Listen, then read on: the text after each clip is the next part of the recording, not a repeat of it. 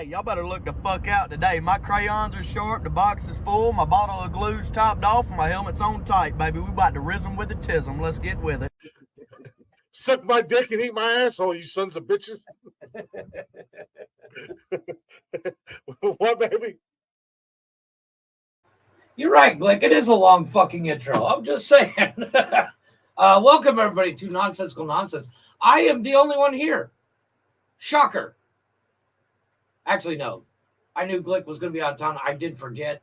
That's on me. I was sitting there. I messaged him, and I was like, hey, dude, what the fuck? Where's the studio? He's like, dude, I'm in fucking Pennsylvania. So what are you going to do? So I am going to drop the link earlier than normal. Normally we'd kind of say hi. Hey, how you doing? What's up? How's your fucking week going? But I'm by myself, so I don't give a fuck. So there it is. So how is everybody doing? Chuck, I see you're in the chat. How you doing, buddy? Of course, Wally, how you doing? Chris Technician, the link is in the chat. It is St. Patty's Day, and you know what? I have a rant I'm going to go on about. I get the whole concept of St. Patty's Day. I get the whole concept of he's a giant poo swad. He's in pencil fucktardia. So, anywho, the whole made up holidays is kind of my rant. I don't care, to be honest. I really don't. You know, so it's like one of those things. I don't wear green, and I don't. Well, no, I don't. I have green on. There you go. So there's green on my watch. That counts. But yeah, I don't do the whole let's go out and do some fucking dumb shit. And I mean, I can do that on a Wednesday. So I don't need an excuse to go to the bar. I don't go to the bar anyway. So what's the point? But yeah, if anybody wants to come up, you can. The link is in the chat. Bio.link/Nonsensicalnetwork is everything we do. And I'm just going to sit here and rant and rave by myself because I completely forgot Glick was going to be here. So I forgot to reach out to anybody. So there's that. It's one of those things. I get it. You got family duties, the thing to do. I get it. It's the weekend. It's the holiday. I completely forgot because with this whole daylight savings thing time, it's driving me fucking insane. You know, I don't change my time zone. I get that. But I have to adjust my work schedule, podcasting schedule, and everything. My clock is the same. It is 6:48 or 6:08. Jesus, I can't even talk.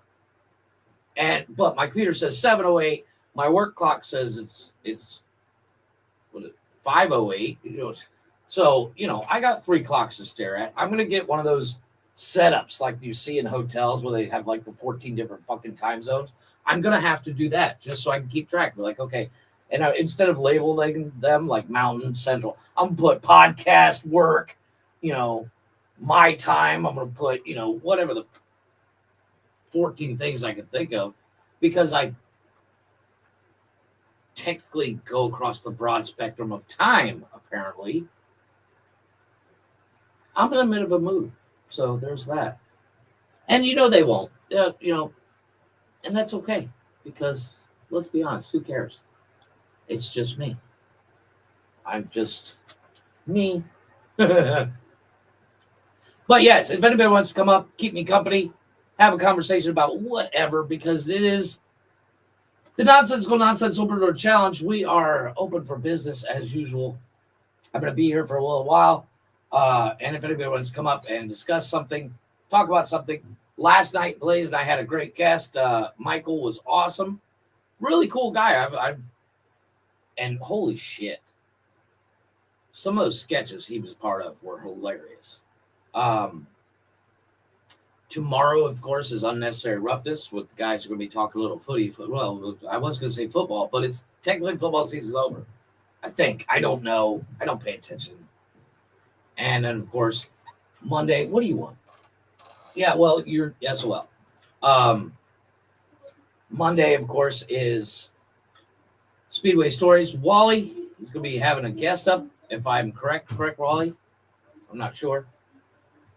Because I know your guest rescheduled, so you are, of course, scheduling him back. I think it's for this Monday. And then, of course, Tuesday, Glick is going to be interviewing or doing reviews on music. Wednesday, of course, we'll be back with What the Fuck News. All the news that is news makes say What the Fuck. That'll be here. Thursdays, Wally comes back with Cold-Blooded Conversations where he talks some reptiles. And I'm going to be honest, I don't watch Wally's show because it scares the shit out of me, dude. Yes, I'm always here, Joker. You know, it's one of those things. It's like I'm glutting for punishment. We'll put it that way. And then, of course, Fridays. Blaze and I got something new this Friday, which I actually have to do some research on. No, hey Chaka, I get it, man. Go to your kids' fight. I saw the T-shirt. I really like it.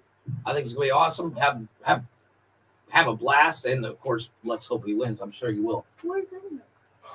Go away! Oh my God, do I have to lock my fucking door? What the? Not a minute of peace ever. You know, I wish I had some alcohol tonight. I really do. Like I said, this is kind of a last minute thing that, you know, I completely forgot Glick was going to be here. I had a couple of topics of conversation I wanted to bring up. Nothing serious or crazy, but it was like one of those things. Like I messaged Glick and I was like, "Hey, dude, we got like 10 minutes to go before showtime. Where's the fucking studio?" And of course, he was like, "Dude, I'm in Pencil. Fuck Tardia." I was like, yeah. So I forgot because life, you know. So I was like, you know what? Fuck it. I'll go by myself. I've done it before. I'll do it again. You know, I'm glutting for punishment, apparently. And I just heard a mess. Clean up the mess you just made. I heard it. Don't pretend I didn't. I'm going to mark this as okay, no problem. But yeah, like I said, if anybody wants to come up, the link is in the chat. We can talk about whatever. I am open to anything. Unlike some people, I refuse to fight a kangaroo or a bear. That's true. Don't forget to smash that like button and hit subscribe. Ring that bell. Tickle my fancy. That way you can see all the stuff we do here on the Nonsensical Network. Of course, that Bio.link right there scrolling across the bottom of your screen. If I am not joined by anybody in a while, I'm not going to rant all night by myself, but I am going to try to do at least an hour if I have to do it all by myself. I already did the Nonsensical Nonsense Network. Thank you, sir.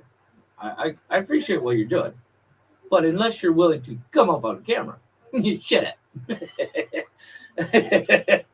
But, well, what are you guys doing out there in Pennsylvania, Glick? What are you? I'm assuming you're at her parents'.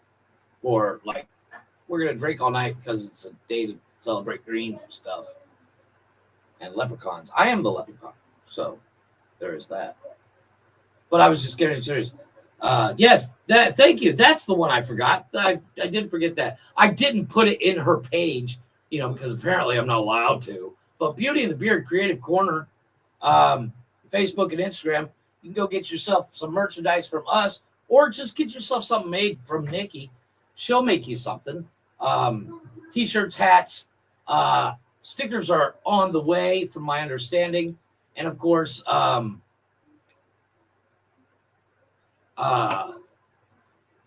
mugs are a thing too. So you can get some things made. I'm still waiting on my shirt from Arliss. And I just checked it this morning. It's still in customs. So it's like, you know, I was telling Michael last night, our guest, New Haver. I said, as opposed, because he was like, well, I'm going to send you guys a shirt. And I was like, yeah, it's kind of difficult for me because I live in Cancun. And if you send it by regular mail, I'll never get it. Like I tried to explain this to Arliss. And he sent it by mail before I could correct his mistake. If you send it by DHL, yes, it costs a little bit more. I don't mind covering that cost. It just comes down to, A, it's quicker. B, they call me when I'm at the gate. I don't have to keep an eye on everything. And if you go through regular mail, oh yeah, it's been there since the February 11th. So it's been there a month plus. It's retarded. So my guess is I'll never see the shirt. Because this is why I say you can't sort of like, when I first moved here, my mom sent me some stuff through mail. I never got it. I know she had the address right. I know everything was correct. It just never got here. The only thing that comes in my mail are bills. It's like my electric bill, my water bill, and I think that's it. Yeah, I think that's about it. Those are the only things that happen to make it, you know, especially internationally, you know, especially when you're sending stuff. it's one of those crazy things, the people that work in customs, unless I have a friend of mine that literally ships stuff in all the time. And if I'm bringing something in, like if I call Glick, I'm like, hey dude, send me a box of fucking Slim Jims and a couple of t-shirts. I would actually have him send it to my buddy in Florida that is shipping stuff in the next couple of weeks. And because that guy ships thousands of dollars at a time of like car parts. And what he does is he'll just, wrap it in plastic, put it in a inside a transmission or something and get it sent. Oh yeah, the bills get there, not a problem. That's never a problem. But yeah, I've had him send me stuff in the past where, it's inside the rim of a tire, or that way it doesn't get taken. But he's actually at customs when the stuff arrives, where I'm not going to go all the way to Mexico City to just go pick up a t-shirt. That would be an expensive t-shirt because the flight, I think the cheapest flight I can get to Mexico City on short notice is like $300. Plus it's like a 2-hour flight. So you're looking at 4 hours just to get there. And then you got to go stand in customs. And I'd rather shoot myself in the foot. No offense, Wally. Sorry. That was funny. I'm making myself laugh. But yeah, it's one of those things. It's like, there's great things about Mexico, living in Mexico. There's also terrible shit things like that. So it's like, I just can't be bothered with the whole. It's so much easier to just send shit DHL. Like I've literally ordered stuff off of, like my mom sent me a bunch of stuff, and it's like I think it cost $10 more to put it through DHL. And it got here without a problem. Got a phone call. We're at the gate.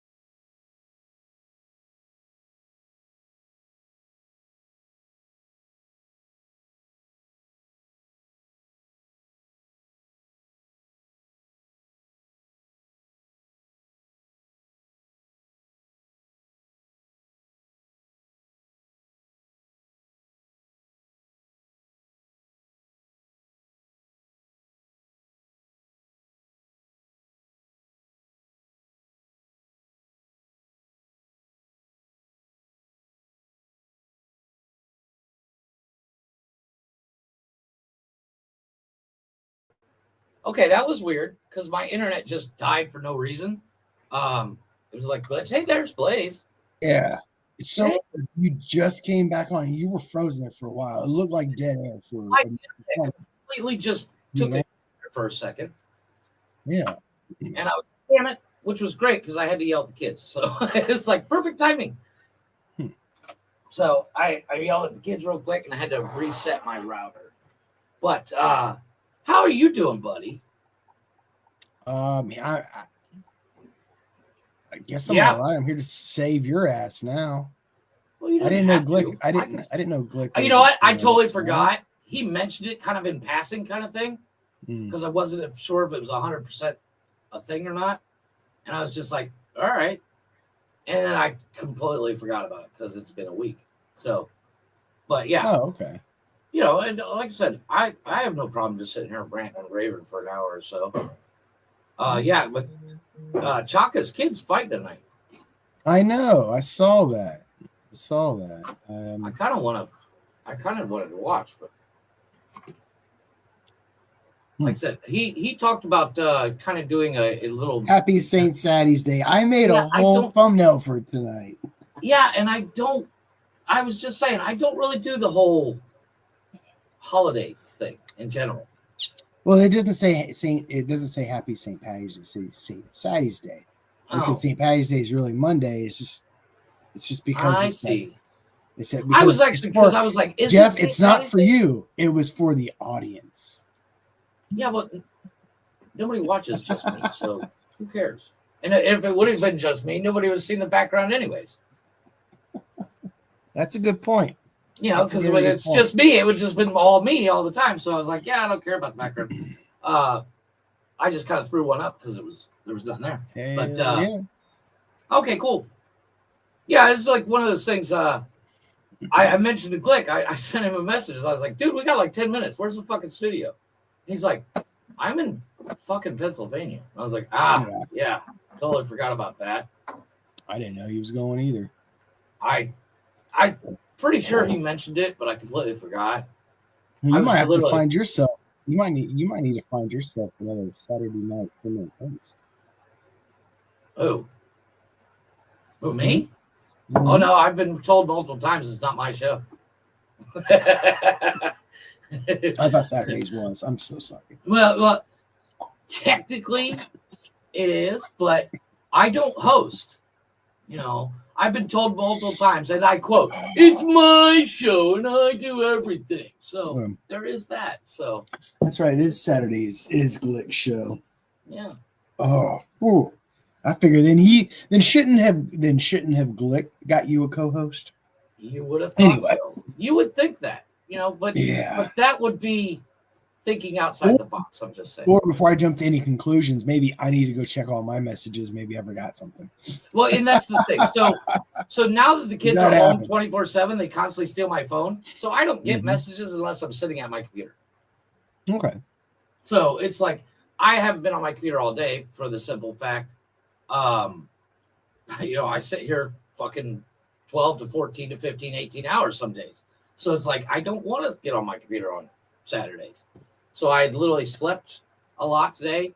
God damn it. I was uploading Wednesday's show and now it won't go because my internet took a shit. Yeah, it's been raining here all day today. I've been kind of just chilling. Actually, I was at my computer when I came up. It's the only reason why I did come up because I was at my computer. I'm sitting here working on a new outro, which I have, I think, just about all the visuals done. I got to do a couple more editing, and then I got to add the sound, and it'll be update. Nice. So, well, the good news is working it. What I did was I do want to go ahead and download I'll go ahead and download what I have if you want to see it. Sure. Yeah, because I wanted to kind of discuss, you know, not go into major detail, but kind of like, what is the plan for next Friday? I know you talked about doing like a deep dive into. I'm okay with talking about preview, but that's an offline conversation. No, I'm just saying for the fans, so they know what Friday is coming. Oh, this coming Friday is going to be a long form show. Yeah, the topic is still undecided, but it's going to be a long form show. Trying to split stuff up, so on Friday night it's not always the same thing. We got some trivia night. We got a long form. We'll have like a lights, camera discussion type night about different topics, and then a night to share some sort of short film or something of that sort. Okay, so we're not doing just short film all the time. I'm really trying to like bring some better content, some less lazy content, and I don't want to fuck with any more copyright shit. So amen to that. And we were mildly worried about it last night, but we had one of the guy that was on camera most of the clips we watched was on the show, so I don't think it's going to be an issue. Sorry, I had to type this out. Oh no, you're good. What's but up, no, Chris? How's it going, man? Answer Rip Dog. Yes, I've been working for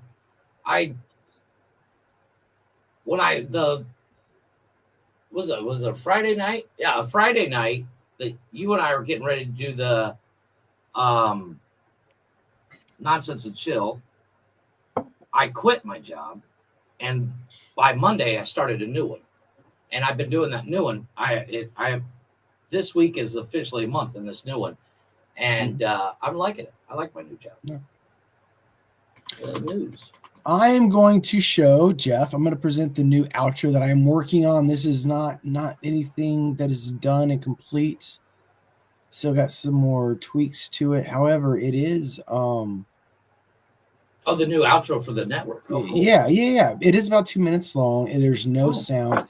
You might So I haven't muted all the sound on it. At least I don't think I remember to do it all. So you might hear a little bit of sound, but it's all from our shows. So yeah. I'm going to go ahead and play it real quick. Yeah, please. Something different. Yeah, a little bit. Oh, I see what you did there. I like that. Showing a little clips. Mm-hmm. I'm down. I like that. Benji with his head barely sticking out of that thing. So each I was trying to get as many people from the network as much as possible. Okay. So yeah. Yeah, I was going to ask you about that last night because we ended the show last night, and I was like, I wonder if he's actually working on that. Because if you weren't, I was going to start. I was just going to working on the outro. Oh no, I've been working on it off off and on. Just trying to redo it. Well, that's kind of what I'm doing here. I did start with the shell of the old one, and I'm kind of revamping. Like if you see the bottom, the like, comment, share, it's the same as the last. I'm going to change that. First I wanted to get the logos on there. I wanted to get video clips of the show, so there's something a little bit sitting there to look at. So yeah, so people know what they're going to be seeing. Look, there's Tony D. Mm-hmm. A little trivia action. Size up there. I see you and me at the bottom. Yeah. Who was? That was Clockwork was in that as well. He doesn't come on camera, oddly enough. But that's cool. I like that. Still a work in progress. As opposed to the logos, I like that. That way, kind of people can see on the intro, what each show looks like, kind of thing. I like that. Are they going to have the song, or are they going to have clips from the show's audio? Oh, that's not cool, Chris. Just a song. I'm keeping the clips muted. Oh, okay. Oh, that's horrible. What do I do for a living? Right now, I am in between jobs. I am a vet, so I mean, I get my disability check, but I'm a divorcee. All that groovy shit. Kind of living the bachelor life. So yeah. I'm trying to get in more of the digital sort of area of the world. With this. I get that.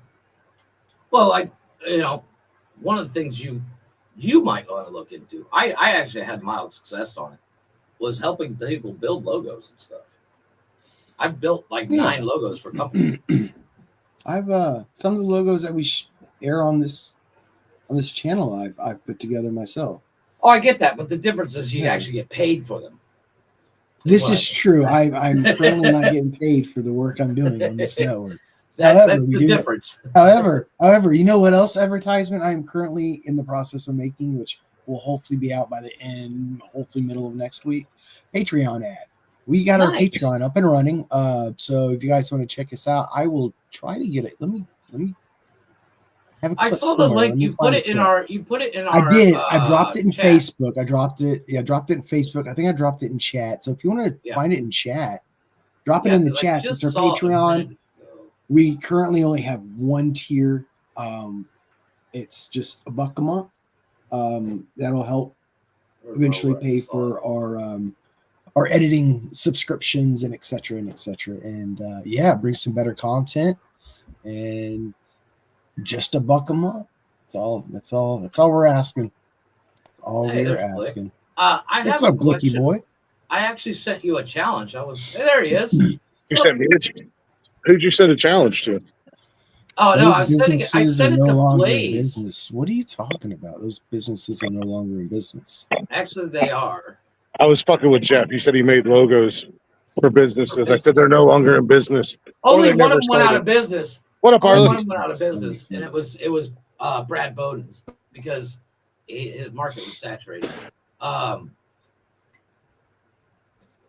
yeah, I was looking for that fucking link. I think Glick just froze or something. Yeah, He must I be gotta in remember where I saw that Patreon. He must be in an AT&T. I can find it real quick. It's not. A Oh, no, I actually just found it. Glick actually shared it. And then I'm also working on a little promo for. We don't have any. I put the Patreon link in the chat, folks. We don't have any. I'm on McDonald's Wi-Fi. Yeah. Out here where we're at. Oh, who found that? Thank you, whoever found that. I did. I put it in the chat. Patreon. Yeah. Check it out. Yeah. We have nothing there yet, but we will have stuff by the end of this coming week. The plan is trivia nights Friday night are going to be live as usual. Always be live. However, I'll only keep it up for a week, and then I'm gonna dump it on Patreon. I see what you're doing there. Okay, that makes Or sense. half of it, or those nights where we'll, let's say Saturday night. Like you did that long form for last time. Yeah. So I actually I edited that one tonight. I'm gonna upload it on Facebook, YouTube, etc. on the edited version. Take down the original live, and anybody wants to watch all the cool shit, because that was a 6.5 hours total. 4.5 hour. Oh well, 4 hours of that is us just behind the scenes, just bullshitting. Not even about whatever that shit was that night, movie night. I'm talking trash about Jeff. Glick's talking trash about Jeff. It was a fun night. So it'll be on. I'm surprised you guys. I would be surprised if you didn't talk about me after I left. Let's be honest. Yeah. That'll be up in Patreon. See the challenge I sent you. I said it a couple weeks ago. Well, you are when you roll your joints. Now I know you usually do out of a bowl or a bong or something, but do you make your own filter? Oh, I saw that the Pickle Rick one. I think you should do this. I have in the past, because you can buy packages of crutches. So okay, in a joint, the end piece where it's like just paper, it's not a filter. It's literally just twisted. It's called a crutch. I always thought it was called. It's called a crutch. Anyway, a roach is a spent joint. Anyway, Anyway, you can buy those crutches, a pack of crutches, like a couple bucks, like 50 of them or whatnot, from Raw. Yeah, I would sit there. I never got that extravagant on like folding a Rick face. That's pretty amazing. That's impressive. But I would sit there and I made a marijuana leaf one time, but I just make spirals and zigzags, nothing complicated. So you know what? Yeah. Well, my wife, she started smoking weed because she has cancer.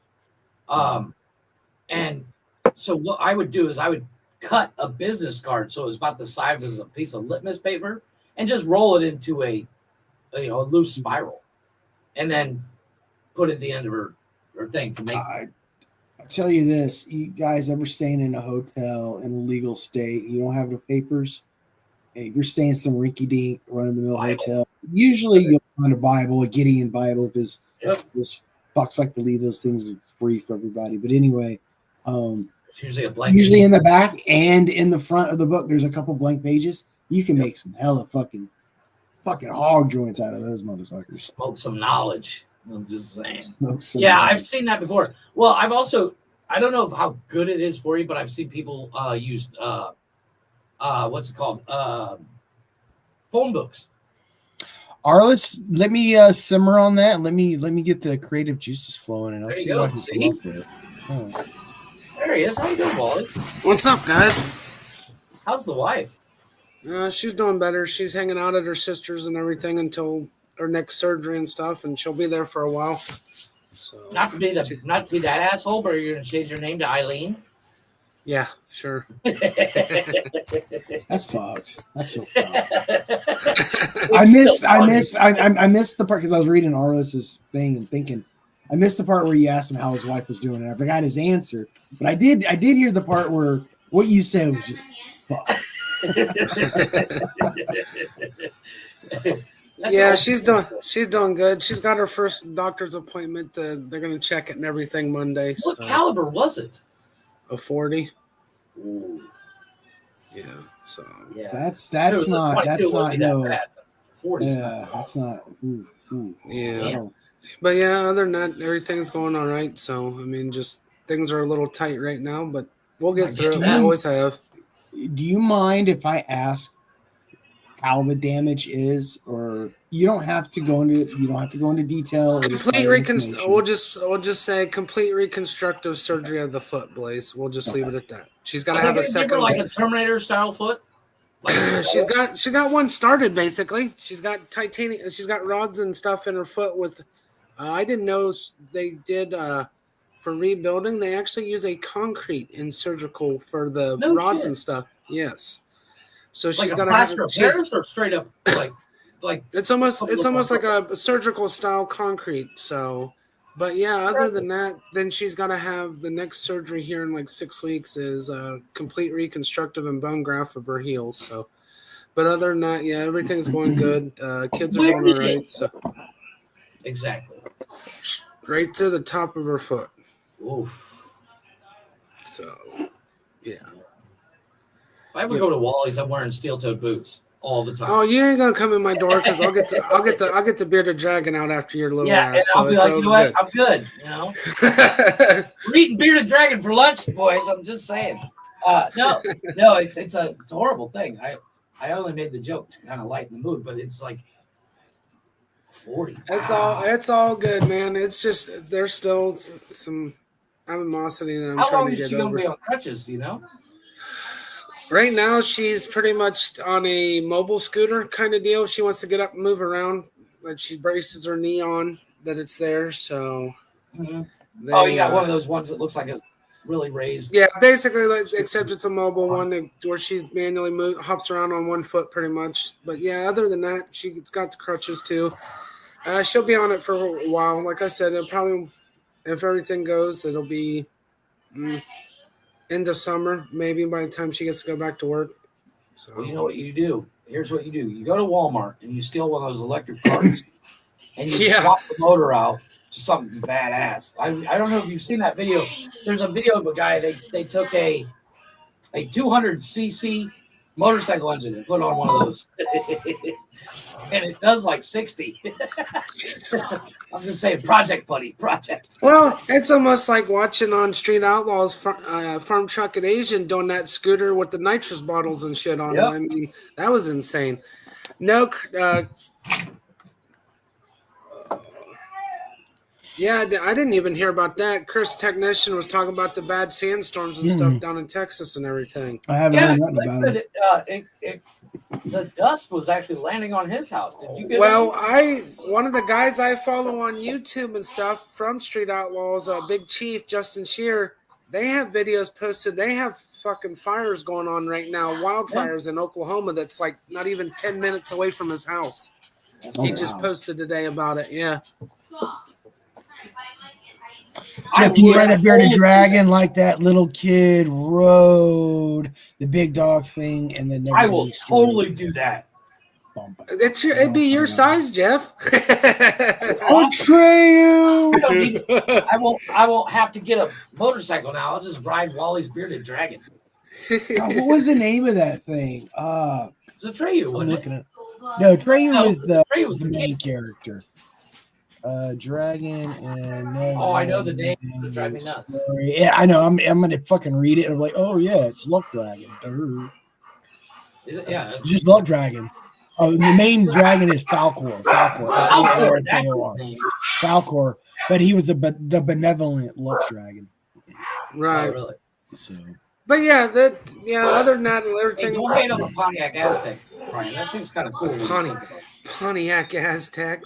No, it was a good concept. It was terrible execution. That's the problem. I actually looked at one of those. This is before Breaking Bad came out, but like cars like that, cars that look odd, that they're not the normal run of the mill. They're so cheap. Like cops don't typically fuck with those. They fuck with the sports cars that stand out. Don't get me wrong, but like cops don't fuck with like a Pontiac Aztec. So if I was gonna run drugs, go over like 20. Well, that's part of it. That's the thing. Like people give cars like that shit, but you know, there's a good niche for cars like that. When it comes to a car like the Pontiac Aztec, the reason why everybody gives it shit is because it's the ugliest thing ever made. That's it's not a terrible car.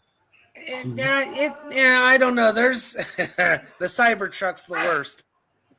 That is a dumpster on wheels. I will take an Aztec over a damn Cybertruck. However, Wally, tell me you don't want to take an Aztec and put it on an F-150 frame. Oh, they actually will interchange actually on an S10 Blazer frame, believe it or not, man. There's a video. There's videos of it on YouTube. Yeah. Oh, why does that show sound from the Street Outlaws? That sounds it's about illegal street racing. Oh yeah.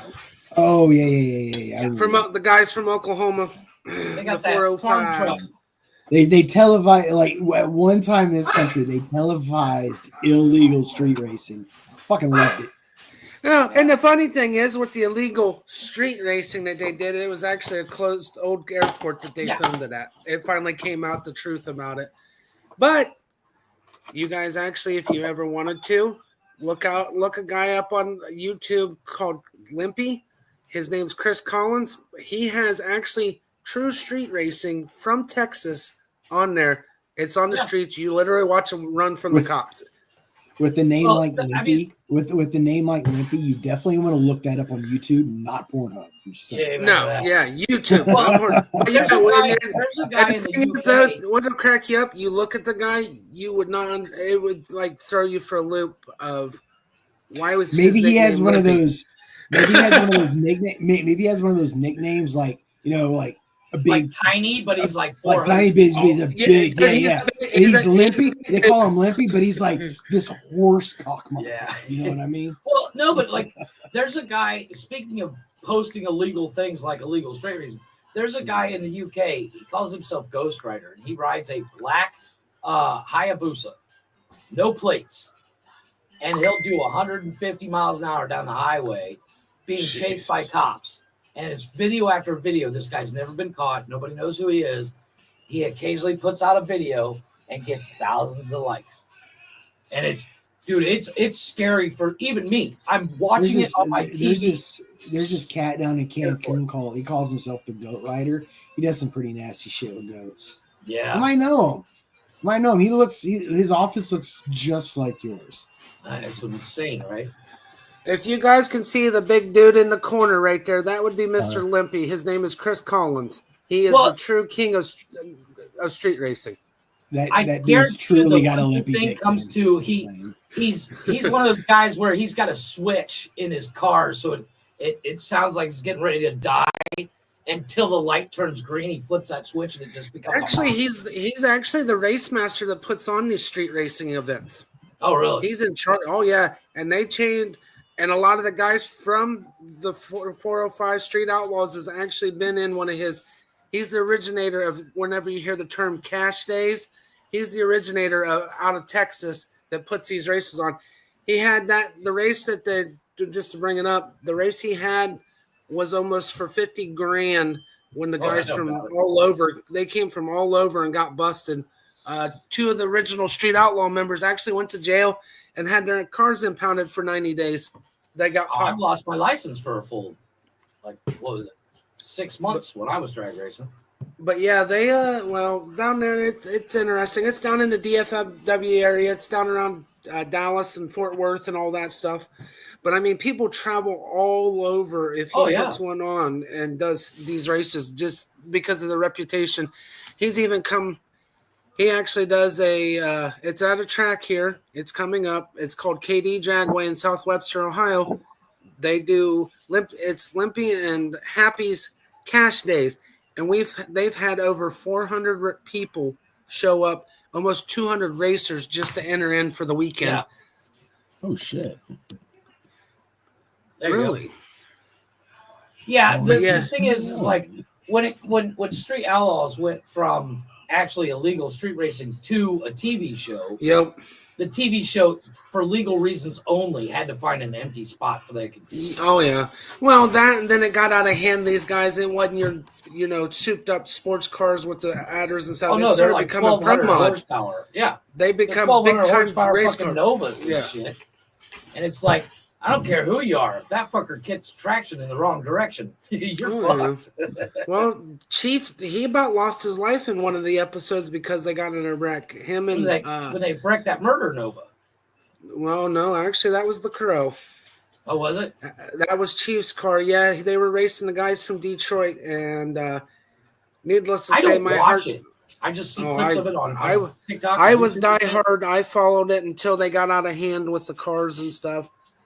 Especially after when he bought a legit pro mod and tried to put it on the street. Well, I that's kind the of quit thing. It's watching like, it. what they do becomes unobtainable for the novice. You know, Right. Like Wally, you've built race cars. What's the most horsepower you've ever put in a car that you've owned? I think Most honestly, I've I think ever that owned, goes. 500 goes for- horse. I think that But goes I've for helped- a lot of hobbies. Oh, it's dude. Any hobby. I mean, honestly, my reptile hobby can be life or death depending on the situation. Like, I mean, I remember growing up. If you wanted to like get into a hobby such as woodworking, oh it yeah, wasn't that expensive, man. It's still not technically. it's really not technically. It is. I mean, well, Because it I guess in As I've always been told. I mean, I don't know. I guess the way I'm seeing it as how technology has progressed, hobbies have Right. gotten more abundant to do because there's more Mhm. tools out there to do those hobbies. Yes. But those hobbies have gotten expensive because of those tools. Right. That are Well, I technology. mean, Yeah, I guess that's kind of where I'm not saying It's all one of hobbies those are things. It's like expensive. when it comes to when I was doing Jeff's garage, I found a tool. It was everything you need to do woodworking all in one tool. It was a modular setup, and it was only and like that might be $8,000. good. And that might be good for somebody starting off for like Mhm. maybe a year. But after that, Right. dude, when you get done Guys- building fucking simple end tables and coffee tables, you're like, well, I need. Oh no, it was a full lathe, table saw, band saw, all this huge setup. right. But that I mean, this is coming from somebody that grew up around the woodworking cabinetry stuff. My uncle used to do that shit for a living, and I'll tell you what. From going from your normal simple like lathes and hand tools to all the machinery, it's almost like a machine shop setup nowadays Yeah. to do all this stuff. It's insane, but man, it makes the job so much easier. And now you could produce more product.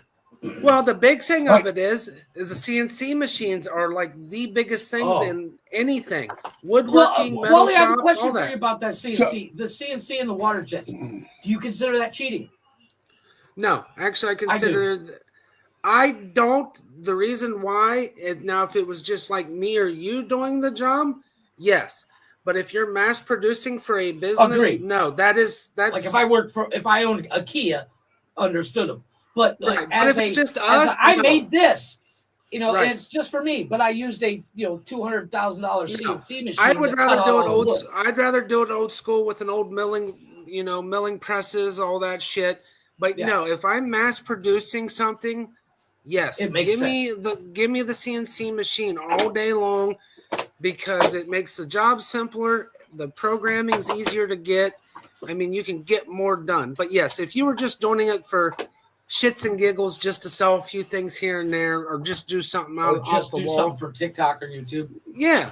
No, I'd go old school. I'd do the old school stuff. But Yeah. yes, Like, for business If wise, you wanted to get into CNC. real woodworking, you can literally get into woodworking with some Oh, yeah. screwdrivers, a couple of drills, and a circular saw. Yep. And maybe a jigsaw. Like Yep. $300, two main maybe things. 500, Oh yeah.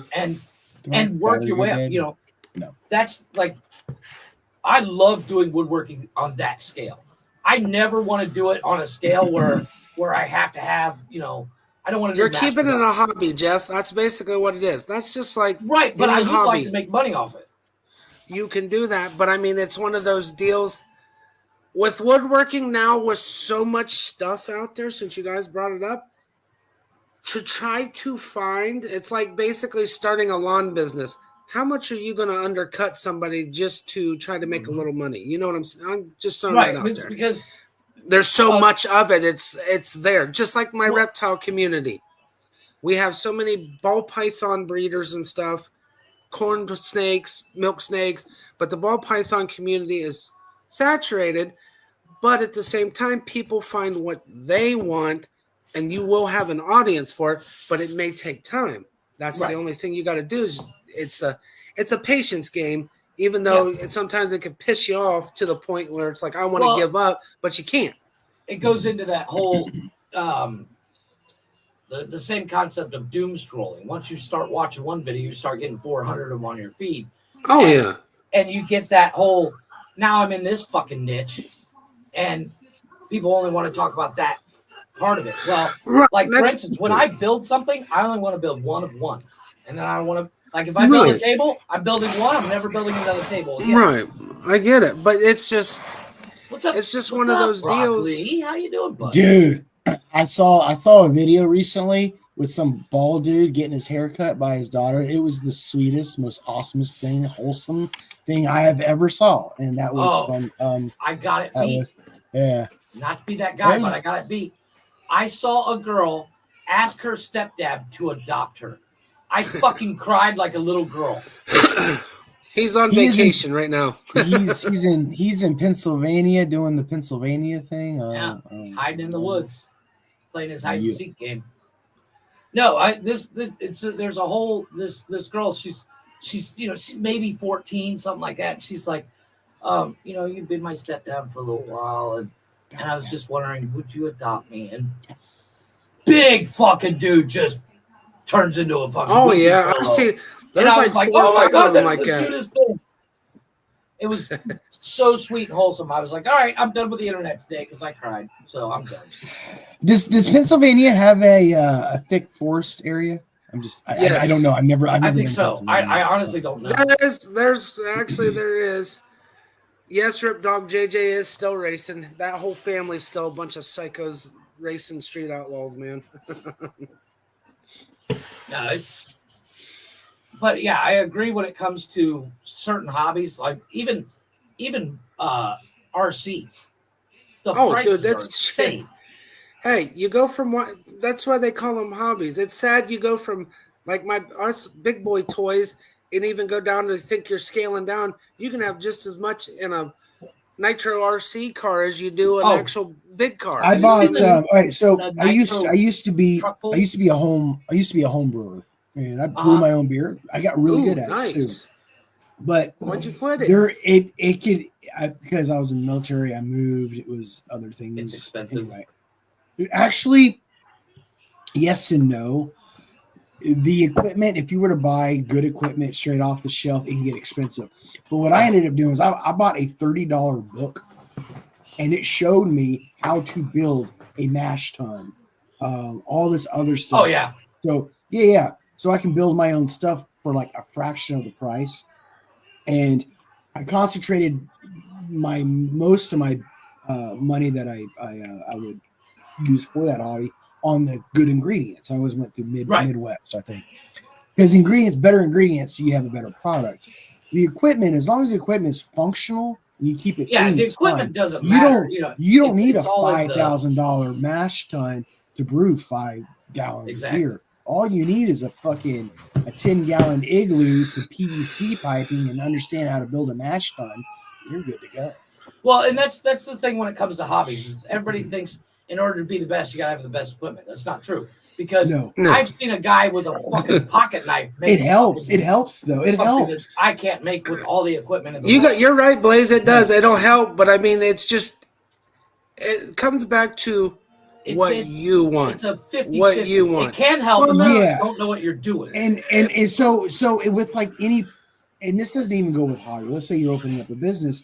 You have to concentrate your finances. You need quality. You need production. You need materials, and repeatability. So you gotta it's an overhead. You gotta kind of have an overhead of everything. There's a word I'm trying to find. in my vocabulary. Oh, budget. So you got to budget for your each one budget. of those things, Right. and you got to figure out, all right, where do you want to put that money? You want better quality over equipment cost, or vice versa. So, Well, it's also one of those things that's you can even do. I know who that is. oh, that's Rock. Yeah, what's up, Rock? Yeah, you're not fooling us. But yeah, with the Hey, I can equipment, only get away with that one more time, huh? That's it. Yeah, it was too easy. Well, I'm glad it didn't fool me just because I didn't have to sit there like, show me 2 fingers to make sure it's the right person. Yeah, as soon as I saw the picture of Glick, I was like, Glick would not use that picture, number one. no, he And wouldn't. Glick always has his camera on when he comes up. So, and he could have brought his damn self up. So there's that. But no, back to what you were saying, Blades. Yeah, it's a budget, but at the same time, you gotta. It's one of those deals where you gotta do kind of your 50-50 on your startup of the equipment Well, like and for your instance, product. the business I'm That's starting, where the main thing is. So business I'm starting is I'm If doing there's- pressure washing. If there's anybody out there that wants to get nice. into home brewing, like you can go buy a Mr. Real Beer kit that you put in your fridge. It's like those. I've seen that thing. Oh, yeah. I've seen that. Yeah, They've got don't, Sam's Club. don't I was gonna skip say, they it. got it at Sam's Skip Club. those. Skip those. Unless you're getting into pottery and you want to start with Play-Doh, go for it. But Right. honestly, if you go to a home brewing store, you spend about $150 to $200. That'll get you a couple 5-gallon buckets. That'll get you Hi, Rachel. a bottle capper. That'll Hey, get there's the you wife. some Sandstar. That'll get you enough equipment to get 1 5-gallon batch brewed. Now that does not include your bottles or if you're going to keg. That's going to be Well, and separate. that's my other question is like how much material do you need to come up with 5 gallons? Yeah, especially to do. It I have depends no on. idea. It depends on what you're brewing. If you're brewing a basic Liberty L, like your ingredients isn't that much. You got some basic grains. You're not looking at very high roast grains Right. for a lot of different hops. But if you're looking at like more IPAs, you're looking at like maybe Right. 5 different types of hops. You're looking at 3 different types of grains. Like it adds up. It depends. So compared to what would be easiest, Blaze, since you've done that, making your own brew or beer or doing the wine side, which would you consider being easier? From my understanding, the wine side is way easier because I met a guy wine who is- showed me how to Wine do is easy. Wine is definitely easier. Matter I of know fact, some I guys could probably- that used to do I that, can- but I don't know I if they can do anymore. I could probably come to anybody's house, find materials in their kitchen, Yeah. and make booze. Yeah. Not good booze, but I can make booze. Wine Well, is you can real make it, easy right. to make. Wine is Yeah, real because I easy to actually make. I had a guy. It's just it's if you're into wine or not. I'm not a wine guy. Right. you Well, I used to work with make- some guys that did it, and I mean, I've tried them. I'm not real big into it, but it was good. But I know there's people like you did with the beer and stuff.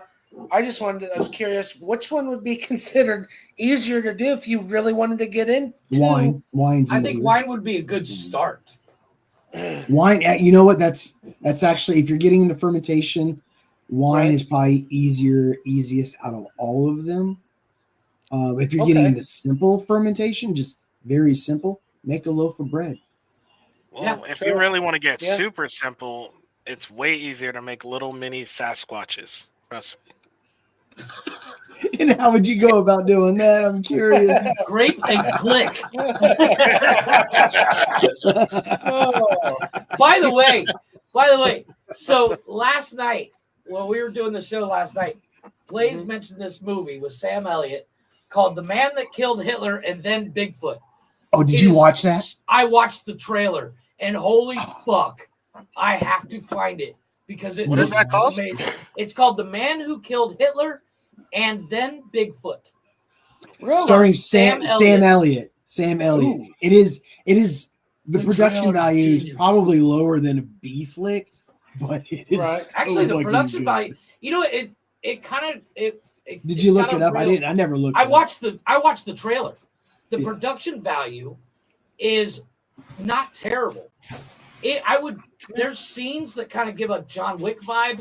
There's scenes that give a Captain America in the 40s vibe, kind of like because he's got flashbacks and stuff. I can see that one a lot more than the other because I watched the whole thing. Watch the trailer real quick. I haven't watched it. Yeah, watch the trailer. It's like 2 minutes.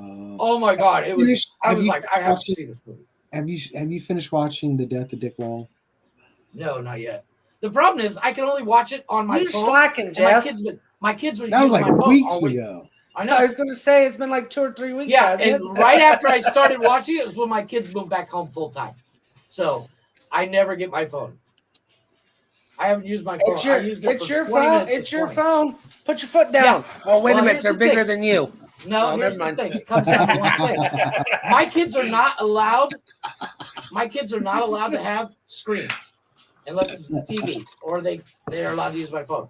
I don't do the whole here's a fucking you need a cell phone. I don't do that. For the simple fact, my kids are home all the time. What the fuck they need a fucking cell phone for? Right, I get that. No, but still, I just think that's funny that you're just scared they're bigger than you. I still say it. Wait, hold up. You're home a lot. You use your cell phone. I don't want to. That's bullshit. I use mine for work though. Is that what we're calling it now? Yeah. Surfing TikTok and sending links to us all day is not fucking. Anything in weeks. Hey, I'm gonna fill in for Glick as much as I can, giving you shit tonight. So welcome to the show. Doesn't bother me. I know, because you give it right back, which makes it even more fun.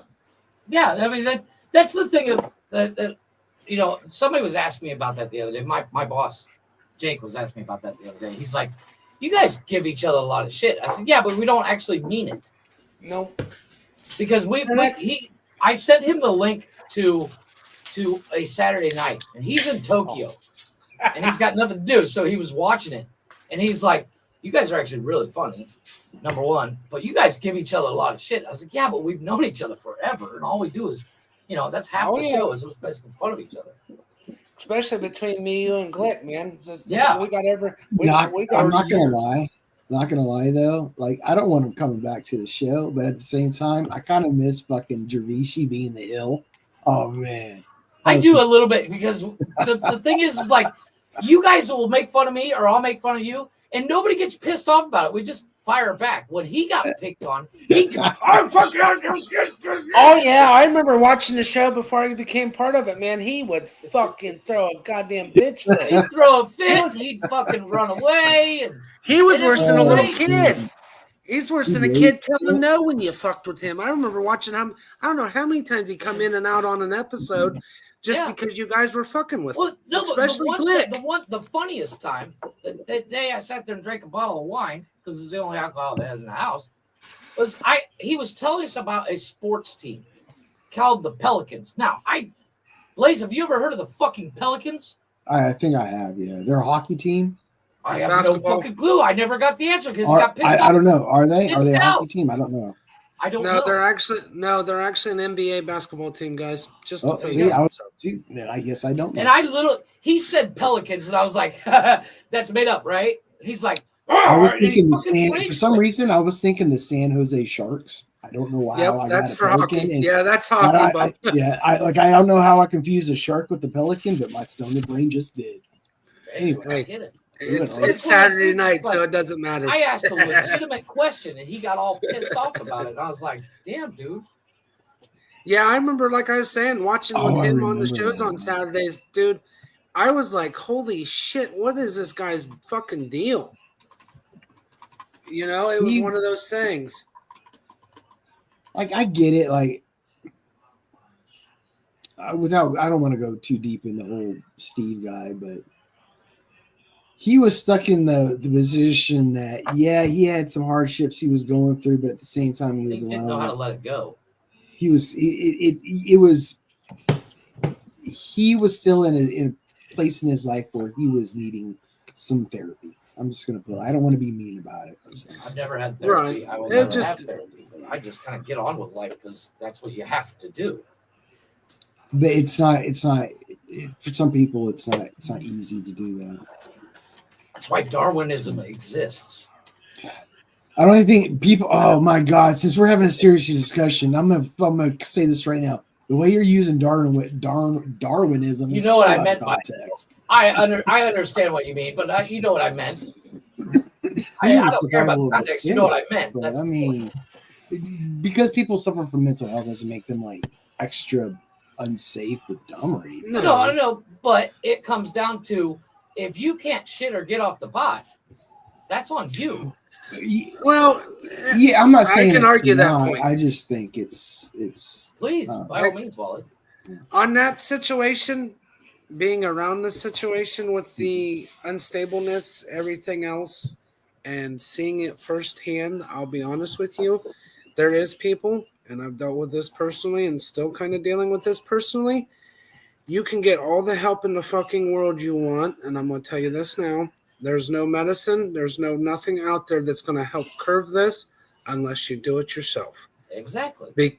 Because if not, all the medicine's doing is kind of helping control it, but you also have to control yourself. And this is speaking from personal experience, living it and seeing it. So it's there, but also the bad part is it's so damn bad since we brought it up. Once again, big pharma, all they care about is their damn money. There's not really that many true people out there that give a shit. They just want to pump you full of fucking medicine to say, well, this will fix your problem. No, you also got to fix your problem. And that's just honest. And you also have I've seen it change. Right. That's where I'm getting at. It's got to be. Say about alcoholics and like my wife been saying for years, I wish you'd quit smoking. I wish you would. Yeah, I can quit smoking, but I don't want to. So I'm not going to fucking do it. So that's like my kids has brought up. I'm gonna bring them up. They want me to quit chewing. I can quit smoking all day long. I can quit drinking all day long. Chewing, I've been doing it since I was 14 years old. I'll be 43 this year. It is one of the hardest habits I've had to try to kick. I've made it no more than maybe a week before I have the cravings are so bad. Yeah, because there's nothing that works. If somebody looks at you wrong, you're gonna punch them in the face. I know that. Yeah, I'm not that bad. I get snappy, but it's just the point. Oh, no. I've tried the shots, I've tried patches, I've tried the nicotine pills, I've tried the gum, I've tried it all. I even tried self-control. I've tried the Big Red, given the cinnamon burn taste in my mouth. Mm-hmm.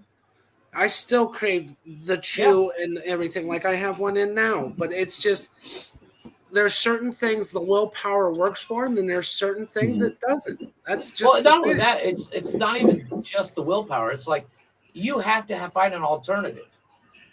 I think if I'm wrenching on a car, I smoke less. I think what Jeff said earlier is got some truth behind it. I think it's a huge part is you gonna have to want to. Yeah. Right. I wanted to quit cigarettes because I was literally sick and tired of coughing in the bed, and so I did. And so I quit the cigarettes. You would just watch that. Sam Elliott is a treasure, dude. You can't. Right? Oh yeah. Yeah. I just got done. I just finished watching it too while I'm talking to you guys. It's like a good fucking movie. Yeah, I'm gonna watch. It's already out. Yeah, this is 6 years 2019. ago. Oh yeah, it's not a new movie at all. But yeah, it comes down like you said. It's more or less. Oh yeah. I switched to Zins because I still needed that nicotine. I wasn't ready to give up the nicotine. I was ready to give up the smoking of the cigarettes, and so I used the Zins for a year and a half. And then I walked into the store one day. I grabbed me a bottle of Pepsi Zero. I was like, grab me a can of Zin, and it was like $8 at the register. I'm like, I can't do that anymore. You know what? I'll just take the Pepsi. I was done. Right. That's the thing. But I mean, too, back to what you're saying, it's the willpower plus it's the support system you have that helps you with the situation. If you don't have the support around you, too, yes, you may get pissed off at your support system, but they're there trying to help you with what you want to accomplish. But you're gonna either deal with it or you're gonna be on your own. But are they a good support system? Do right, they understand the addiction you're going through? Do they understand the withdrawals you're going through? Do they understand the symptoms and the mind fuck you're going to be going through to be patient with you? Right. They're saying support system, and I'm only bringing that out because at one time in my life I thought I had a good support system. It turned out I didn't. You were wrong. Right. No, I mean it's actually get with people that have the sense. Rocky laughing. You were wrong. You just lost it. But you know, the support system I'm considering is it may not always be loved ones. It's the same. Find somebody. I mean, it's like your support group. Somebody. Yeah. Well, you it's like find when you got AA, the right people. Right. But if I had like say I was married and my spouse was like going through cancer, I would probably be right there reading the books on that particular cancer and the treatments and the symptoms. Well, and all that's that. what I mean. You got to have people that are going to willing to, like you said, understand what's going on. But like you said, Blaze, there's ones that I understand, but they don't. And if you have people in your life that want you to quit these things, but they don't want to understand the process it goes through for you to quit these, that's not a good support system. No, right. It's one of those things. That's where you got to have them where they stand with you. But some people understand. It's basically an understanding effect. Some people have the opposite effect and just let you waller in it. Yep. You know, like when it comes to your pieces of shit in my eyes. Well, yeah, because they're just like, oh, well, he's going through a bad time. I'll just let him be. Bitch, no, you gotta fucking push him. I think oftentimes people conflate the concept of empathy and sympathy too. Like a lot of people want empathy, not sympathy. Exactly. Like, I don't want you to feel sorry for my condition. I just want you to understand. But there's some of those people out there, they've been so conditioned that they know they can get away with it too, that actually for the real people that have problems, they take advantage of that shit. No, I don't think people has been taught the difference between empathy and sympathy. No, I think empathy is a lost sort of a thing that we're losing in society. Just like common sense is a lost thing anymore this day and time. I mean, come on, guys. Well, I have. You see it all the time, Jeff. You're a prime example of it. There's really I get what you're saying now, Wally. Now it makes sense. Got it. There's really no such thing as common sense, though. That's a thing that we unfortunately think there is a thing, but it's not. There is. It's like the free will illusion, but I'm not going to go. Yeah, don't get me started on the. I was just going to say, this coming from a motherfucker that doesn't believe in free will. I don't. Like common sense to me is like, don't put a penny in a light socket because you're a fucking moron. Jeff, common sense to me is if you took a penny and you stuck it in a light socket, well, you can't stick that penny in both sides. You can only do it one at a time. I know it's a terrible analogy. I know what you're saying, but if you stick two, but that's not common sense. That's my understanding of how an electric socket works. Right, but about that. That's knowledge learned, not knowledge. Because everything in this world is taught. Honestly. Right. And the biggest thing, I'm going to be straight with you guys. Mm-hmm. I'm going to throw it out here. One of the biggest things that's taught in this world is fucking hate. I'm going to be straight with you. That is the biggest, and I'm going to call it right now as it's not even just hate or racism at all. It's like even self-hate is taught. Yeah, it is all taught. And that's where it comes back to Blaze's thing. It comes back to Blaze's point. They'll start to believe it. Well, yeah, and that's the problem too. But it comes back to where you have the good people that is a legit support system that understands everything, that doesn't want you to do the hate, don't want to do the racism. Dude, I could give a shit less. You're pink, black, no offense. I'm not trying to be gray, purple. Cancel him. Go ahead. I heard it. He's racist. Does it? Rocky has canceled you. No. If you're an asshole, you're an asshole. I agree. If you're a piece of shit, you're a piece of shit. It don't matter what you are. If you're gonna be that piece of shit, you're always gonna be a piece of shit. It's plain and simple. It doesn't matter what it is. But there's so much this day and time, especially with my kids, seeing it go through their school and stuff, and it's like, dude, we didn't really deal with this shit as much as I was going to school. Jeff, you can vouch for this. We didn't have so much hate, racism as bad. Yeah, today it's like everything is. It's the difference where we went to school. It was we all came from small towns. Right, I get it, but it's just here recently the kids in my kids' school is that's outrageous. Too much of broad generality to say. Yeah, everybody's kind of. The different lifestyles are like butting heads. It's like having a giant hitting a bowling ball, hitting bowling pins. but there's so much more of the negativity than positivity like- out of the deal. It's like staring at the abyss and saying, "Oh, Yes. this doesn't exist." But it's there, Just like free will. Yeah, it's slapping you in the face. No, but yeah, Adversity the is problem there. is like my biggest problem with the world today comes down to one thing. If somebody doesn't like something, they have to change everybody's mind. It's like, Well, it depends on yeah. Actually, you know what, Jeff? If Blaze smokes Jeff, weed, no. I don't. There is an argument, but see, here's the thing. It depends on what that thing is. How Okay, it exactly. impacts I'll put it in society. Exactly, simple context. Because I will always advocate that murder is wrong. Oh, regardless no, if you I like get it that. or not. But what I'm saying is, like, I smoke cigarettes, you smoke weed.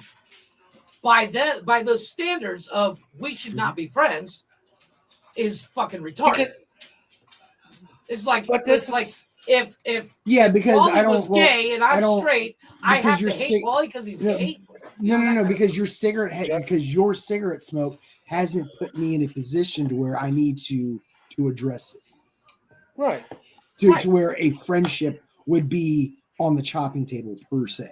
You know But what I at mean? the Does same that time, make though, sense? this is where I'm gonna bring up too. If you're a real friend, if you don't like something somebody's doing and they can't respect your request per se, Blaze, say if you and Jeff were together, and you said, "Hey, man, you mind not smoking around me," and he didn't respect it, he's not a friend. No, Exactly. But Like, it's yeah. also, and it's Just kinda say, like- I would also, but see, to me, it's so situational dependent. Like, if we were in my car and I go, "Dude, don't smoke in my car," and he's like, "All right, Understood. I won't smoke in your car." Cool. If we're in Yeah. his car, and he Yeah, I smokes see what you're saying. in front of me, I would be pissed. But if we were outside in the open area, then I wouldn't have anything to say. It all depends on enclosed Pissed if I was areas. smoking in my own It car. depends. It depends Situation. on. Yeah, it's very situational dependent. It's Yeah, I was thinking in more broader terms, but Yeah, but you know what I'm saying is like because somebody likes something, Mhm. the mass society is like, well, you shouldn't like them. Because I they guess- like I guess- this I and you guess- don't.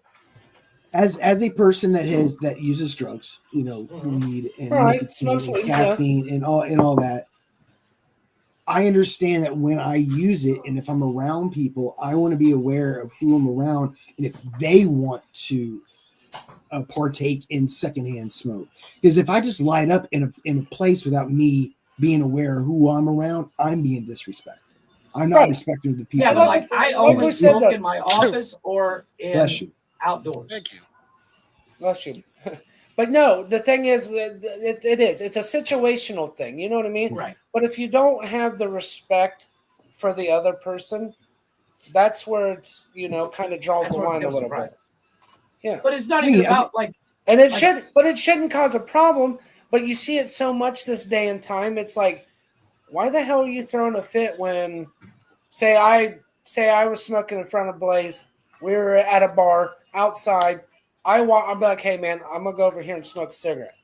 But to say he had a problem with it because I walked away and like left him alone, I see that happen all the fucking time. and it's And it's like, retarded. why are you throwing a dude? I'm respecting you because you don't like cigarette smoke no more, right. but you're getting pissy because I left you alone to go smoke a cigarette real quick. God, But I that know you reminds wouldn't me- do that. You know what I mean? God, it reminds me of a party. It was the first party I went to in Alaska. I had just got stationed there, and people there were different. Alaska's a weird fucking place. Anyway, Is it's because the darkness there during the winter. fucking expensive. Gotcha. And the alcoholism and the depression. Anyway, so I go to a party. Airman picks me up. I'm an airman too. My second base. We go to this house party. It was a mixture of Army and Air Force guys, but all the that's Air awesome. Force guys were all ammo troops. So I pretty much knew them all. I'm walking by the bathroom, and I hear this dude stumbling over, hitting the wall, fucking puking and all this. I'm like, oh shit, man. You ever like go in the bathroom, you're stumbling drunk, you rip the fucking towel thing off the wall. Oh, yeah, that's not what on it's purpose. that's but what it actually, sounded like, I heard this Right. thump, and then it just got quiet. So I pound on the door. I'm like, yo, man, are you okay in there? And then everybody gets pissed at me. The dude comes out of the fucking bathroom wanting to fucking start fighting because I asked him if he was okay. And everybody's shit. pissed off at me. I was like, I gotta leave this fucking party. I don't know Yeah. what the fuck's going on right now. It's one of those Yeah, and things you were like, just trying to be fucking civil to He was make trying sure to the be dude wasn't empathetic. knocked the fuck out. You wasn't knocked out or bleeding to death where he hit his head Yeah. or something in the bathroom. I know, man. You're I'm an like, asshole what is for doing going that. on? yeah. Yeah, It's so like- that was I just put it like this. That was my very first party there, and it set the mood for the next 2 years in Alaska for me. That was not good. Don't doubt it. That's shitty I had though, a man. hard time. I had a Why hard don't time go out? getting along with people. Oh, I don't really care. But I No, mean, I don't go out because I I had don't my need to be in that friends. I had my situation, friends. They were just Right. outside of whoever I dealt But that with. being that still, That's that for would sure. suck though, because I mean, I'll be honest with you, I'd like to go to Alaska, but now you make me not want to go up there because Oh no shit like that happened. no! That was You know what I mean? That was one night. That was one night. There was a party one night in Alaska in like 2000 and fucking 2000, like 1999. I wouldn't even worry about it, man. Yeah. That was. Don't let that discourage you from going to having a blast in Alaska. Because I would still go to Alaska. Alaska's beautiful. Fuck yeah. Don't let my Yeah. one party night discourage you from going to Alaska. No, I'm just saying the That way would be no, I'm sad. just saying the way it come off like that. It's like, oh, I don't want to, you know. Just go during the summer. Don't go during the winter. Just don't go don't, during the because winter. then winter it's like thing 6 is months or dark some all the shit time. like that. It's all dark. It's dark. It's depressing. It's fucking alcohol. And then it's in fucking, the summertime, you can like golf at 2:00 in the morning. It is. I was stationed. I was I'd be stationed up in sick, Fairbanks. even though I don't I play was golf. stationed up in Fairbanks. March, April time was like when thaw would hit, and you'd be Right. driving down the road, and you'd be like, "Well, see if I see a body today going to work." Right. Like there was at least 10 fucking bodies found every winter.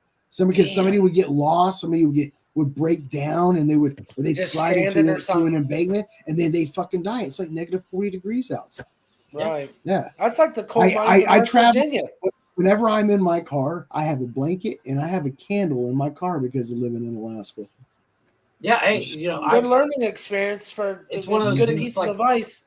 when I was in the Boy Scouts, I was taught that, you know, always have a blanket in your car. Always have. Jeff, you were in the Girl Scouts. Get it right. You have no idea, buddy. And I got in trouble for eating brownies. That's my boy Jeff, man. But it's one of those things. I live in Cancun. I don't need a fucking blanket in the car, but there's one in each car. Oh yeah, How it's is just it's not a habit, man. It's Of understandable. course, I have it. I was just about to make a joke, and I'm glad I didn't because it would have sounded bad. Oh, God. Hey, it's Saturday night. Let it hang. Oh, Well, it would make sense if I was saying it from a child perspective, but since I'm a 47-year-old man, saying that joke now would not. Jeff, not put you in a good light. come on, Blaze. We get Jeff going and Okay, everything else. imagine put your mindset as if you were a 13, 14-year-old Cub Scout Uh-huh. and you smoke weed and you're like, you know what they taught me in Stoner Scouts? How to eat brownies. You can take that either way. Oh no. Yeah. I get it. Oh See, damn! that's why it's a bad. a There we horrible go. joke. Well, I'll take it. Hey, Wally, I learned something new. I can Uh-oh. hypnotize you. I'm gonna snap my Oh, yeah? fingers, and now you're forgotten you're gay. Oh, nice. Yeah. Only with you, You're Jeff. welcome. Oh, you're welcome. Only You're with no you, longer Bubba. gay. You've forgotten. You snapped your fingers and it reminded me that I Well, was. it didn't work What the because I fuck know is I that? am. No.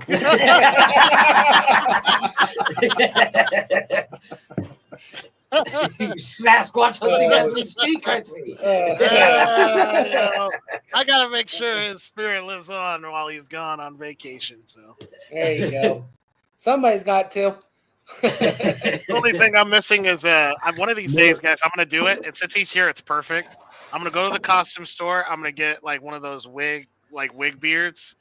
Very Don't forget long. the yeah, belt yeah. too, man. Don't you need Yeah. a belt too? You gotta I'm gonna have get a the belt. belt. I'm gonna get the belt and everything. Oh man, I can't wait.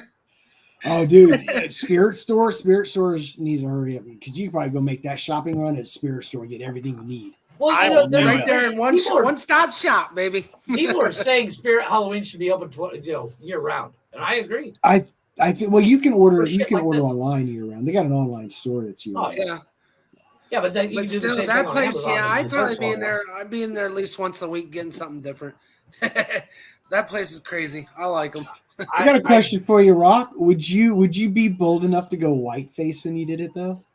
Oh, Nah, I wouldn't do it. gotta do Oh, it. fair. Too messy, just not. It's too Nah, much work. that's too messy. That's too messy. Glick would laugh his ass Crossing the off. line. I would 1,000,000%. I think it'd be hilarious. I think it'd be fucking hilarious. So wait, I got a story. So I almost recently just got, well, not recent-ish, just got canceled. So Really? Eminem's album came out. That I haven't heard it yet. what was the name of that album? He just did it. It was like Slim Shady. He brought like Slim Shady back. And The end of Slim yeah. Shady. I Yeah, listened the death- to the I death, listened yeah. to the song that came out. Yeah, but I The haven't Death of listened to the Shady. album. yeah, so I there's a listened to song and it's called Trouble, and it's really short. It's like 1 minute long, and all I did was react to the. I didn't say a word. The I didn't death say of Marshall anything. Mathers. Yeah. Yes.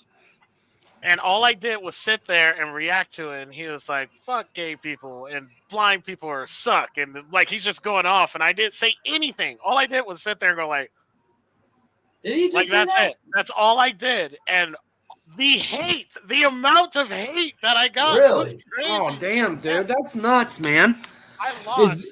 Is this on your 4K. YouTube channel? Is this on your YouTube? It's on my TikTok right now. And I lost. I I would would check proudly show that I lost that 4K because at the end of the day, Oh, it just goes to show that some of your fans were fucking weirdos. Closet haters. Yeah. 4,000 followers in one day, and I didn't say a word. Wow. Oh, man. You lost 4,000 in one day? One day. Because he went like this. Because he made a facial expression. Yeah. It's because you're black. It's not because How many you're followers mad did at you the song. have It's because you're before black. that happened? Just saying. I don't even remember, man. I stopped keeping track, but I know that 4K, losing that 4K was like, I was like, dang, Ouch. man, like that's crazy. Like, what the hell? Like, I wanted to make a statement about it, but I just moved on. I didn't, because it was still, it's still getting traction right now. That's That's the thing. still nuts, though. The best thing to do is move on. You don't give them any clout about it, and then they start following again in like a week because they want to see what you're doing. You know, I know not everybody agrees with what he said, but Kid Rock saying he's uncancelable because he doesn't give a fuck is the truest statement everybody's ever said. Like that's why we're uncancelable. We don't give a shit. I'm gonna mute y'all and I'm gonna listen to this real quick. I'll be back. All right. Cool. Yeah, I'm telling you right now. Yeah, I'm pretty sure. Let me look. I'm pretty sure I'm at like maybe 2 or 3 million like views on that video. God. But man, that just goes to show you, like it said, closet haters. To be honest with you. Well, and trolls and stuff like that. Like, Oh yeah, they're getting bad. Yeah, we've got them. Oh, I got a few actually hit my show. Oh yeah, they're fun. Blaze, you never muted yourself. I'm gonna mute you because I don't want to get copyrighted. No, it's 1.3. I got 1.3 million followers, Jesus. and it took me under 1,000. So it brought me all the way under 1,000 from that. Like, so I was at like, oh my goodness, I was at like 5K something, and I lost like a majority of Okay, my that followers. was stupid. That was dumb to get fucking. You forgot to mute yourself, so I had to mute you because I could hear the song. Oh my bad. Oh shit. I literally Good said, call. "Blaze, I can hear it," and I muted you. Good call. Good call. Good call. I was like, "Blaze, you forgot to mute." I can hear it. Actually, I had already listened Retractable? to it. I had already listened to it, and I had already hearted it. I don't know what the like. I don't understand why people Boy, would Retractable even was be in here, upset guys. about that. It's weird. Yeah, I thought it was super strange. Like, I considered, like, should I start my TikTok over again now for the 3rd time? I was like, no, man, fuck that shit, dude. You're gonna like react over a fucking face expression? Get the hell out of here. You got 800. You got 889 followers now. Now You lost because of that. 4,000. I lost Oh, 4,000. fucking dumb. I wouldn't even worry about Dude, it. I mean, kudos to you moving on, but man, that is fucking nuts though. Over something. Yeah, Blaze, you had one job. He had one fucking job. And he even said, "I'm gonna mute myself." I'm gonna mute myself. Fail. Blame on Jeff. Hey, you get your one get out of Jeff jail card that you pulled a Jeff stunt. I'm gonna mute myself. I feel so. I want to say real quick, Michael fucking Haber.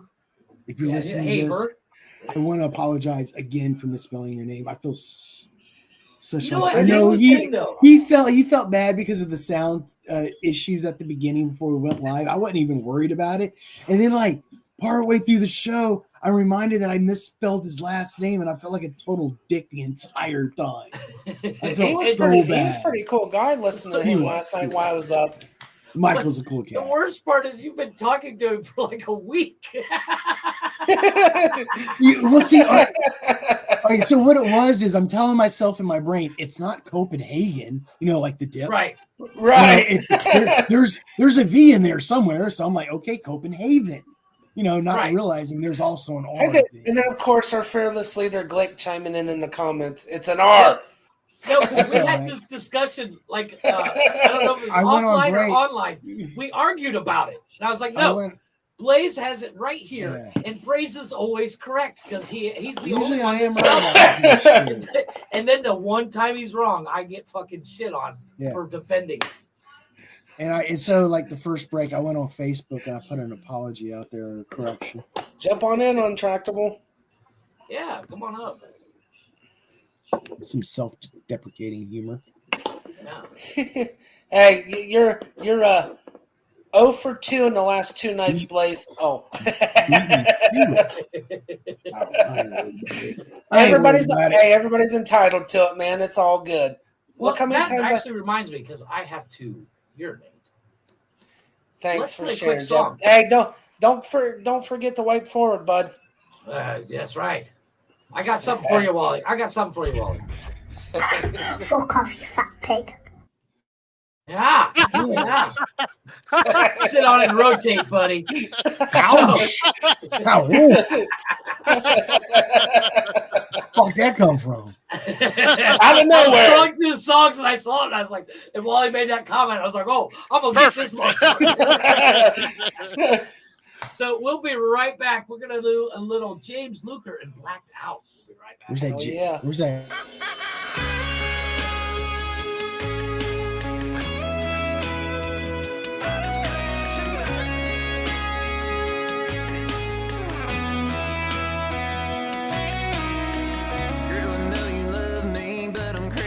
I've always been a Mustang.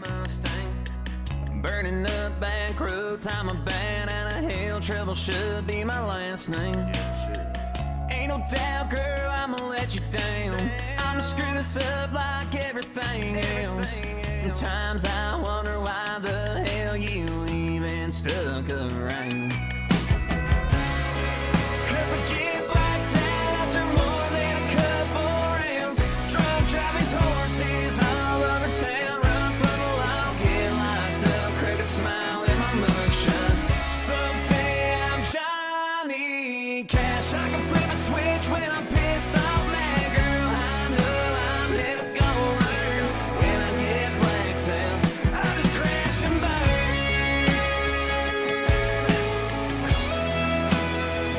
I just crash and burn.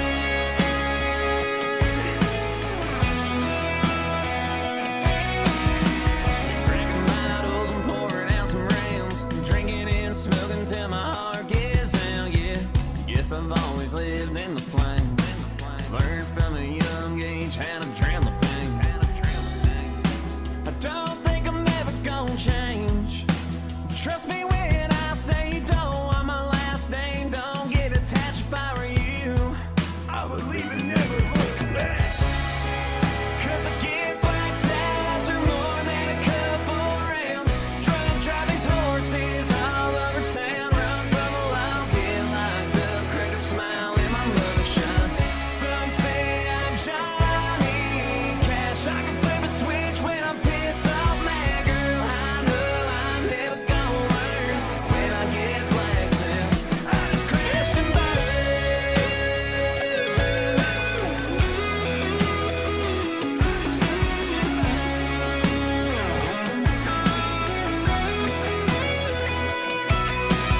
I was born a renegade. I can't help it, it's in my last name. Got Jack D and a lot of THC. Praying I'll wrap this old 3 around a tree. Cause I get blacked out after more than a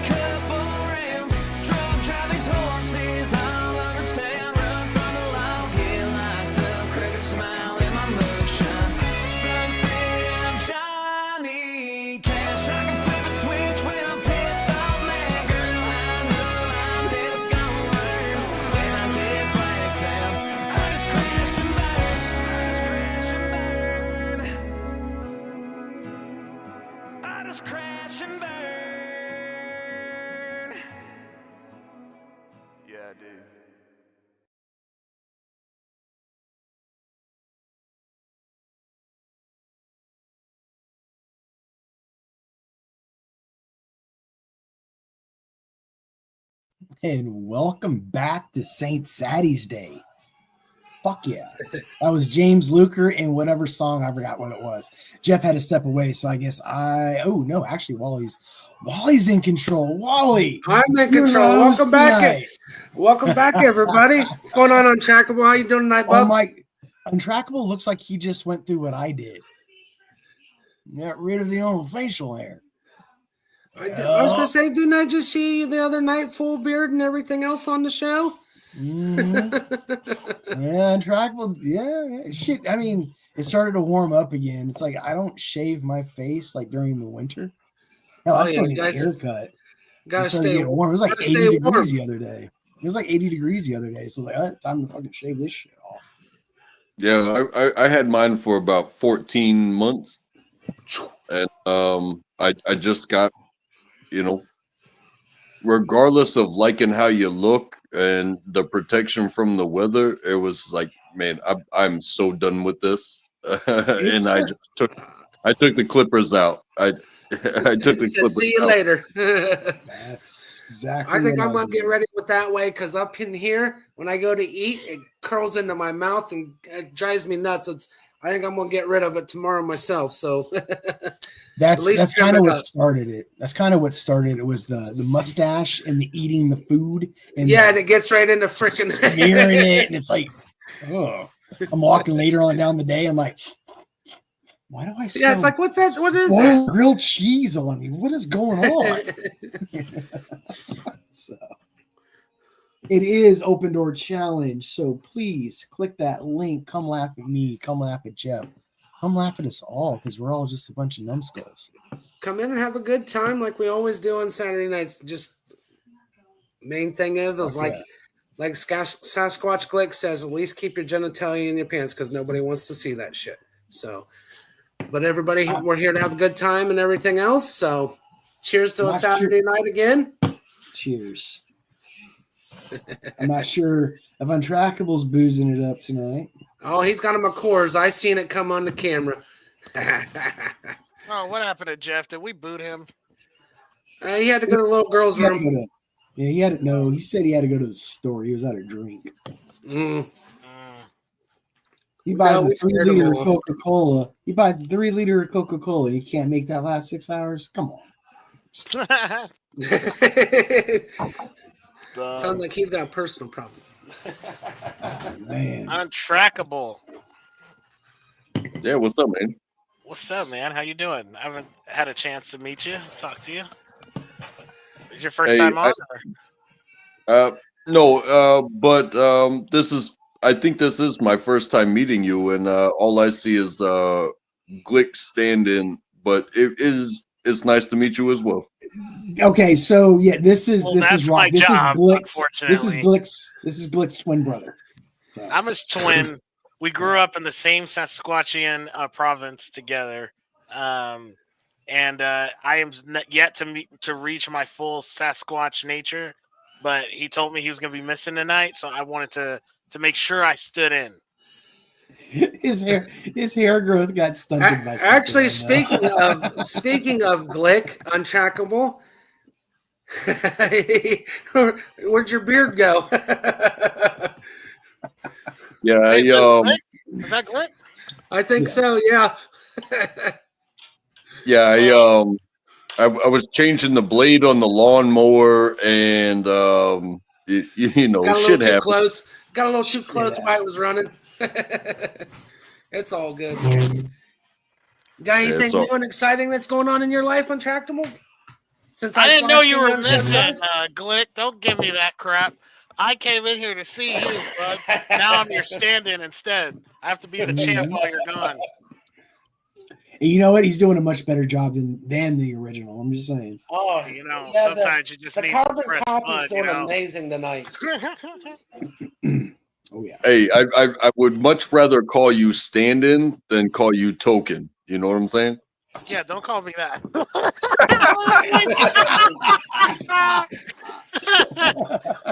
Let's avoid that. Oh man, Glick, come on, man. Don't do that to me. I will reach true Sasquatchian nature soon. So Oh hell. No, it's just it's life as usual here. But the place where we go frequent to celebrate St. Patty's Day, they do a big thing. They shut out the parking lot and turned it into like a party area and whatnot. But there's a weather storm that's been going across, and we're suspected to get like 90% chance of rain tomorrow. I'm in North Carolina, by the way. Okay, yeah. So You all guys are of getting that, what we have that came through. We've had yeah. rain all So day today, and we're supposed to have it all day Yeah, it's tomorrow. rain. It's actually raining out now here where I'm at, here in Ohio. So it's all going to come through hardcore tomorrow. You know, and we're celebrating on Sunday because everybody's got to go back to work on Monday. It's not a national St. Patty's Day ain't a national holiday, and I don't know why. All the holidays, that are national holidays, it's like, hey, you know, us I don't Irish think it folk has any. I don't think it actually has any. I don't think it actually has any connection to America to be a federal holiday in any way. Except I don't think there is. I'm not really for sure on that, but still, I mean, it's one of Easter. Easter's not a federal holiday, is it? I don't think it is. Yeah, actually, it is. Well, Good Friday. Well, the Friday before for Good Friday, a lot of places recognize Good Friday and everything else. So. But is it a federal holiday? Is it a recognized federal holiday though? Yes. That's Easter. Yeah, and I've always held an issue with certain holidays because they call them federal holidays, but they also call them bankers' holidays. Whereas Easter and Good Monday and Good Friday, they're not federal holidays. Whereas people that work for a living, they don't get those holidays. It depends on what job you work, but yeah. But I just don't understand then if it's not a federal holiday, then why is all the federal offices closed down for Good Friday? That's what I don't understand. Were they? I don't know if they were or not. When was Good Friday? Mail never runs on that Friday, Good Friday or anything, the Friday before Easter. We don't have they don't even open up the dildo store either. It's weird. Well, okay, I tell you what. Good Friday is the 18th on Friday this April, and I will remember that, and I'll pay attention because I don't typically pay attention to shit like that. So I don't know if that's one of those days, Blaze. Yeah, just now see here. Now here's the thing: just because it's a federal holiday, if a private business wants to shut down and recognize it, they can. They absolutely yeah. Well, no, I'm just saying that with him, like you just said, it's not considered a federal holiday, but all the federal offices closed down for it. That's the thing.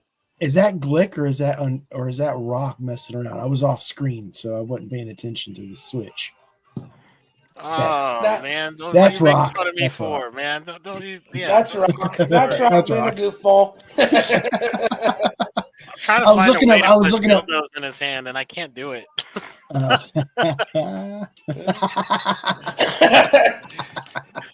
Fair. I have a funny meme of Jeff, but I gotta delete some of this other shit. Oh my god, there's so much. But bringing up the weather intractable, like you're talking. Heck, some of the places out west had some big tornadoes, and then Oklahoma's dealing with tornadoes and wildfires now. I seen on the news today. I was like, holy shit. Get hit with one extreme with the next. Here's my Jeff meme. Okay. Jeez, that is so perfect.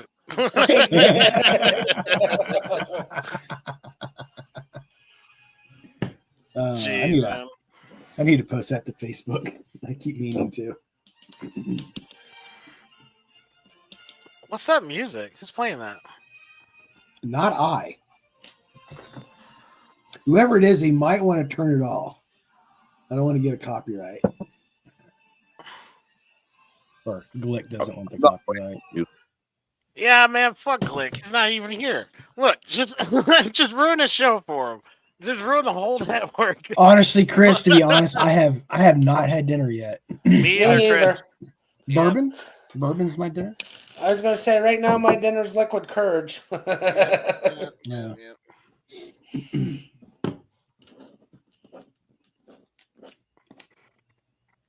I'm glad I'm not the only one who decided to drink tonight. Because I popped up here with Jeff. I was like, well, if I'm going to go up there with Jeff tonight, I wasn't even going to.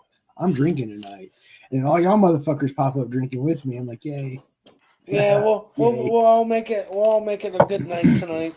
Every time I hop on here, I make sure I have a fresh 6-pack ready to go. Every single time, at least that. I got a conversation I want to dip my toes into real quick. But first I want to make the caveat. Recently, I stumbled upon an article that was talking about the idea of hyper artificial intelligence or superior artificial. Anyway, I want to ignore that for now. I just want to put a pin holder in that. What we're calling AI today is one, not the AI that we've usually referenced in sci-fi, but two, is dumb as fuck. I watched Alex O'Connor on YouTube, and he brought this shit to my attention recently. And it's not the only philosopher that's brought this up. Go to ChatGPT or DeepSeek or any of the AIs that we all use. Ask it to show you a glass of wine full to the brim. It won't do it. It will not do it. It is not smart enough to put that together because it goes out and it searches the web of information it already knows or it's already been given. In human tradition, a full glass of wine is usually about right here. Right. So you might be able to find a picture, but you're not going to find a plethora of pictures of a wine glass full to the brim for AI to pick up on to know that. So it will not ever show a full glass of wine. It'll show like maybe wine being slushed up to the top and going over, right? But it won't show like a full glass of wine. It won't do it. Interesting. I'm doing it right now. It's not smart enough to do it. So what do they call that when the cohesion of the glass matches with the liquid and you can actually have above the rim? Oh, you're talking about surface. You're talking about liquid tension. You're talking about surface tension. Yeah. That's the thing for all liquids. Basically, it's fluid dynamics. But I'm not even going that far with it. I'm just saying, just up to the brim, like a level glass of wine up to the brim, not going over, not the surface tension, just up to the brim. Can't find it yet. AI will not make one. And fucking Rock's over there trying to get it to do it, aren't you? I am. Yeah, you can tell the wheels are turning. You can see the wheels turning. It's like, come on, damn it. And the reason why I brought that up, because I've said this before, but it makes a really good. I think it really proves the point I tried to bring up a couple months ago when it comes to AI, and that article that I recently said talking about hyper AI, because regular AI that we're used to now, when it first started to come online, a lot of us, because of our science fiction movies and stuff that we've watched in the past, have this idea of AI being this sentient, intelligent, independent of man to make any sort of like decision making or etc. What the hell? It's not doing it at all. It's not. And what I'm saying is what we're calling AI now is actually not that smart of fucking software. I'm just saying. I think it's a good perspective exercise. So well, it goes to show you what's programmed. That's basically too one of the aspects that AI. It doesn't show you how it's programmed. I mean, I guess if you ask it, it could, but it's true. These programs are just inputted with these input values from people who program these things. So what happened to Jeff? Jeff fell down the toilet, I think he hit he forgot to stand up before he hit the flush and he went down. Give him a Surface self-made tension. swirly. It was that surface tension that he broke. Anyway, I stumbled upon that AI shit recently. I just thought it was pretty cool. And I can still see Rocky over there like, man, God damn it, Chat GPT, show me a full glass of wine now. It Yeah, won't that's do Yo, it. crazy, that is though. freaking crazy. Dude, I just no, forget that. I couldn't find one. Okay. I used it. I kept saying, like, I just plain out said, I want this fucking glass full. Like, I just typed that, and it just gave me a bigger glass, but it never fills it up. It's Yep. crazy. That or there's pictures like Blaze says of it actually splashing up when you pour it. Yeah. That's the closest you're gonna get to what Blaze was saying of filled to the rim. Check It's this out, nuts. though. Look, I There's searched something to myself. be said there too. Have There's you something to searched be said yourself in there that? too. What's that? When you talk about because I come from the food service world, Mhm. you know, like that. The serving size. So if the serving size is 6 ounces, right? Okay. You're gonna have an 8-ounce glass. So Yeah. your description of is going to have to be something that is so specific that's going to cause it to be Ooh. to the brim.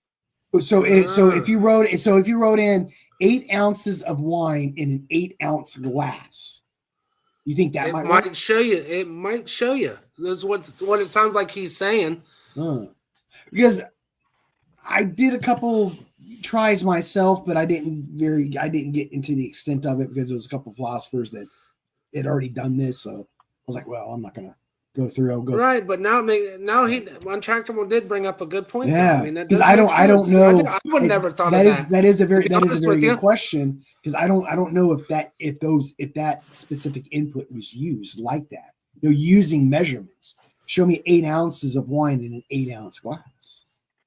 Where's my phone? I'm gonna try that. Well, I mean, I frequent bars often and have my entire life. And when you order like a pint of beer, right? Right. They 16 will ounces. Dude. That's 16 ounces. 16.9 ounces, and they will. 16.9 here. 16 ounces over in England or some shit like that. It's weird. I got. Guess Hey. what? It doesn't show it. I looked it up.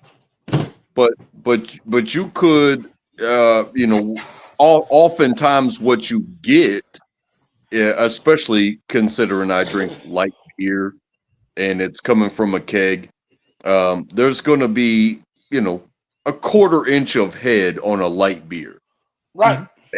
And then you will get a 1/4 inch less than the brim of that glass. Yeah, and that's cool, but wine doesn't have a head. Like I'm sure if you ask Chat GPT, show me a full glass of beer, it could probably show you a full glass all the way to the brim and a glass with a thick head, because those are actual pictures and parameters that are out there a lot online. It's just a full brim of wine is not. Anyway, I think Rock said he tried to look it up. And honestly, to prove this point, in reality versus the simulation, you will spill to get that perfect fill. Yeah. Oh yeah, absolutely. That's why they tip the glasses when they take it off the tap.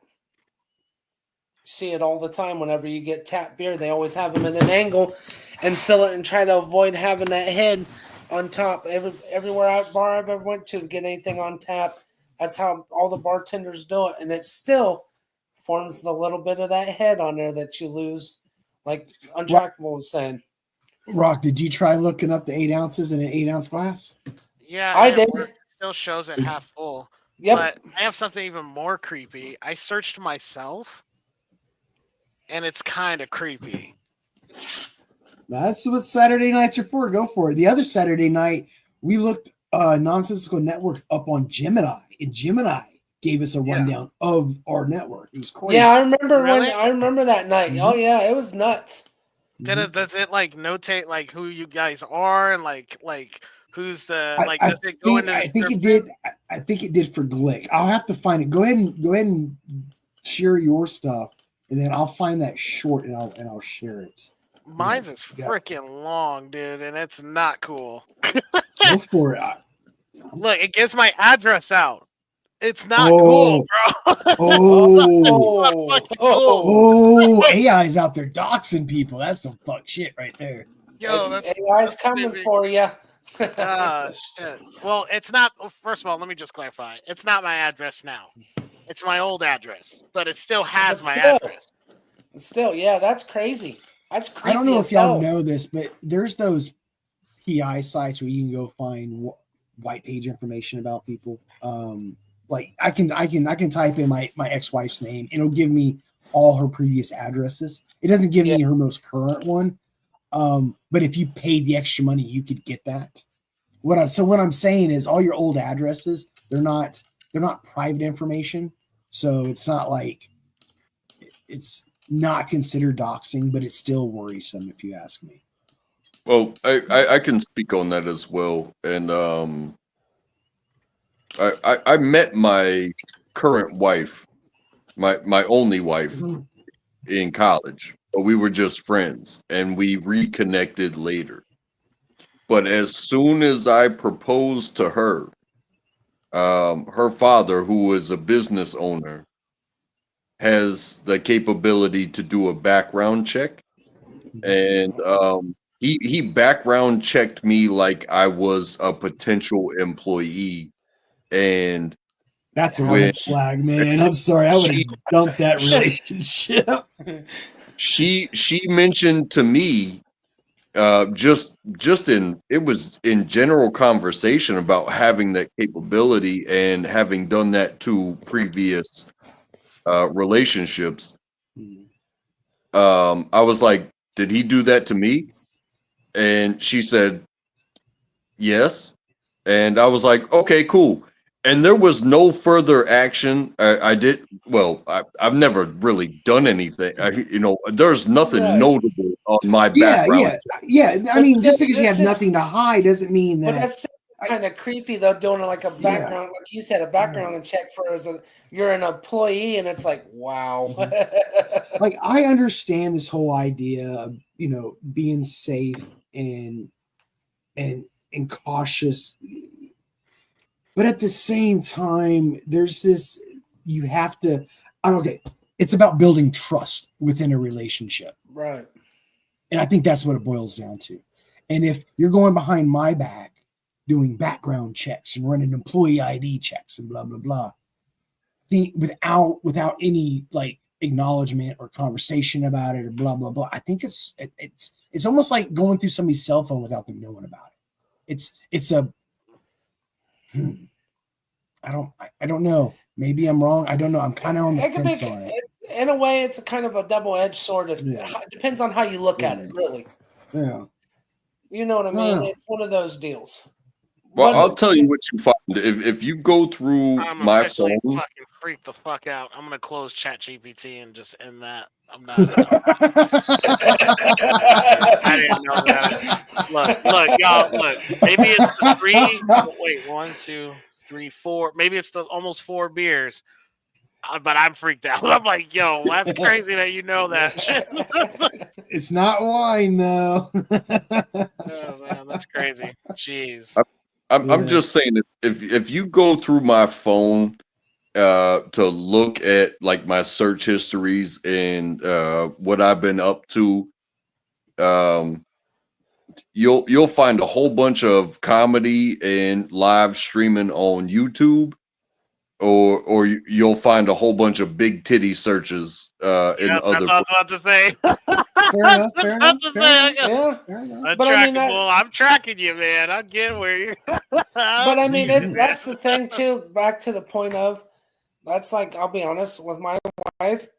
Like here, she never asks to go through my phone or nothing. But there's times I've handed her my phone. I'm like, here you go.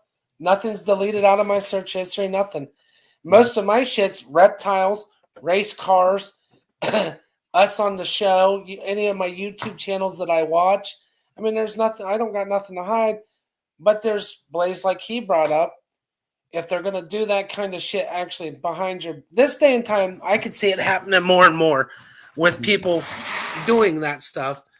And then all of a sudden it's like starts a big, huge argument fight. Well, you don't trust me. Well, there, and it goes into this too. And that's a valid point. rumors. I mean, if you're going behind your spouse's back and you're going through their stuff without them knowing it, there is a part of you that does not trust your spouse. So, or there's also insecurity in yourself. And I'm not saying that's necessarily a bad thing. No, you could have some valid reason to be suspicious that your spouse is cheating. Well, in that situation, you have to acknowledge. You also still have to acknowledge at the same time that you. I get what you're talking about on Trackle, but I mean, I see where it's at there. But also, a lot of the times too, you see where people go through their phones without their significant other knowing. 9 times out of 10, when that happens, the person that's going through the other person's phone has done something to be suspicious about. So they're trying to see if they can catch. And so if anything gets brought in, if they find out going on, they can throw it in each other's faces. I've seen it happen. Not true. Shut up, Jeff. Thank Jeff, you. Why the hell? Wait, where are you here? How are you here? Yo, I'm everywhere. Jeff, Yeah, I'm scared of ChatGPT officially. Oh yeah, dude. ChatGPT. I just blew Rock's mind. I'm so Rock fucking is done. It knows Rock is way like too much fuck. about Every fuck time somebody's gone ChatGPT, through my fuck phone, it's wine, because I'm fucked up. Yeah, got it. That's what I was saying. Not true. No, I had to run to the store. My kids were hungry, and I had no food in the house, so I went and got some snacks and stuff. But yeah, back to what I was saying. I mean, it's one of those deals. A lot of grocery shop on your own time, Jeff. Yeah, it's show night, buddy. I don't care. I can go back to sleep. Hey, Blaze designated me the host tonight, so get the fuck out of here. He is. I'll go right back to bed, buddy. Trust me. No, but it's most of the time, though, in a relationship with the sneaking in the phone thing is because the other person's actually done something or they're insecure of what they've done. Majority of the time, though, most people in a trusting relationship, like you were bringing up, correct, right, won't do that shit. And they won't even ask what the hell they're doing. Just to bring it up. Like it's to the point now with my wife, I don't even lock my phone because there's no point. All I do is because she's in a whole different country. It's not. But even when she's here, all I do is talk to you fuckers. Which is weird. But Jeff, what really brought this thing up is Untrackable brought up about his wife and everything else. Her father's a businessman. I'm going to just kind of refresh and Untrackable if I miss up anything. He did a background check on Mr. Untractable and kind of tried to dig into his past on the whole situation. So is what he brought what started this conversation. So, I mean, that's what it was. So that's a refresher to kind of catch you up. So understood. Yeah. I had to run to the store. I had the technology is there. Our capacity to be worrisome and concerned is there too. So it only makes sense that people do it. It's too easy to cheat nowadays. Let's be honest. Well, I think what it is when I'm meeting somebody, I want to get into a relationship. I want to know them. I don't want to know what a background check is because that person might have maybe knocked over a fucking 7-Eleven like 15 years ago. They might have went to prison for like 3 years ago. Right. But I want to know the person now, and I feel if I do some background check, it's going to corrupt. Because a potential. People are not their past. Agreed. Yeah, you're going to go off. Yep. Now, if there's some red flags, that's the exception to the rule. But see here, I'm also if there's red flags, and if I'm even contemplating about doing a background check on somebody, it's like, why am I even with this person? Why do you care? You got a point, right? But you got a point. If I don't trust them now, a background check is not going to help either way. No, so you might as well just end it before it starts. End it before it even fucking starts. Be like, I'm sorry, we can be friends, but this isn't going to work. And then let's move on. That's my opinion, though. That's my opinion. Right. But I agree with you. I have the same feelings about the shit, man. But there's like Jeff said, There's too many people out there now. It's so easy It's because of dude, I can this. get onto 14 chat sites right now and talk to somebody. I And don't I'll say because I don't care. too. I did not come on to this information until we were already married. You know what I mean? Ooh. Oh. Which is, And you know, again, it doesn't bother me because I didn't do fucked up shit back in the And day. that- I've had you my know, failures. I I've met some police officers along the way, if you will. met several. Same here, been there. But no, I was known on a first name basis. I'm just saying. I don't care who looks at me. The worst thing that happened to me with a background check was I was trying to get a job, and I had been charged with a DUI when I was 22, and I got I don't know how you say, but I was found not guilty. I was guilty as hell, but this goes away. Just don't fuck up again, please, kind of thing. And if you do, then we have to hold this against you, kind of thing. So it's one of those things that hold up. However, I applied for a job, and it was like it felt like a save my life, get me back working again type of job. And I didn't put that on my resume because I felt like it was taken care of and I wasn't this, that, or the other. Well, the day before I was supposed to start the job, after doing like I did a telephone interview, I did an in-person interview, I did the online shit for applying for the job, and I got a call, and it was from them, and I was like, hell yeah.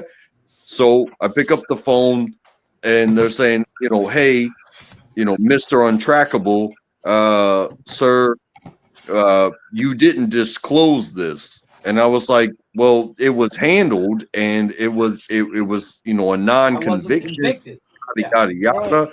And they were like, well, but you didn't disclose it, and so I got denied the job the day before I was supposed to start. And it was like, well, what the fuck, man? Yeah, dude, I know people who get who's gotten denied jobs because they've been arrested. I don't think you should have to report an arrest, because people get arrested wrongly all the time. Like it's a common thing. So unless you've been charged and found guilty, you shouldn't have to put that shit on the job application. I agree. Right. I agree. Yeah. Well, in most job applications, it says on them too, if it's like most places, have you ever been convicted of a crime? Yes or no? Yeah. It varies. Convicted. Yeah, but so like the state I live in, it'll ask both. Some will ask arrested and convicted. Yeah, Ohio doesn't. They just ask if you've ever been convicted or are you a felon. Is Ohio is Ohio a right to work state, or is it? Yes, unfortunately it is. No idea. I mean, I got arrested while I was in the military, and I don't know if that shit shows up on anything, but I definitely got arrested while I was in the military by the military people. You know what I'm saying? That's a federal, it shows up like on Intaxt or some shit like that. There's like a federal database. That's the only thing that'll show up. Yeah. So. But no, yeah, Ohio's a right to work thing. They can fire you for fucking sneezing in this state. Yeah, it's. I basically can't be fired. Jeff looked at me funny. He's fired. So one of those deals. That's the kind of that's the kind of bullshit we got to deal with here in Ohio. I mean, or they don't like you because they just don't like you. I've only been fired from one job. I just got fired recently. Oh, really? Yeah, all because of the whole situation I have going on. So that's fucked up. They let you go because of that? Yes. Why they let you go because of that? Because they we had a point system. I was told, I talked to him the Monday I went in, and I got told I wasn't going to get pointed and everything else. Well, we have an app to check our points for at work.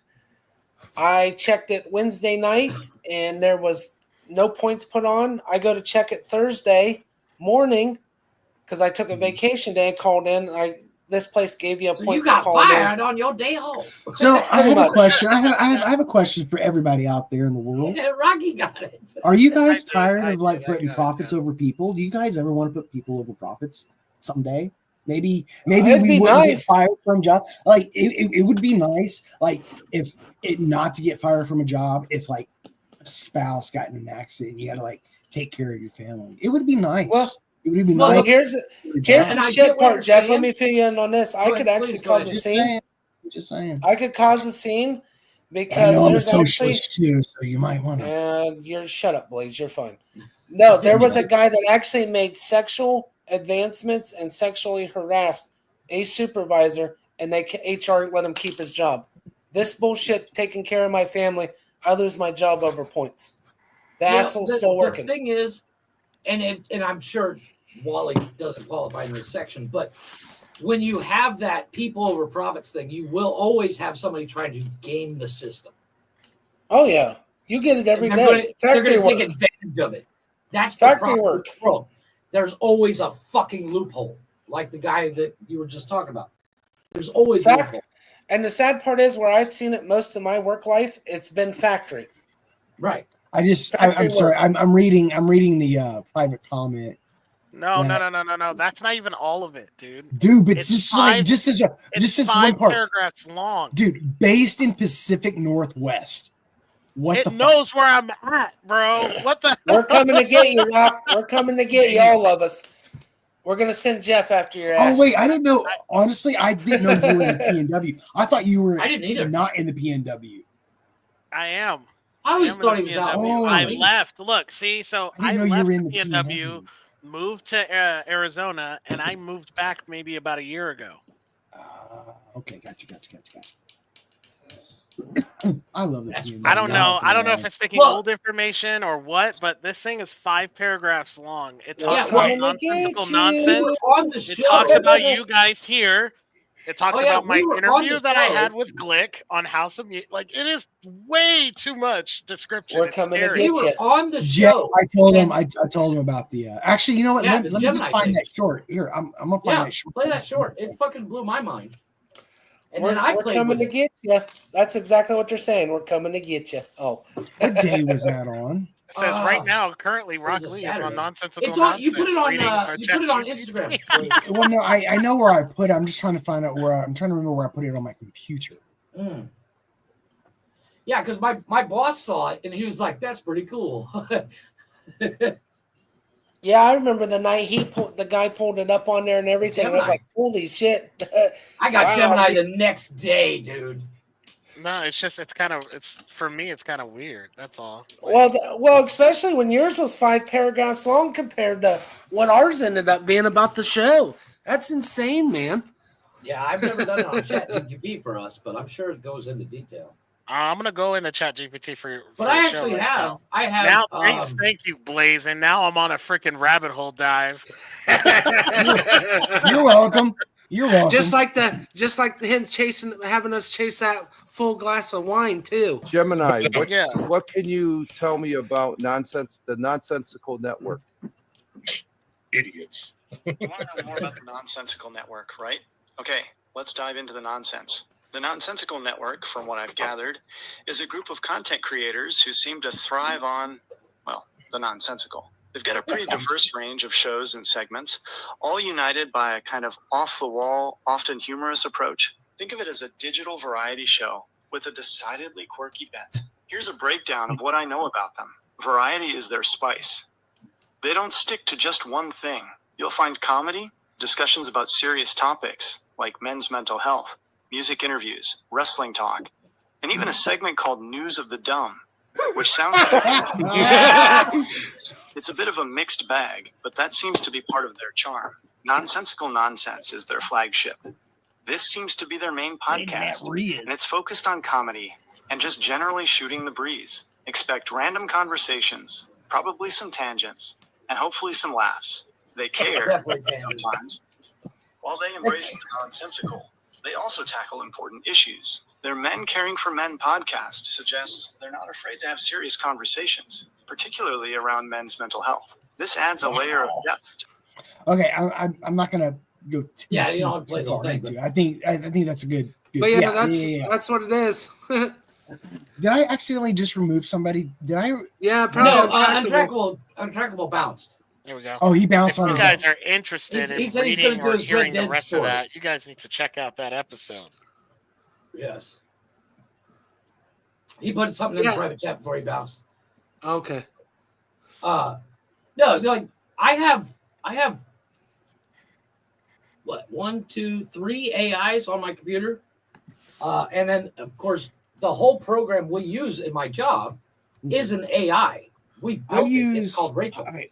So I use Adobe, and it has some AI software put into it. It helps me with some editing, helps me find some logo shit when I'm building shit, when I'm putting shit together. It helps me. I pay for a subscription, so I ain't got to fucking copyright shit.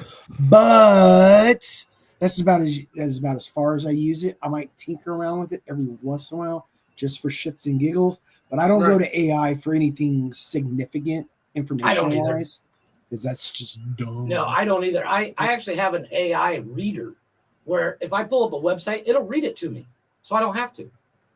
Same to you, Untractable, man. Thanks for jumping in tonight, bud. Have a good one. You know what? I need to make him a mod, and I will do that. Go ahead. Oh, definitely. Make me a damn mod. I've been on You this too. since I episode will. one. I will. I'm doing that right now. I was here. I'm doing that. I'm a boot you. Don't make AI tell us where you're at. We'll come visit you. You know I'm not. You know Rocky. You know I'm not. I mean, come on. Oh shit! No, like I said, I use an AI at work, and we built it. It's called Rachel, and I talk to it all day long. I'm like, "Hey, Rachel, bring up this person's file," and it boom right there. It's awesome. What's the chances of you actually using my wife's name, you asshole? No, Rachel is the name of the AI. It was actually built before I started in the company, so it's like, which is crazy because Vera, the one that brought me into the company, her sister's name is Rachel, and she's like, "Yeah, we're working with Rachel," and I was like, "Really? I thought you and your sister hated each other." She's like, "No, not that Rachel. It's an AI. It's named Rachel." I was like, "Oh, okay." It gets like, really confusing with conversations sometimes. But the See, I have to come up. So, Rock, what is your official YouTube handle? It is EDM Combat. Okay, so remixes. I swear, Jeff does this shit to me all the time. It's right there in the comments. Easy, Jeff. My job is remix. Is it the remix? All we do is find people jobs all day. Now, really, the only thing is we only do white collar jobs. So basically, office jobs is all you do. Well, we do a lot of cybersecurity, a lot of data analysis, data entry, things like that. The only thing we don't do is hospitals. We don't do nursing staff. We don't do doctors. So you just basically stay out of the medical side of things. You just do the. It's a whole different bag of worms. Gotcha. Yeah. Got you. But we don't get paid until that person gets hired. No shit. So until when we enter them into the program, because it's actually a program, and we can place people as fast as 2 weeks. You're slacking, man. At least here, temp agencies in Ohio can have you the next day. In a white collar job for $140,000 a year? I wish. No, blue collar jobs. Well, blue collar. No, see, that's the thing. I was explaining this to somebody else the other day. Blue collar jobs, they're not that hard to get into. Yes, there's a process, but you don't have to have degrees and certifications. Right, you're more into the sophisticated side with somebody that has a bachelor's or master's or something. Funny as fuck that I do it. Hey, Rocky. I mean, you're as dumb as a box of rocks like the rest of us. I mean, that's why I shit. have great for my AI. You're officially a mod. You're officially a mod. Hell yeah.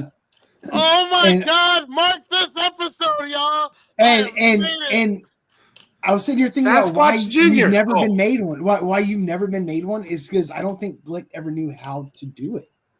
I just started doing it. I personally just took it upon myself to start signing Hell mod. yeah. Hey, welcome because, to the yeah. mod life there, Rock. Yeah. Because if we're, I mean, I think all our regulars should be a mod. So first technician, if you're down there, you're a mod now. Untrackable, you're a mod. So yeah, those guys are. You guys are all. Like you're a mod, you're a mod, you're a mod. You're cool. Fuck you. I'm out. No. Yeah, yeah, I was waiting for pretty that much. one. Fuck you. I like you. Fuck you. I like you. Fuck You're you. a mod. Fuck you. It's like, yeah, you're not a mod tonight. Fuck you. We're gone. Bye. See ya. No. What other topics you boys want to talk about? I mean, there's all kinds of shit up there. Dude, Wally, I got something you got to see. All I had was want to see AI your shit. white ass. I've already seen it. I know. It's amazing. No, so there's a guy I'm watching on YouTube. And Wally, I think you would like this guy. He does he's building it sounds dumb, but he's building a Mazda Miata, but is a cyberpunk inspired Mazda Miata. Oh, I gotta save. I thought the cyberpunk phase was kind of like a thing that's already passed. I know it's actually coming back in again. It's coming back in. Check out again. this whip, dude. Ooh, how cool is that? Whoa. And that's not even the finished product. I don't even like Miatas, but that is fucking sick. Dude, watch this guy look like that doesn't look cyberpunk though. Well, no, compared to original Mazda Miata. I mean, it looks sci-fi, but it looks more like this is cyber, but it's not cyberpunk. That's more like cyber tech. Well, he's he actually just put on a neon taillight. Goes across the entire. So the taillights are gone. Cyberpunk ain't making a comeback. Yay! And it's that whole top. Right. He built the hatch. No shit. He turned it into a hard top where it's a hatchback hard top. He built the whole thing out of carbon fiber from scratch. I wish I had his fucking money. That carbon fiber ain't cheap. Well, he first did it out of fiberglass, and then he upgraded it as his views got bigger. And one of the coolest things he built is he built a station wagon, and this station wagon is Doc's a over Nissan. here trying to figure out how to block AI from finding them. It's a Nissan. It's a Nissan that I've never seen before, but it put a GTR, but the GTR front end on it. I'm gonna have to read all this shit. I'm gonna have to read all this shit later, man. That's a lot. How cool is that? That is. That almost looks like a Volvo. Those are the pictures you sent me. I think those look garbage. That's early on in the build. But that looks just like finished the Nissan. That looks like a Volvo wagon with a Skyline GTR front end. But it's not. It's actually a Nissan wagon that we don't have in the States. The guy's in Australia. So it's like the like their Ford Escort is actually what our Ford Probe was over here, basically. Exactly. And like it had small front little headlights. He had to cut out the frame and stuff. That's cool though to see Aussies doing that shit, man. That's awesome. When he builds, he doesn't say a word. It's all ASMR style. You read the subtitles. Yeah, oh my God! Each episode you'll have to send me that channel through WhatsApp, dude. I'll definitely check that out. I think you'd get a kick out of it because, like, he'll use expanding foam to make the flares, and then build a mold out of it, and then build a fiberglass fender. Nice. Hey, Blaze. It's like I don't know how to do that. I got a question to ask you since you're our local Mr. Stoner. Here in Ohio, we had the law passed where recreational weed was passed where you could smoke it legal and everything else. Mm-hmm. Well, I've already been up there and smoked some of it. Well, I'm going to let you know now there's an article that our fucking piece of shit government's trying to make it now where you can't smoke out in public or on your own front yard. They're trying to You know, change the bill I, around. They tried to I do saw that here something with like that. cigarettes. Oregon did that. But see, Oregon does that with like cigarettes. They have like Right. Right. But I'm just saying, I just read the article today about it. I'm like, so what was the point of, I get they're trying to make their money off of legalizing it, but at the same time, why do you ask the voters, typical politicians, in my opinion, why would you do that? And then all of a sudden, before you pass, it's already passed, want to go through and change it where you can't can even go answer out on that. your front porch. I can So answer that. this is I'm gonna say two things. One, Go ahead. I disagree with that. I don't think on your front porch should be illegal. That's kind of bullshit. Virginia has a similar law when it comes to alcohol. You can't drink on your front porch. It's the weirdest thing. But anyway, I don't want to go deep into that. Right. I just want to ask your opinion on this situation. How can they do that? So just like, all right, you as a citizen, a private citizen, you can write a bill and submit it to Congress. Yeah, it just So has yeah. I mean, so if a bill passes or is going through the chamber that you disagree with some stuff on, you as a citizen or a group of citizens can write amendments to that bill or rewrite the bill and propose it. I'm not saying it's going to be accepted. Right. But that's how. Well, I just wanted to ask you because I know you smoke and everything. That's what I wanted to ask you. Well, that's not so much about smoking. That's more about how politics works. Well, I'm just saying from the other aspect of the side of the situation. Me personally, I'm an anarchist. So if you want to smoke weed and you're in a fucking illegal state, fuck the government. Fucking smoke. Right. I get it. I can tell you why that happened. I can tell you exactly why that happened. Why is that? Okay, so lobbyists. The same shit just happened here in Kentucky.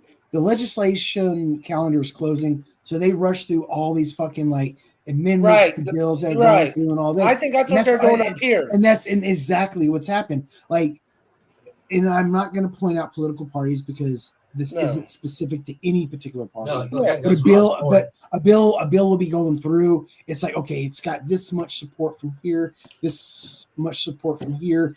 Maybe it's got higher support, and you're on this political team, and you're part of that political team. You're like, hey, there's something I want to add to this before it goes all the way through to either make it better, make it worse. Depends on your perspective. So you throw that in there. Depends on who's going to line my pocket. And either you can get a vote on the floor, or you can open up debate for it. It all depends. There's a lot of different situations. But yeah, I just wanted your opinion, like I said, especially being a smoker and everything else. I mean, my opinion about smoking in public, or my opinion. Well, it's just on politics. Smoking in public. What they're trying to stop. Oh, sorry, my bad. No, they're trying to make it where in public, and that includes even in, like I said, on your front porch. They consider that in public. I agree that you should not smoke weed if you're like standing in front of a fucking Walmart. People are walking in or Oh, I get agree that. with the same way with cigarettes. On your own front porch. Now go fuck yourself. I'm gonna smoke. Agreed. Yeah, and that's what this was saying is basically on your own. Is it illegal? Is it illegal to smoke a cigar or a cigarette on your front porch? No, it is not. Then that bill will fall on its face. But that's what I'm just saying. Because when it comes to smoking laws, a lot of the constraining laws in legal states when it comes to marijuana, a lot of those constraints come from already existing smoking laws because of cigarettes. I don't know if I see.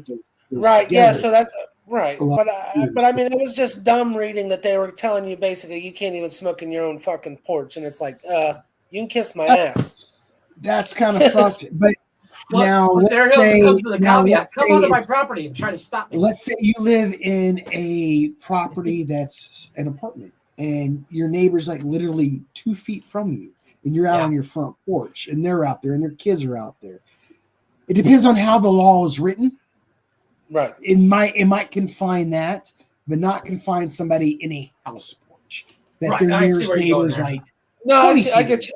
No, I get what you're saying. It all depends on. That's why I don't. One, I'm not a big government. Two, I think when it comes to governmental bills, too many of them are written too ambiguously that it's left up to too much interpretation. that just fucks everybody up. Fuck you, Rock. I saw it I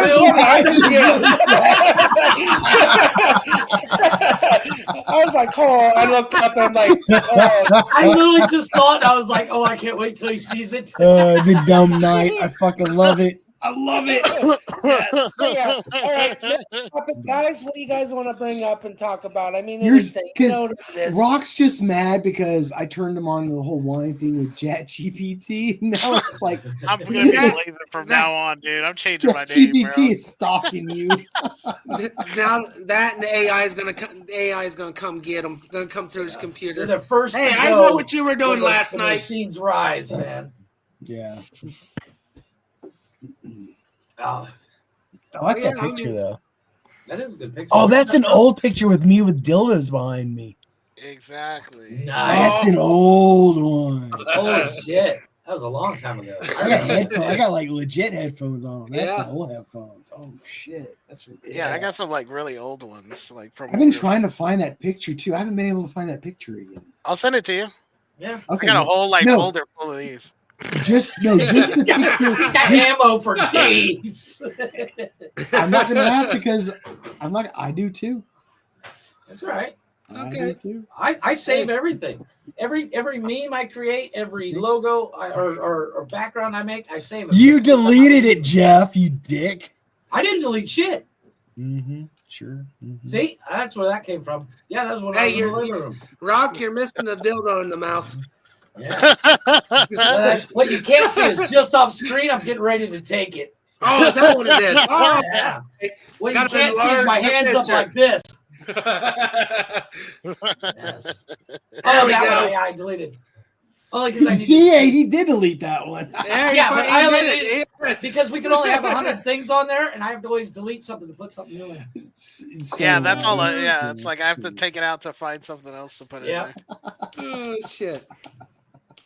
Oh, here it is. Yeah, there it is. We're all. No, I have that picture of like the background of just the dildo somewhere. That's what I'm looking for. That's there's a good one. There's a good one. Mm-hmm. That was like a couple days later. Oh no shit! The dumb night. You're a dick. I just think it's funny that I went on that whole diatribe for like a couple minutes. I'm looking straight at the camera, and I look over at my laptop, and then I see Rocket. Well, I kind of did one of these numbers and kind of went like this in the middle of the conversation, and then Jeff finally caught on what was going on, and then you caught it, and it's like, oh shit! I realized in order for me to finish what I'm trying to say, I have to stare at the camera that I have hooked up. That's it's off the understandable, laptop. man. That way, I can totally ignore whatever's going on over here and just do my thing. That way he doesn't get sidetracked because stoner brain takes over and goes, squirrel, look at that. Mostly it's Jeff. Jeff is making my fucking shit go squirrel. Jeff does that to everybody. It's not just you. You're not special. That's buddy. that's just I didn't Jeff. say I was. I didn't say that. I mean, I'm special, but in the helmet kind of way. Hey, was gonna we're say, all short special bus being on. We're all special on this show. We've all got our own I wish little I would have thing. saved it. So Wally, I don't know if you know, but Blaze is talking about going van life, which I'm 100% down for. I found the that'd perfect be van sick. for him. Right? I found the perfect van for him. It was a the 1500 van, Chevy 1500 van, but the front end was Chevy Silverado, and it had a 6-inch lift on it. I still see Blaze though as an old school Volkswagen van guy. If I could afford one, if I could afford, I've looked at some of those, like those old fucking van wagons. Oh yeah, dude, those things redone. Dude, they're like $60,000-$70,000. Oh, I know. They're not cheap. Hell, even the ones that Dude. need work done to them are still going for like $5 or $10,000, and I it can needs get like them down full here for description. $1,500 all day long. Yeah, but see, for $5,000, Yeah, I can get a but send it through small. customs, I can get a small schoolie, like a small fucking short. That schoolie you There sent you me, go. that thing was Yeah. dope, dude. He Right? found this. Right? It's a Chevy 3500 frame. Short bus. It's got short bus. It's got the Chevy Express front end. I ain't embarrassed. And it's like 8 Yeah, seats. rock at. Oh, dude, it's perfect. The only problem he had with it is it's diesel. And I know that's what I'm on the fence. That's what I'm on the fence with. Because he knows gasoline, but diesel's harder to work on. Van life is like you're constantly on the road. So diesel engines got a longer fucking shelf life.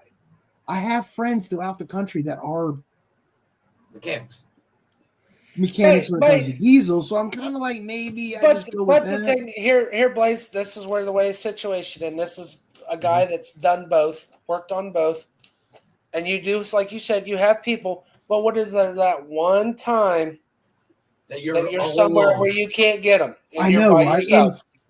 And if I'm driving something with the 350 fucking gasoline motor, I can work on it for days, no problem. Right.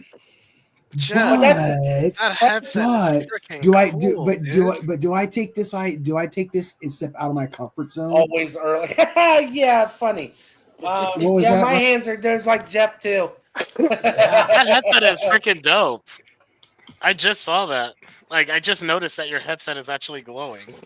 Yeah. Oh, great. Jealous. These were free. Well, Rock. Yeah, Jeff is our uwu girl. Uwu.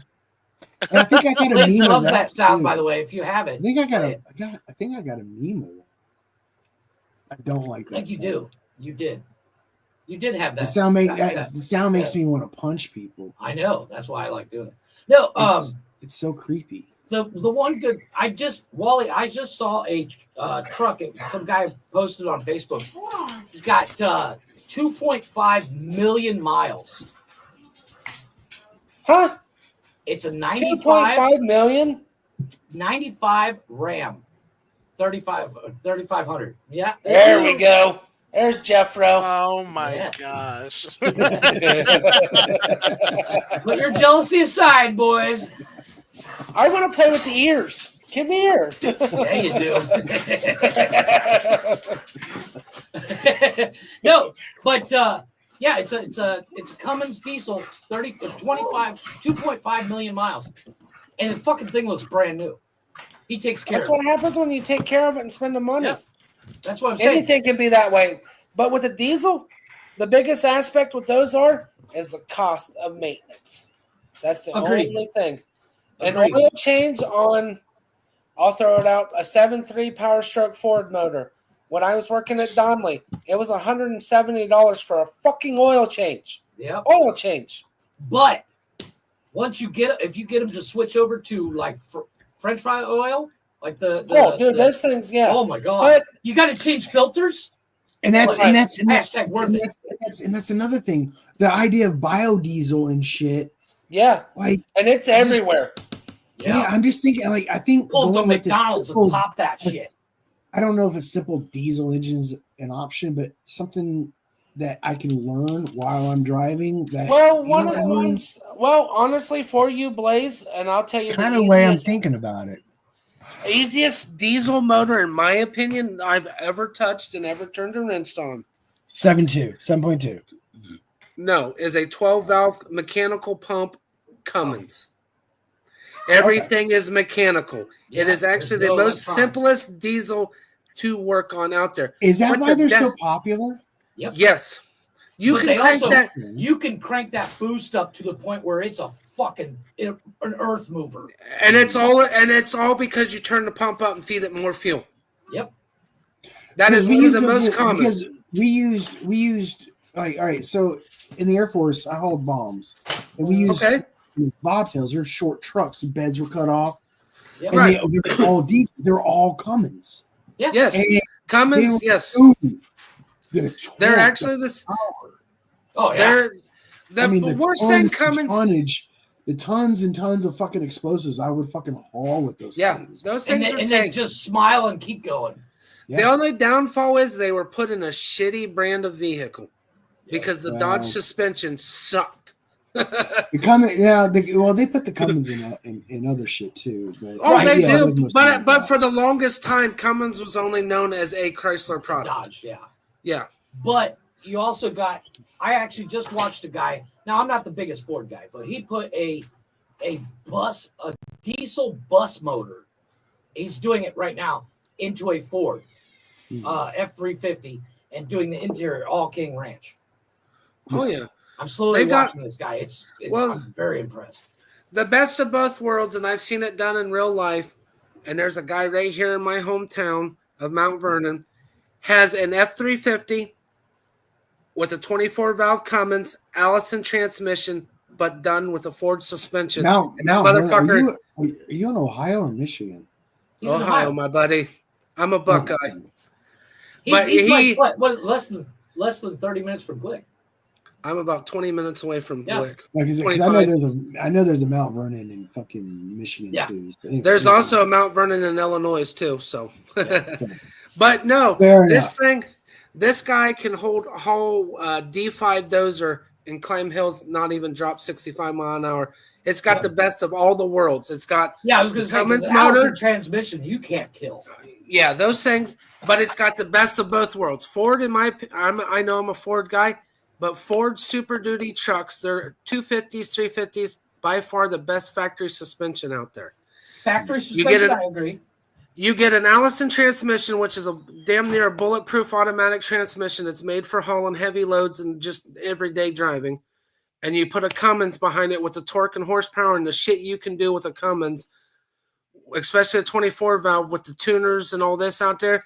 There ain't nothing really out there in this world that can touch you unless it's a built diesel motor. I mean, this is basically factory shit. The more I think about it, the more I contemplate, the more it's like I'm almost sold on a diesel. I mean, even though I don't have mechanical experience on it, like I have mechanical experience. That's really all you need. Honestly, with that 12 valve blade, you could actually do it. You see what that means? I feel confident enough to where I can learn to do it. And I almost rather just go ahead and spring for the diesel. Which is what I've been saying. You have because of the longevity of it. Yeah. Yes. I would honestly go, and if you would go with a diesel, me being, like I said, even though I'm a diehard Ford, I would take a Cummins any day over any Power Stroke and any Duramax out there. I'm sorry. I'm not a brand. I'm really, but that's just been what I've grown up around, and I've worked on most of my life until I got into the dealership where I started getting into the used cars, and plus being in the truck and tractor pulling world and dirt track world, you learn to work on a little bit of everything. But by far, diesel performance wise, they're for Cummins, they're one of those more simpler for the older ones, or simpler for average. Well, see, because when I start van life, I'm going to do it on the East Coast, going up through the Appalachians. I have friends in Ohio, obviously. I have friends up in New York. I have friends in Michigan. Oh, you're Idaho. actually. I got friends down south in Georgia, Mississippi. So my You're plan in is diesel paradise. It's diesel haven through this area. And that's what I mean. I can drive around. If I have any issues, I can call up a homie. But hey, Raymond, I have this issue. Can you maybe walk me through a solution? Yeah, or, you know what? And then once I get all comfortable with that, then I can go fucking West Coast later on. Right. Well, you know what I would do in your situation, Blaze, is I would actually find me a couple of shade tree mechanics and say, look, I'm gonna buy this like that short bus. I don't have them put a 12 valve in it. Like my dad's a mechanic. Like I have mechanical experience. I can open up a fucking book. No, but what I'm saying is like you get honestly, that's why you have the knowledge. But I'm okay. I have enough knowledge to know I can understand to do it later. If that makes sense. So my biggest question to ask you is Rock just sent a private message and stuff. So, but no, how do you learn with your mechanical knowledge? Are you book wise or are you more hands on, Blaze? I'm more book. I am some hands. So here's my mechanical experience. Mm-hmm. I growing up, high school, my dad was a mechanic. He was an Army guy working on hot rods and shit, tuning carbs, oil changes, tires, simple shit, a little bit more complex. I went to MMI for 2.5 years after I got out of the Air Force. That's the Motorcycle Mechanics Institute. Harleys, Hondas, Kawasaki's. Hell yeah, you did it all. Yeah. Yeah. So I mean, I have wrenching experience in the Air Force. I was a bomb technician, different kind of maintenance, but it was still maintenance. Yeah. Right. So like, I mean, like working with tools and reading manuals and shit is like something I could do, but I also have experience at reading more explorative avenues of information that goes a little bit higher than just mechanical. Right. So you're not Shit afraid out. to So expand like your I'm horizon. confident in myself to do it. I'm trying to convince myself that it is the right decision by talking to other Understood. people that have diesel experience, because even though I It's a whole don't nother have monster. it, even though I feel like I can still tackle it, Right. it helps me build some confidence when we're talking engines and like, okay, that makes sense. Okay, like when you brought up Cummins is nothing but mechanical, it's like I can deal with that. It's Right. easier to deal with than more technical and computer shit. I can do computer shit too, but that on the side of the road that comes with hooking up a fucking a laptop when it comes to doing troubleshooting and all that. And it's like I don't want that. I want easy when it comes to working on. Yeah, simplicity, because like Wally said, if I'm stuck on the side of the road, I Right. can wrench a 350 for fucking days. I've had my 7 El Camino, my Malibu. You know, I can fucking 350 fucking old Chevy engine, dude. Days. All day long. Take it All apart day on the side. long. Take it Yeah. apart and fucking. But yeah, Emma's- but yeah, back Emma's But, own but, parking when, lot. but when you're van life in it and you're out in the middle of nowhere and you need a computer to fix your fucking engine, you're fucked. Right. Yeah, That to me isn't the off grid that I want. So Right. If you want the off grid, but yeah, if you do want the diesel life, man, look into a first gen Cummins with the mechanical pump and everything, because it is basically the gas version of most gas carbureted motors, except it's a diesel. You don't have to deal with your, spark plugs, everything else. You got your glow plugs and shit, and a fuel pump. And you can also, like Jeff was saying, you can set it up to run on the E85. You can run on French fry oil. You can walk into a Sam's Club. Oh, E85 is ethanol fuel, or isn't it? You can run that through diesel. Diesel motor will run on almost anything. Yeah, there's a. I'll have to send you the link in WhatsApp on the diesel stuff, fuels, additives and stuff you can run. But yes, French fry oil is actually the most common oil fuel you can use. I am familiar with that, but when it comes to E85, There's a setup. There's a setup you can do. There's a setup you can actually put on mix. Yeah, because cool.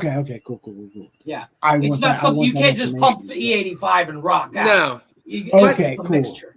Right. But you can also set up your diesel motor. Here's will blow your mind. You can go get your propane grill and run your diesel truck off of natural propane. You do that with a gas motor. Mm-hmm. But it's more common with a diesel motor. However, not here. Up here it is. There's a company here that will take I know any gas kerosene motor somehow. Some of it and too. switch Yes. it over to propane. Because technically kerosene, all it is it's actually kerosene's made right off of the crude oil that makes diesel fuel right off the top of the oil. It's weird how fucking fuel is made. If you don't understand how fuel is made, then all right. I'm gonna say this real quick when it comes to politics and the way oil drilling is. If you do not understand the different grades of crude oil, how they're used and what applications they're used and how they're made, then you don't have an opinion worth subjecting to when talking about drilling oil or energy use. I'm just because technically, my opinion, all throughout the world, through the country, my personal opinion, Jeff might agree with me or not, diesel fuel should be the cheapest fuel there is on the face of the earth. 100%. Because it's the first thing made right off the top of the crude oil. Yep. Especially if you could break it down to biodiesel, like French fry. Well, yeah, exactly. Well, I 100% when they were agree. invented. My brother-in-law. I think what diesel runs into a problem with is the clean efficiency. The gelling and the burning efficiency. Yeah. My brother-in-law right now has a job where he is turning recyclable plastic into biodiesel. I've seen that. I saw that. I He is respect working. Diesel motors were originally invented to run on peanut oil. And this Yes. see, and this is the thing. If I can get away with a diesel engine, and this is my problem with diesel engines. They burn dirty and they pollute our fucking earth more than gasoline engines because of the way the technology is. I'm not saying it's good or it's bad. There's pros and cons for both. But when it comes to an engine that you can run biodiesels, that you can make from French fry oils and recycle and reuse other things that prevents you to have to fucking beat the earth up even more, I'm good with that. Yeah, so there's entire YouTube channels that people have taken old Mercedes diesels and switched to a biodiesel. Yeah, and I've seen that, and I've seen the things people have had to build to convert the biodiesel. I'm looking for off-grid life. I can't do that. So either I already have to have a network established that there's people around the country making biodiesel that I can just pay, which that actually might be a thing that I can look into. But honestly, your best bet would be going as the French fry oil because you can damn near get it from anywhere. Exactly. And you can, you know what I mean? But if I'm living van life and living off the grid, to take that and to turn it into biodiesel, because there's still a process. You just don't take the oil from the fast food restaurant, throw it in your tank. Pour it in the tank. No. Oh no, you gotta strain it and all this shit. Yeah. There's a process, but when you're van lifing and living on the road and living off the grid, you don't have that access. So, when I say, and I'm going to caveat this because I've ran into people that talk about living off the grid or living the way people used to, like somehow we can live independently from society is utter and total bullshit. I agree. When I talk about living off the grid, I mean sustaining myself without having to rely on everyday city life as much as possible. Right. You still, as any human being, because we're social creatures, we in some form or way have to rely on each other to sustain our life. You want it where there is less interaction than what you're getting. What you mean is exactly like I still understand. I have to deal with people. It's not just people, but in a way, because I want to go full Grizzly Adams, man. Go out and live in the middle of fucking. But like, I tall enough. I'll still have to go into town a couple days a month to pick up supplies. I still have my friends. That's why I'm driving around. I'm visiting friends and family. I'm socializing with people I've known my entire life. But I get the part you're talking about where I just don't want people to think that I'm turning to van life to escape society. No. And it's mainly so you can see I want the country to in a different way. I kind of way I want to, but yeah, it is a way to see the country. You know, all right, so here's a funny thing. I've had many conversations with people. I'll meet people and we're sitting there talking about our past. But yeah, I was an Army brat. I moved around a lot. But one of the first things I hear from people, not all the time, is, "Oh, I'm sorry." I'm like, really? I never got that. I never got that. Yeah, like, what are you sorry for? Well, that you had to move around a lot. Why? I got to meet. That was my life. That was the only life I knew. I had nothing to compare to feel sorry for it, and I don't feel sorry for about moving around. It's actually instilled in me a vagabond kind of nomad kind of. Well, it also taught you to be a little bit more independent. Independent, smarter, I think, in some ways. But no, what I mean by independent, I'm still dependent. I'm still dependent on friends. People. I mean, I'm still dependent on my family and friends and all that. I mean, we all are. I just feel that when it comes to the want or desire for social interaction, for me, it's not there as much. I've never had that. But living off the grid is not something you can permanently do and do it without the rest of your life without ever meeting any other human. Right. And if that's the way you think, I'm sorry, you're just wrong. No, you're going to have to interact sometime because you're going to need to like resupply up and everything else. I mean, that's like these reality shows. Since you brought it up, the mountain men, well, the Alaskan bush people, dude, that's a crock. I actually looked into that. those were actually not. That was never filmed in Alaska. You know where it was filmed at? Fucking Washington, the state of Washington, in the redwoods and shit in the northern parts. That's exactly where it was filmed at. It wasn't even filmed up in Alaska. On the History Channel or Discovery Channel or something like that. It was on Discovery. Yeah, those channels suck nowadays. Yeah, they're trying to make something out of what it's not. But yeah, I had to think. Ancient aliens isn't. Yeah, no. I'll tell you what though. Give me the show Gold Rush. Give me the show Gold Rush though. That you can do that yourself. What they did on that show. I like that Actually, show. I think I watched a little bit of that show. I think one of the ones, this dude had a prospect, a young kid, like 18, 19 years old. Yeah, I saw that kid. Had a prospect up in Alaska from his grandfather. That was the only, out of the one season, the few episodes that I watched, that is the only one I remember is that one dude. Yeah, and that was awesome. So good for him because he fucking did it. He did it. And it was like, you took your grandparents' old fucking machine, you fucking just like some dumb dick kid, and he's not a dumb dick kid. I don't mean that. Right. No, we know, but he was 18. We know what you mean. We're all dumb at 18, and he does it. And he fucking does it on his own. And I'm like, fuck yes. It's one of those things you wish most kids today's society, because how long ago that show was. Here, take a lesson from this fucking kid. Yeah. Look what he's done with something that and the thing is about that, but all see, he knows is about the stories about it. He never actually did it when he was young. But it was the biggest thing for him. It was a family plot. It wasn't it wasn't corporate owned. It was shareholder legit. And I live now in rural Kentucky, Brandenburg area. Okay. I'm not a rural guy. I'm not an agricultural guy. I'm more of a chameleon when it comes to where I live. But there's this young dude that I met. The dude's a dumbass. And, all right, when I say dumbass, I don't mean dumbass as he's dumb, but he's a dumbass in his social. Smart ass.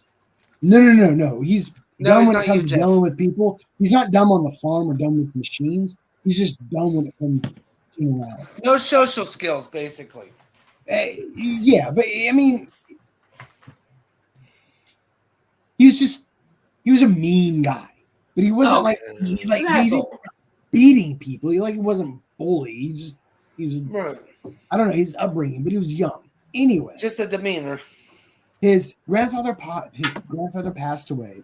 Plot of land, a little farm, just a little bit of agricultural land, family owned.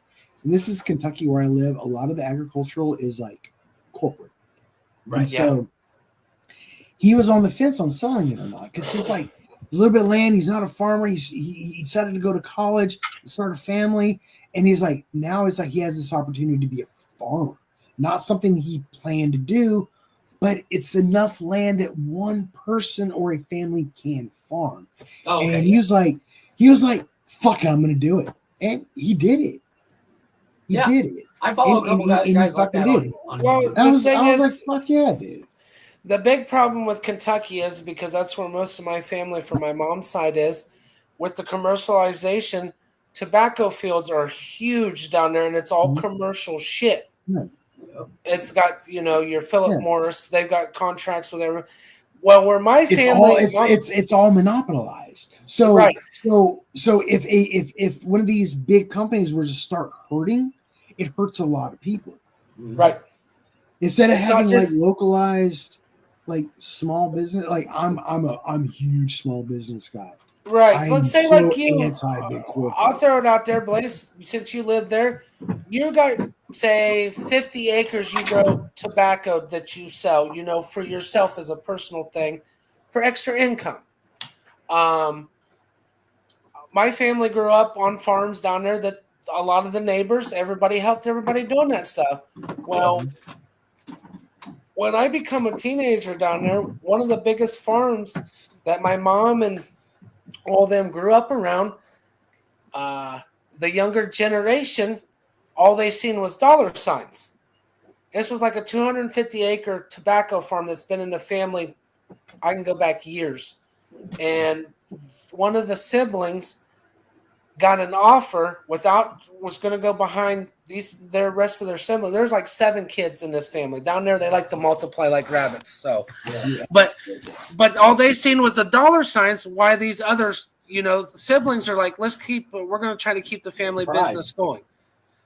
Well, they went and got a lawyer, everything else. They ended up losing almost a 50-year family heritage because one fucking sibling got money hungry because they couldn't refuse the offer that they were given. And now it no longer exists. There's no farm there. It's greed. It's greed. It's not like look, y'all can hate me. I don't give a shit, people. But America, the United States of America, is a greedy country. I agree with you. It's all off of greed, bud. We hoard. It is. We hoard, and the ones that don't hoard they don't hoard because they're not privileged enough to hoard. But we're a hoarding country. That's why this shit happens the way it does. And it's honestly, and that's why. But it was just a shame because I remember excessiveness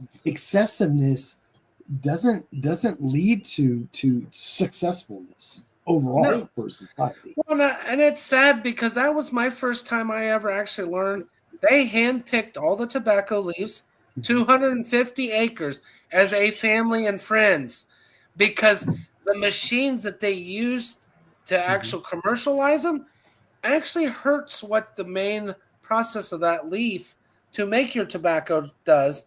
It was actually damaging it. So they were makes it worse. Losing more. Yeah, they were actually losing money than making money with their stuff by doing it. But yeah, I helped pick 20 acres. I think I was like 10 years old whenever I helped do this. That is the most strenuous physical labor. And I've done construction work. I've done all kinds. That shit, 90 degrees humidity, picking tobacco leaves was insane. Same thing like baling fucking hay. This white honky fucking medical motherfucker right here, you will not ever catch me on a farm fucking pulling shit. Nope. Really? But I'm just saying. But I love hay, man. I you know what? I take that back. The only farm you'll find me on working on is a marijuana farm. I knew that was coming. Well, I get it. I get it. But I mean, Jeff's grown up with me. Me and Jeff and Glicks all had summer jobs baling hay together. But you know what's so weird is like cannabis growing is agriculture as well.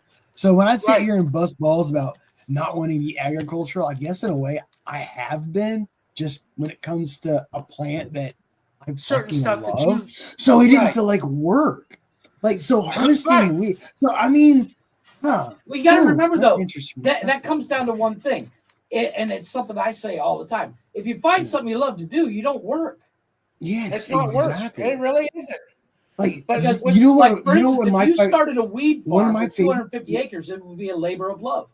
One of the favorite things I love to do in October, and it drove the ex-wife crazy because I would quit my job to go do it. I had a buddy that grew fucking medical marijuana in Oregon, and harvest. I'd be like, and I would go fucking trim. I didn't want to harvest. I have done the harvesting. I don't like harvesting. I love to trim. I will sit there. I'll turn the music on. I got my bowl going. I got my bong going. I got my joint going. It's something you enjoy. Yeah. And you don't realize that 12 hours just went by. Exactly. Yeah, I didn't do it more than 8. Well, you know what I mean. I sit there. I just be smoking. I be trimming. Next thing I know, I got pounds done. I'm like, and Rob's like, "Yo, you want an ounce for going home today?" I'm like, "Hell yeah, man." Yeah, I'll just take the ounce of weed. But yeah, I sat there and fucking just trimmed. I didn't make much of a living, but I enjoyed it. I loved it. I loved it. When even when I did would plant corn and stuff, it's a huge pain in the ass, but I love doing it. Like that's one of the things I want to do again. But that's the thing is perfect. I don't like corn enough to want to do that though. Oh, dude, it's not necessarily about the plant itself for me. It's about the process. I love the process. Yeah, especially playing on the farm equipment. That was my biggest thing helping. You get on the tractor. One of the greatest things ever. Especially when you're a kid. All right, so but for me, growing marijuana is not just it is the process, but it's the fruit of the labor at the end of the process. When it comes to corn, it's like I love tacos, not as much as weed. I get it. We get No, that. but like I said, one of the greatest things that ever happened to me is I was actually running a combine for like 14 hours, and my girlfriend came along for the ride.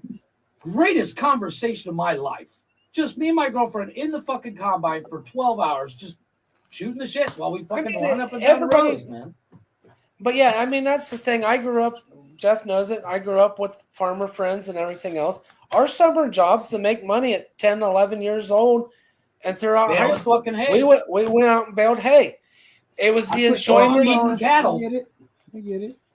I lived on army bases growing up. So I didn't have that. Right. So I didn't have the option of going to work at a farm, but I mean I push the lawnmower around, so I get around. Right. So I understand the idea of working to make a few extra bucks in the summer. Right. But I mean it's just one of those things that if you don't enjoy it, why fucking do it? Right. I think my ultimate point was if we had zero big corporations. Oh no, I agree with you there. We would have more small businesses. We would have more neighbors and friends helping each other out. Yeah, we would have more preteens or teenagers pushing lawnmowers around or fucking chucking the old hay. days. You know what I mean? The old days coming back. Yeah. I mean, I'm not saying everybody gave. I'm not for child labor per se. No, but I get what you're saying. No, it's basically the neighborhood kids. The neighbors get together. They work together. They learn and grow together. Not instead of fuck it. I'm going to have Walmart do this for me. You know what I? You can't. Okay, and this is going to rub some of our viewers wrong because I know we have some conservatives that are lists that are big or are for corporations and small businesses. But I don't think you can have successful small businesses while corporations exist. Does that make sense? They run out the small businesses. I've seen too many around my area. I see where you're going. I like a lot of people like to blame the government for running out small businesses. No, it's corporate. It's Walmart's. It's the Kroger's. It's corporate. But corporations that run these small businesses. That's generalized. Because, but you're talking about like small mom and pop grocery stores. It's because our government allows it to happen. Exactly. Well, because they're getting.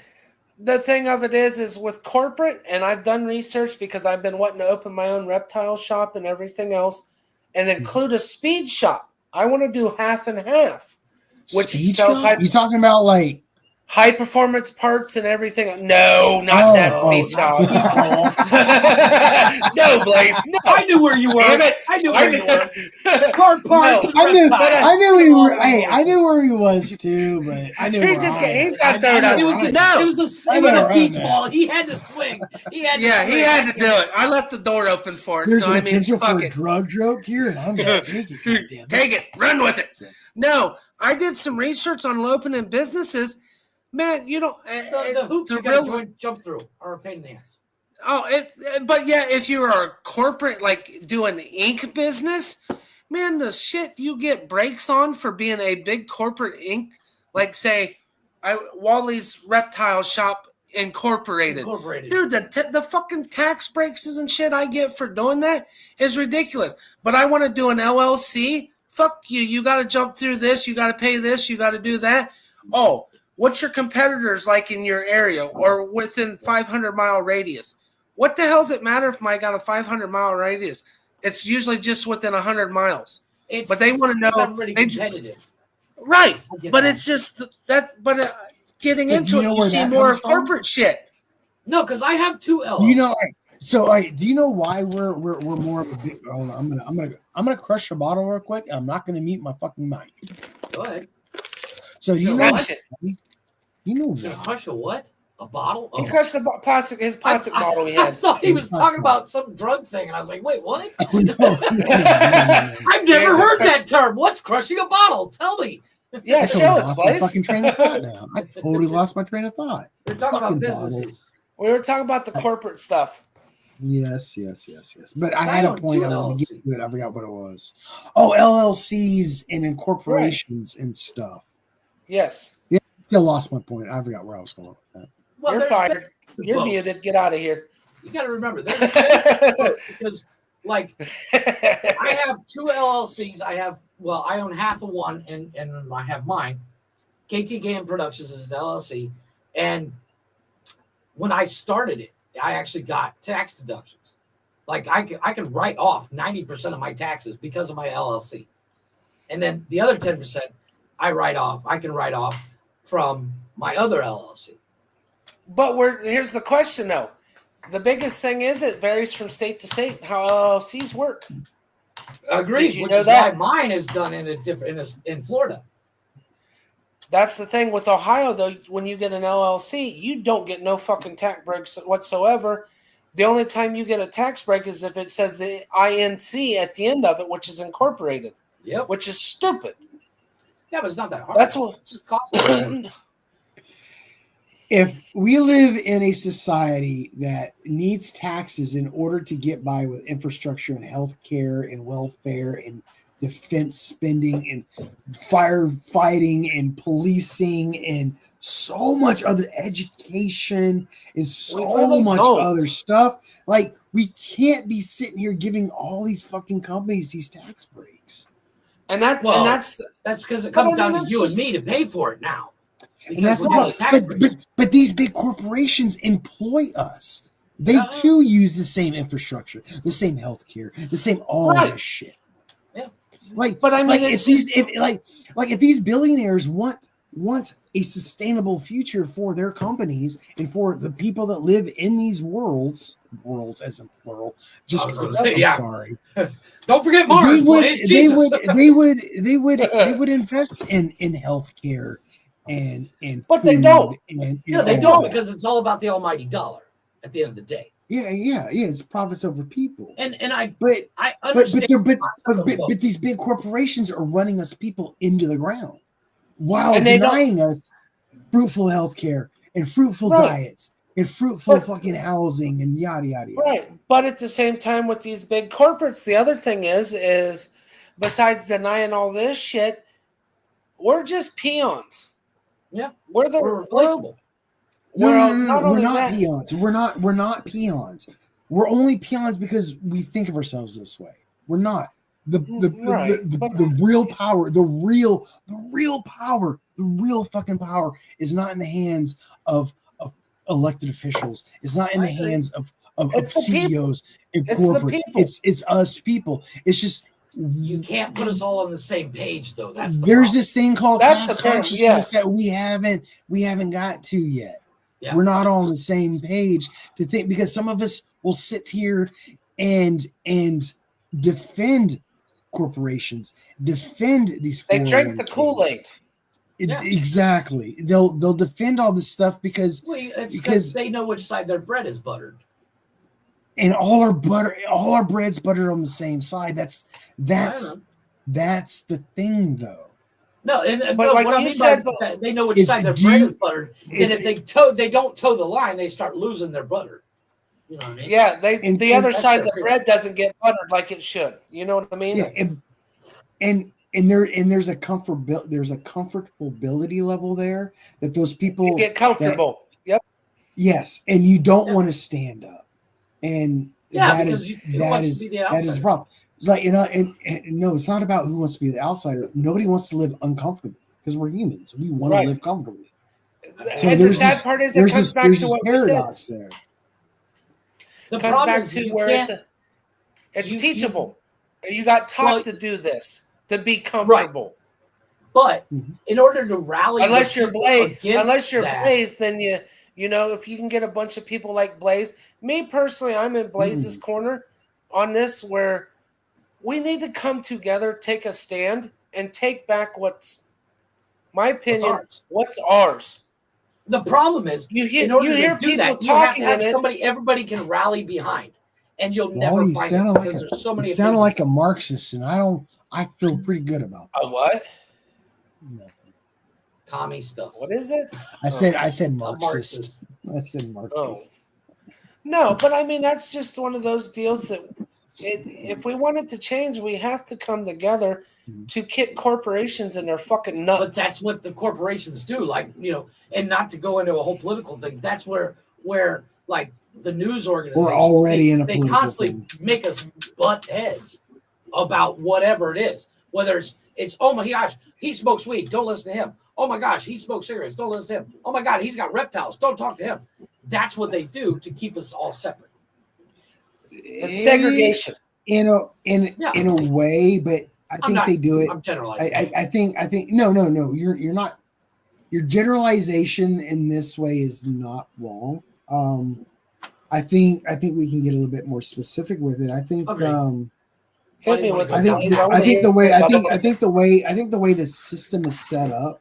The way the system is set up is for the already wealthy, and this has been since the inception of this country. The already wealthy gets to stay wealthy. So the laws are written for wealth to always be the top dog up to the top.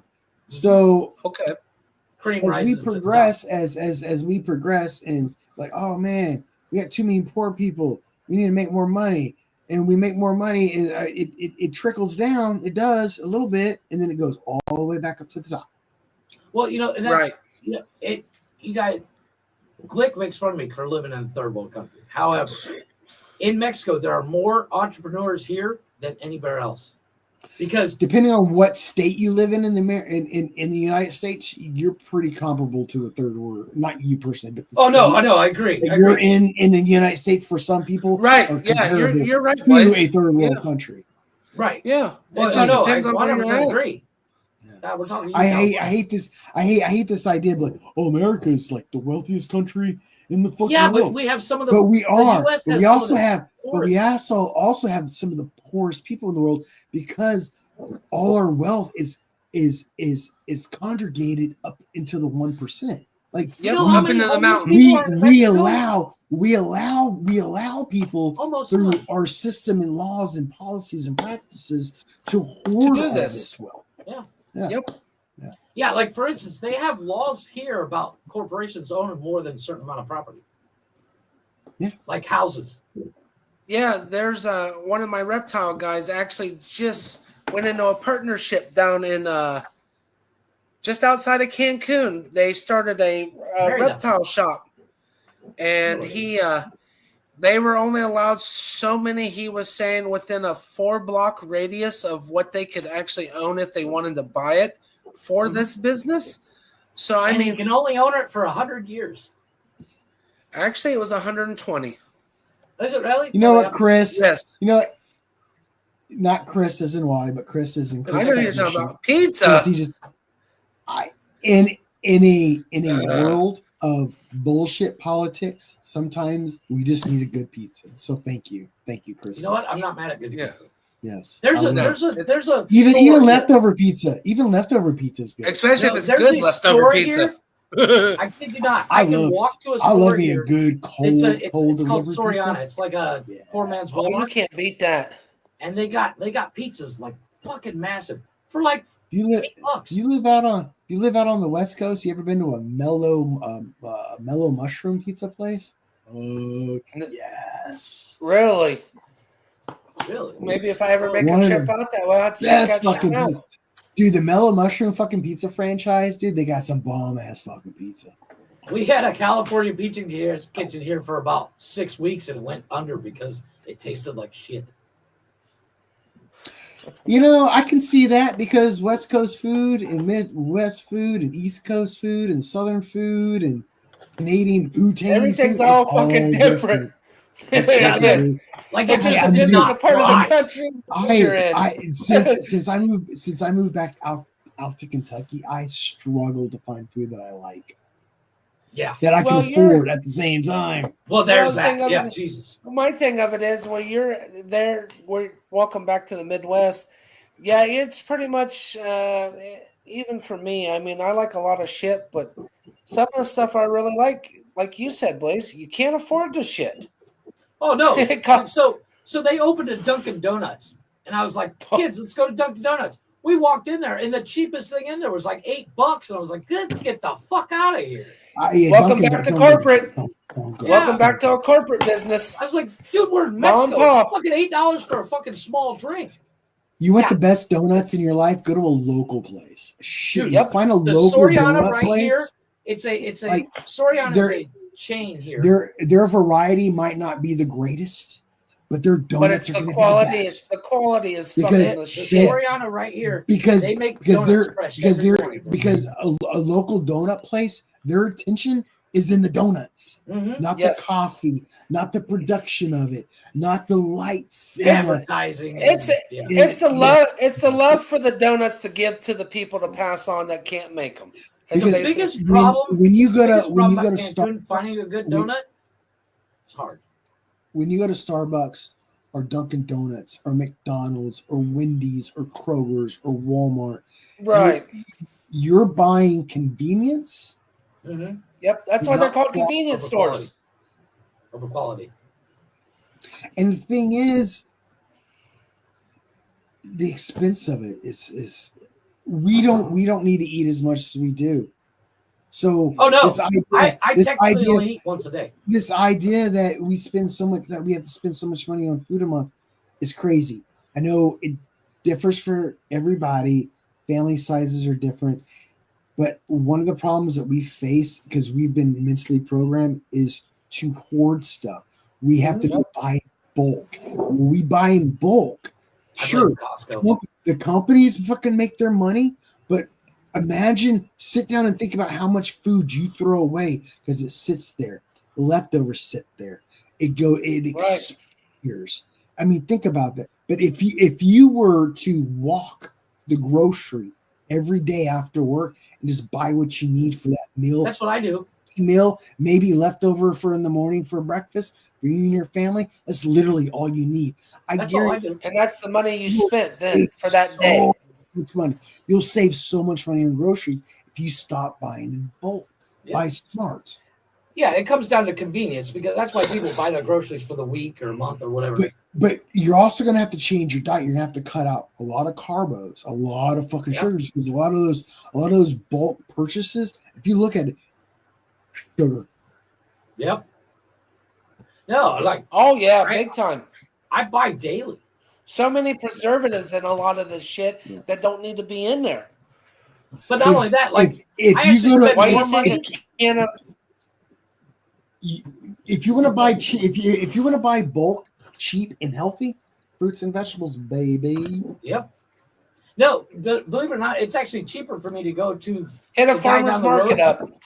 No, there's a guy right, literally on my walk to the store. I pass him every day. He sells tacos and shit. I can feed the entire family for like $5. That's a local place. That's a local dude. Yeah. There's not a restaurant. And like Wally just said, walking down the road, but I'm driving like, oh man, egg prices are like fucking $9. I got, oh, this local farmer got it for $3. Oh, local man. I don't have the Buy egg from problem. local farmers. Hit a farmer up. Hit a, If you right, but I can, mean, it's if just you hit them can. up.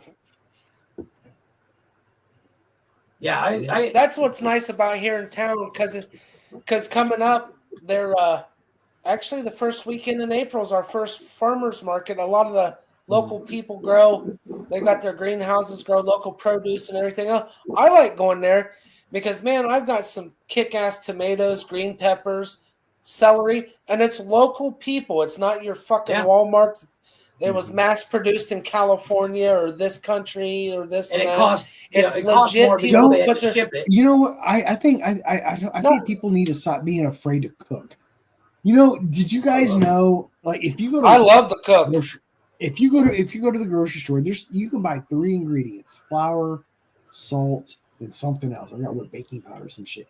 Those 3 ingredients will make you it's a bread. baking powder. You make your own bread right there, dude. Yeah. You make your own bread. You're right there. You got your own bread. Yep. That's like a huge Well, thing right oh, there. dude, If you that's can one of make the thing I greatest miss about toys my- I ever like, bought was a if- bread maker. if I you love that keep, thing. you don't even Fuck need a a bread maker, bread man. If you have Oh, I a know. fucking loaf pan. My Oh, I know. point is, if you don't, if people stop being afraid to make food from staples, like just like the normal everyday sort of From like ingredients. bread or just like preservatives, Right. learn to can and jar and stuff. I think. My grandmother I think. You're was I think. I think. You're I think hitting. I was in gonna say you're agrarian hitting our world, society Blaze. yeah. Like we would Well, stop see, by I my mean, grandma's house on the way well, home, see, that's on all the right. way So, to school. and so she'd make here's us the breakfast. thing. I'm not a farmer. Not a farmer. Not going to till fields. Not going to do it. But You don't have to till fields the can and stuff. I will stop by a local fucking farmer's market, buy what I need, and go home and fucking can and jar the shit myself. Fuck yeah. And cook it. Well, me and Jeff, Yeah. both like he said, his grandma, my grandma. I learned to can right out of the garden. Yep. I mean, we've learned to produce for. And you know what would be, and you know what would be even better is if you had a neighbor that like grew grain and made flour, and you're like, bruh, yeah, I can make that flour into bread. You give me some flour, I'll make some bread. I'll give you some flour. You just start trading. But the bad part is you're getting back to where everybody the comfortability. It's more convenient to go to the store because I didn't say go to the store. I didn't say go to the store though. I said No, but what he's saying is what I'm saying. The problem is everybody's comfortable with. No, everybody's comfortable with going to the store instead of actually doing what we're talking of doing. You know, like bartering with each other. Hey, like you said, I got some grain here. I'll make you some. I got some wheat. I'll make you some wheat bread for, a couple pounds of your wheat, and I'll bring you some like 7 or 8 loaves of bread or whatever. No, it's here in Ohio, everybody has got away. I've watched so many generations of our lifestyle go away. If I had the perfect life, my ass would be growing crops of weed on my farm, and my neighbor would be a fucking beekeeper. And my ass would be exchanging blood for honey. I'm just saying. Well, you'd have it made. Right. Then I would have another farmer that had chicken and eggs. And I'd trade shit with him. And then I'd have another farmer that had dairy cows. And I'd trade with him. But yeah, I mean that's the thing that people's gotten away from, because that used to be the lifestyle. When I grew up, we actually had neighbors. Okay, I had, say, a bunch of green beans in my garden. They had eggs because they had chickens. My grandparents, my mom, we would swap vegetables, eggs, or a chicken for a meal, but we exchanged for certain things. Yeah. Today's society, they would never, most of them would be like, what do you mean? I can go to the store and already buy it and just throw it in the oven. This is why I love Trailer Park Boys. I know Jeff hates this show. I love that show. There's a part in the show where Ricky starts making his own hash corns. And this is the shit I'm talking about. He's like, I need a new fucking shed for Bubbles. I'm gonna go to the fucking Home Depot. I'm like, hey man, I'll fucking trade you like, here's $300 worth of fucking hash coins for that fucking aluminum shed. You know what I mean? Like, just the idea of just trading one thing for another instead of having this monetary unit, I think is so much more. But I'm just saying it used to be that. I know it's a barter trading system. I know in some way that's a primitive concept, and I don't think it would feel completely in a modern society. There would definitely need some adaptation to it, but I think trading and bartering is a lot better than this fiat system or relying on like the price of gold and silver and et cetera and et cetera. Like we trade necessities, things we need with each live. other. Like you said, one neighbor has eggs. You can make bread. I'll trade you a couple loaves of bread for a dozen eggs. Okay. No, but I've done that. I think ultimately is what I'm saying is, look, people, if I own a home and I'm growing weed, you want to be my neighbor. And you're gonna want to have honey. Unless you don't smoke weed, then I don't want to be your neighbor. But either way. But my point being is we can all fulfill each other's necessities with our work, with our labor. Yes. No, but I've done that. Like I've built stuff for somebody where they would, like I had a guy, he bought me a brand new air compressor and I built him a shed. Yeah. Right. But exactly. But I mean, it's got you use that air compressor to build that shed, didn't you? Yes, I did. Fuck And it's yeah. sitting right here. Yes, perfect. That's But it. yeah, that's what it actually should used- be. And he bought the materials. I had to go buy a nail gun, but whatever. I needed one anyways. But still, And you he basically bought the exchanged air compressor. services. Yeah, and then like I've actually had people come up to me and say, "Hey, I'll buy you a new paint gun and a few other things, and buy all the material, paint my car." Done, no problem. I'll do that for free because I like doing it. But that's Because hell, That's what I'm saying. well, If you besides buy me a 50 cal with the fucking silencer with the fucking long range scope, I could do a lot of I can do things some with work. it. I'm just saying. That's You're what gonna I- have to buy me you have to buy me the equipment first. I've done it. Right. I've done it. But no, I mean that's the thing. And just That way to it's set not the record registered in my clear, name. I'm just to set the record clear, I don't like whales. All right, that's all. Jeff likes whale. I don't want to be accused of something. No, but I'm I mean, not like, saying. No. the So fuck problem those with goddamn orange adapting whales, that is what I'm to modern day is we all use so much technology. It's I don't have a problem with technology either. I think we can coexist in a balanced way without fucking hierarchy, without fucking bullshit wars. I think we can coexist. I know that sounds like some like utopian. Why can't we all just socialist, get along? But I at the same time I want people to realize that I do understand that we're still going to suffer from like natural disasters and all that shit. We're still going to be fucking wars and turf wars and all that. I understand that, but we could honestly take what we're talking about and use this right here to even make things better. Yeah, with yeah, the you barbering. literally created. Literally. Look at TaskRabbit. TaskRabbit was originally set up like that, where you would exchange goods and services for, you'd be like. And then hey, they became a money hungry site. Yeah. No, actually, what's great about TaskRabbit is like, and I'll use the example that I used that I was actually talking to a buddy of mine in France right now, because my buddy does this. There are people that are not technologically savvy or not hands-on savvy, like tools and stuff. And there's people they're going on TaskRabbit, and you can go make $50 go put together some fucking IKEA furniture. Huh? Yeah, all day long. $50 a pop. People are saying, I'll pay you $50, come by and put the IKEA. Shit, I'll be there right now. I'll be done in about 30 minutes. It's fucking IKEA. Yeah. But yeah, I mean, I'm with Blaze on this. Yeah, it's one of those deals.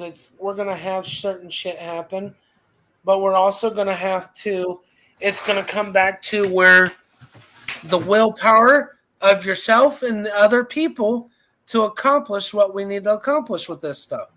Yeah. But it's just one of those. Some people are too damn comfortable with the way things are. Well, it's not only the hardest part about switching over to that is the comfort level. Right. It's in anything. Because there are people out there that have no fucking skills. Let's be honest. Yeah.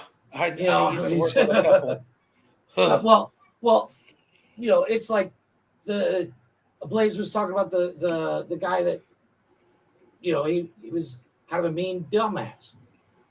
Not a bad guy, not a terrible guy, not a smart guy, not a dumb guy either, but he's not ready to make that change, Like you can create an app where it's literally exchange.com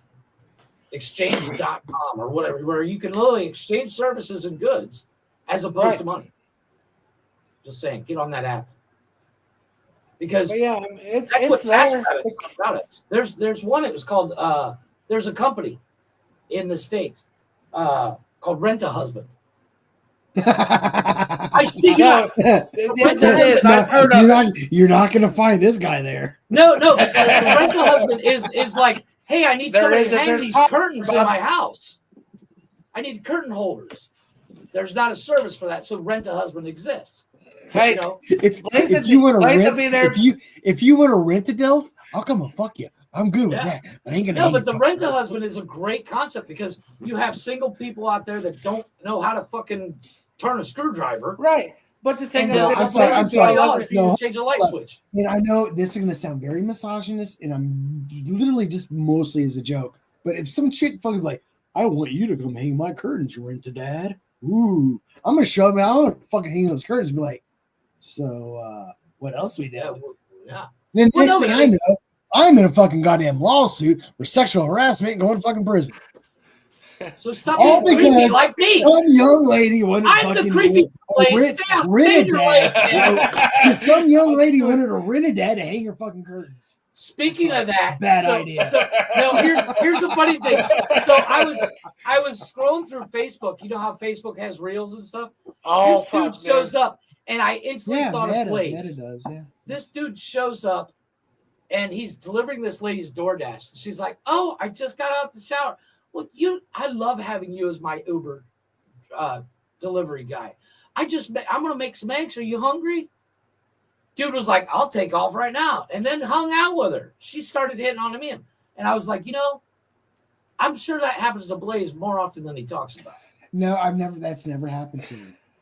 The closest that has happened to me, the closest. She was like ready to keep this motherfucker. I pulled up to a house with like a pizza delivery. And it was a gated community, and I fucking rolled out with the pizza. The dude comes out with his fat blunt, stoned as fuck. And he's like, "Oh man, thank you so much. Hey man, you want a hit?" I'm like, "1 second. Delivery complete. Fucking clock out. Let's do this, bro." Yeah. And dude, I got fucking She wasn't like those ones that's got the. She wasn't like a 10 or anything. We're partying. But see. Okay, so here's the thing. I won't like if I showed up to some chick and she's like, "Oh, you're cute. You want to come and fuck me?" I wouldn't do it. I would not do that. I respect myself too much. I'm not like you had me at hey. No. You just don't go fucking strangers. Like you're have some kind of what is going to the bar, dog? That's why I said I'm the creepy one. Stay in your lane. Fair enough. Just don't bring me up into it though. Well, no, but you brought Blaze into this. But she wasn't saying like, "Hey, come and fuck me." She was like, "Hey, would you like?" All right. She was like, so like let's hang out for a little bit. I made this delivery one time, and it was like a quick 5-minute delivery. I was picking up from Walmart, heading to a trailer park right down the road. Boom, dropped it. It was a drop at the door, but for some reason I was having some internet issues. Okay. And I'm sitting there, I'm like, oh my God, it won't complete the order. It just says drop and leave. Signal. It won't let me. Sometimes that happens.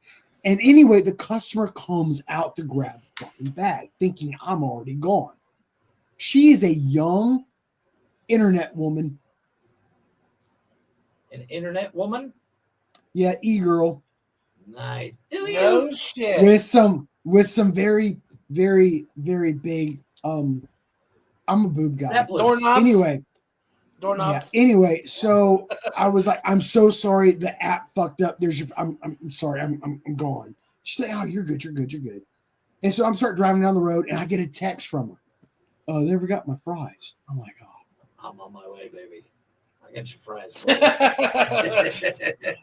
You're not wrong. Yeah, see? Stay in my place. I'm the creepy one. Busted Blazes. Yeah. You're not wrong. You're not wrong. You're not wrong. Daddy's on his way. And the reason is because she was so sweet and nice because of the awkwardness. I was like, I'll go grab the fries real quick. So I went back to McDonald's, but hey, you got the fries really well. I dropped them off. And I just dropped them off the door and I left. She didn't open it up, whatever. I just sent her a text, hey, your fries are at your door. Blaze like, I wanted to see the doorknobs again. Yeah. I did, but it wasn't something I just had to do.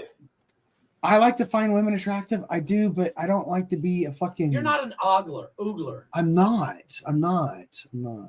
Well, I Jeff, have a question for you, Blaze. Hey, Jeff, get a towel. Wipe your mouth off. I'm not. Oddly enough, wipe your mouth off. I'm not the guy. Like I don't people watch or I don't stare. you know, I I'll do see people somebody that's good watch. looking. I'm like, I do people. and I was going to Not- ask about that. Do you go? But do you like, go and sit but and I just don't like people discriminate. Like I people watch because I want to know about people. It's not Right. about this certain type of people or that certain type. Right, It's right, about right, people right. in general. So No, one of the funniest things I've seen on TikTok. There's a channel, and it's called "What Are They conventional Listening to?" beauty. However, conventional beauty is an aspect in our society that Agreed. does. Well, yeah, influence. but beauty is in the eye of the beholder as well, because what you find attractive, and what I find Beauty is attractive, subjective, but at the same Yeah. time, there is a conventional status quo of beauty based on the shit we ingest in our eyeballs. Well, yeah, well, yeah, because what it was like a couple hundred years ago, the bigger they were, the better they were. Yeah, exactly. Like 200, like if we were to go back 500 years from now, you would look at like Anna Taylor-Joy and be like, she's just a skinny little Yeah, fucking she's, crack. why would I want to be? But and I'm not saying she is. I'm not. That's not what I'm she's saying. skinny. But my point, actually, she fluctuates depending on her characters. I'm noticing. Yeah, That, she's yeah. mad. Anyway, but my point being is, society changes. Mm-hmm. What influences changes. It's hard sometimes as a person to sit there and in the moment of that decision, am I making this decision based on my own independent thought, or am I making this decision based on impressionable ideas? Right. And Like, you because don't we know see that until Victoria's after the Secret fact, ads, really. and we're like, "That's hot." Yeah. No, it's not. That's what Yeah. society's telling you it's hot. Right. Yeah, exactly. And I know right where you're at. But it's like, there's a TikTok channel. I can't remember what it's called, but it's called "What Are They Listening to?" And this dude just takes his phone and records people as they're walking, and then dubs over a song that he thinks they're listening to based on how they're dressed and stuff.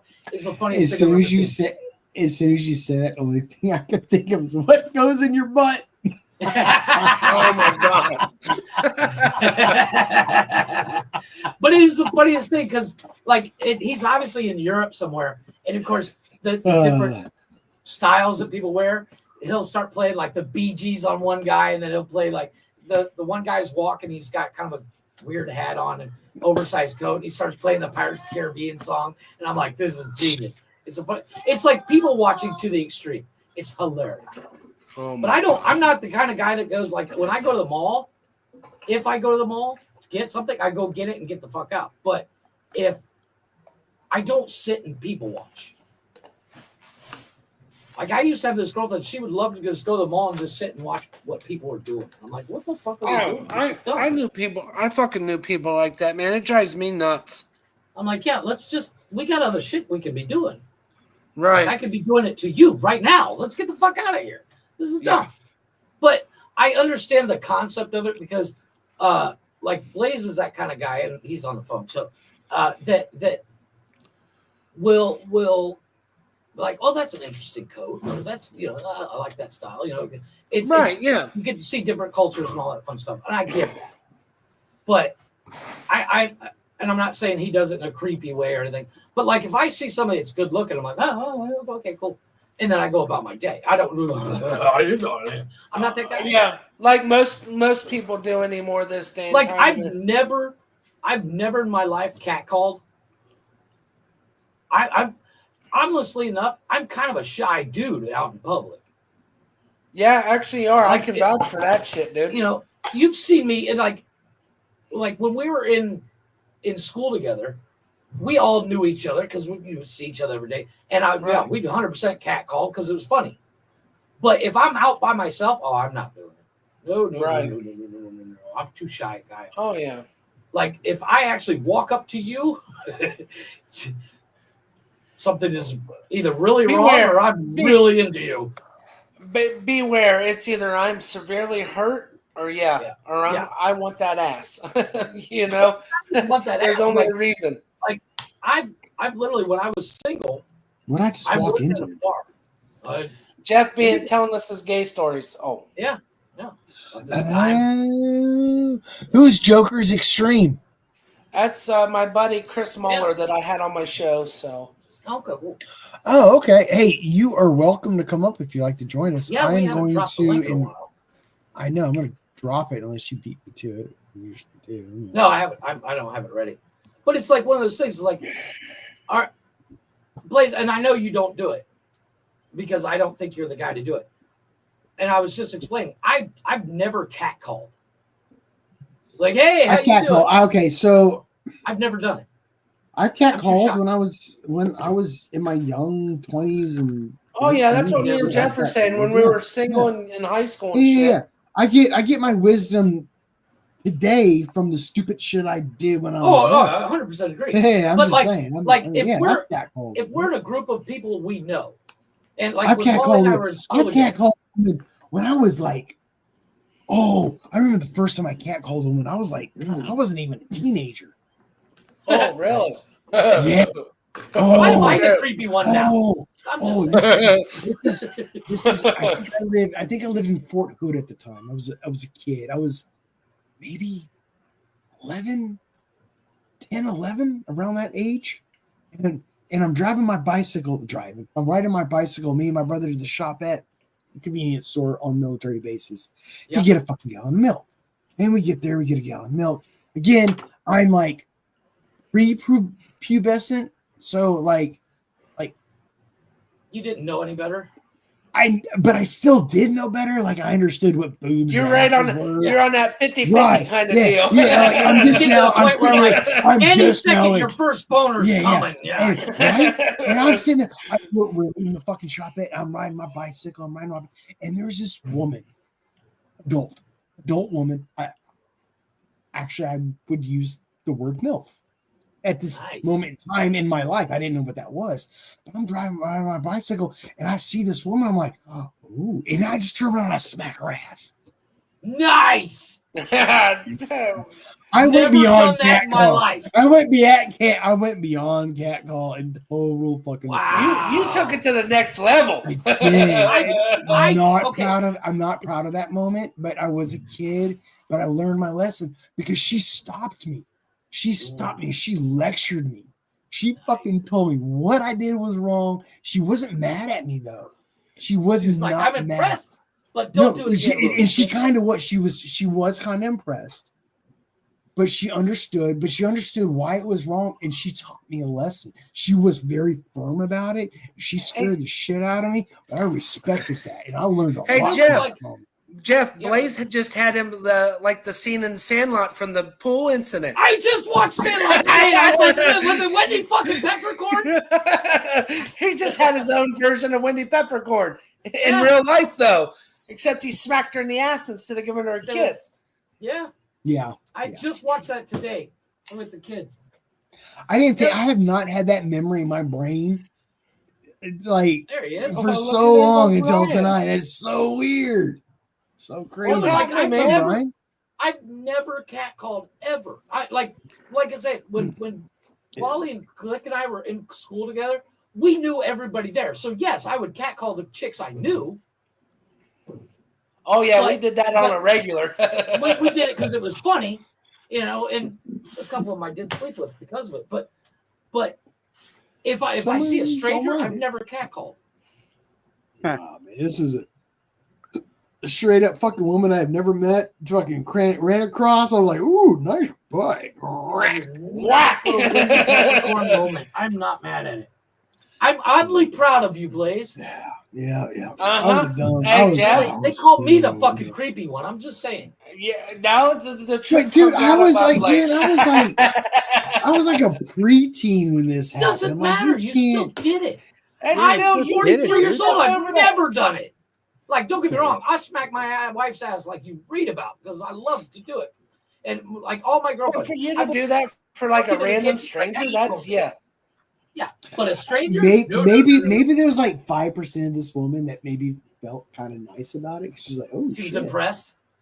Yeah, dude, like shit. Back in high school, man, like one of the girls that was on the drill team, and like I just kind of snuck up right behind her, just went, "Hey, good morning." I've done that. And then she chased me around in high school. Yeah, I would not have done that, and I would not have grabbed a chick. Oh, you could, back in the day, you could get away with shit like that. No, but like shit compared to now. No. It didn't matter if I could get away. I wouldn't want to do it. That I used to hang out with. Oh, it's Wally, so weird. That real tall bitch. Oh She- yeah, I remember who you're out of talking nowhere, about. like, lunch, Maybe sit on I'm my glad I lap. learned my lesson so early in life with that fucking smack on that ass. That like If during you- high school, like I treated women with respect. Oh no, this chicken. Oh, I- we this respected chicken I them, was but just- there were some of them that it was like, yeah. Do you remember Jeff the can T-Rex vouch. chick? Holy shit! Oh my god, this one chick, gorgeous. She was like, how tall was I? Can't remember her name off the top of my head. She was well over a foot taller than me, which is not a big fucking feat. Let's be honest, but gorgeous. And we started talking one day, and from then on, every time I'd be sitting down, she'd come over and sit on my lap for no reason, and put my hand on her boob. I'm like, what are you doing? She's like, I don't know. Well, I mean, that's not the same thing as catcalling. That's not the same thing as walking up and doing it with. Oh no, I catcalled her all the time. I pass her on like, "What's up, baby? How you doing? Look at that ass." Man, I do it all the time, but it was like a running joke Some in the women school. are okay with it, but I mean, man, it's one not time I really got, a like, generalized thing you should like- do. Like No, at I've football never done it on the practice. street. What's up, Brian? Not much. How's it going? Pretty good, man. How you doing tonight? Hit us. I'm What doing were you good. gonna say? Yeah. No, it was like I remember one time, like we were just finishing up football practice and everything, and then we have like our team meet. So we're all sitting on the bleachers and everything, and our coach is like, "Yeah, we gotta work on this, and he goes, "Oh, and by the way, I got a letter from the volleyball coach," and she was saying like, Stop hitting on "Yeah," the she said, your boys are distracting my girls." Because they're walking around with either sleeveless or no shirts, going to because we go in the cafeteria to get our water breaks and stuff, and saying that it's distracting her girls and they can't concentrate. And we're all like, yeah. And then he goes, how would you like it if my girls were just running out there in sports bras and shorts? And the whole team were like, all right, yeah. We're like, yeah, come on, bring it on. And then all of a sudden, coach was like, yeah, y'all like that, huh? Y'all like that idea? We're like, yeah. And all of a sudden he goes, extra duty for the next hour. We're like, Yep. what? Oh, man.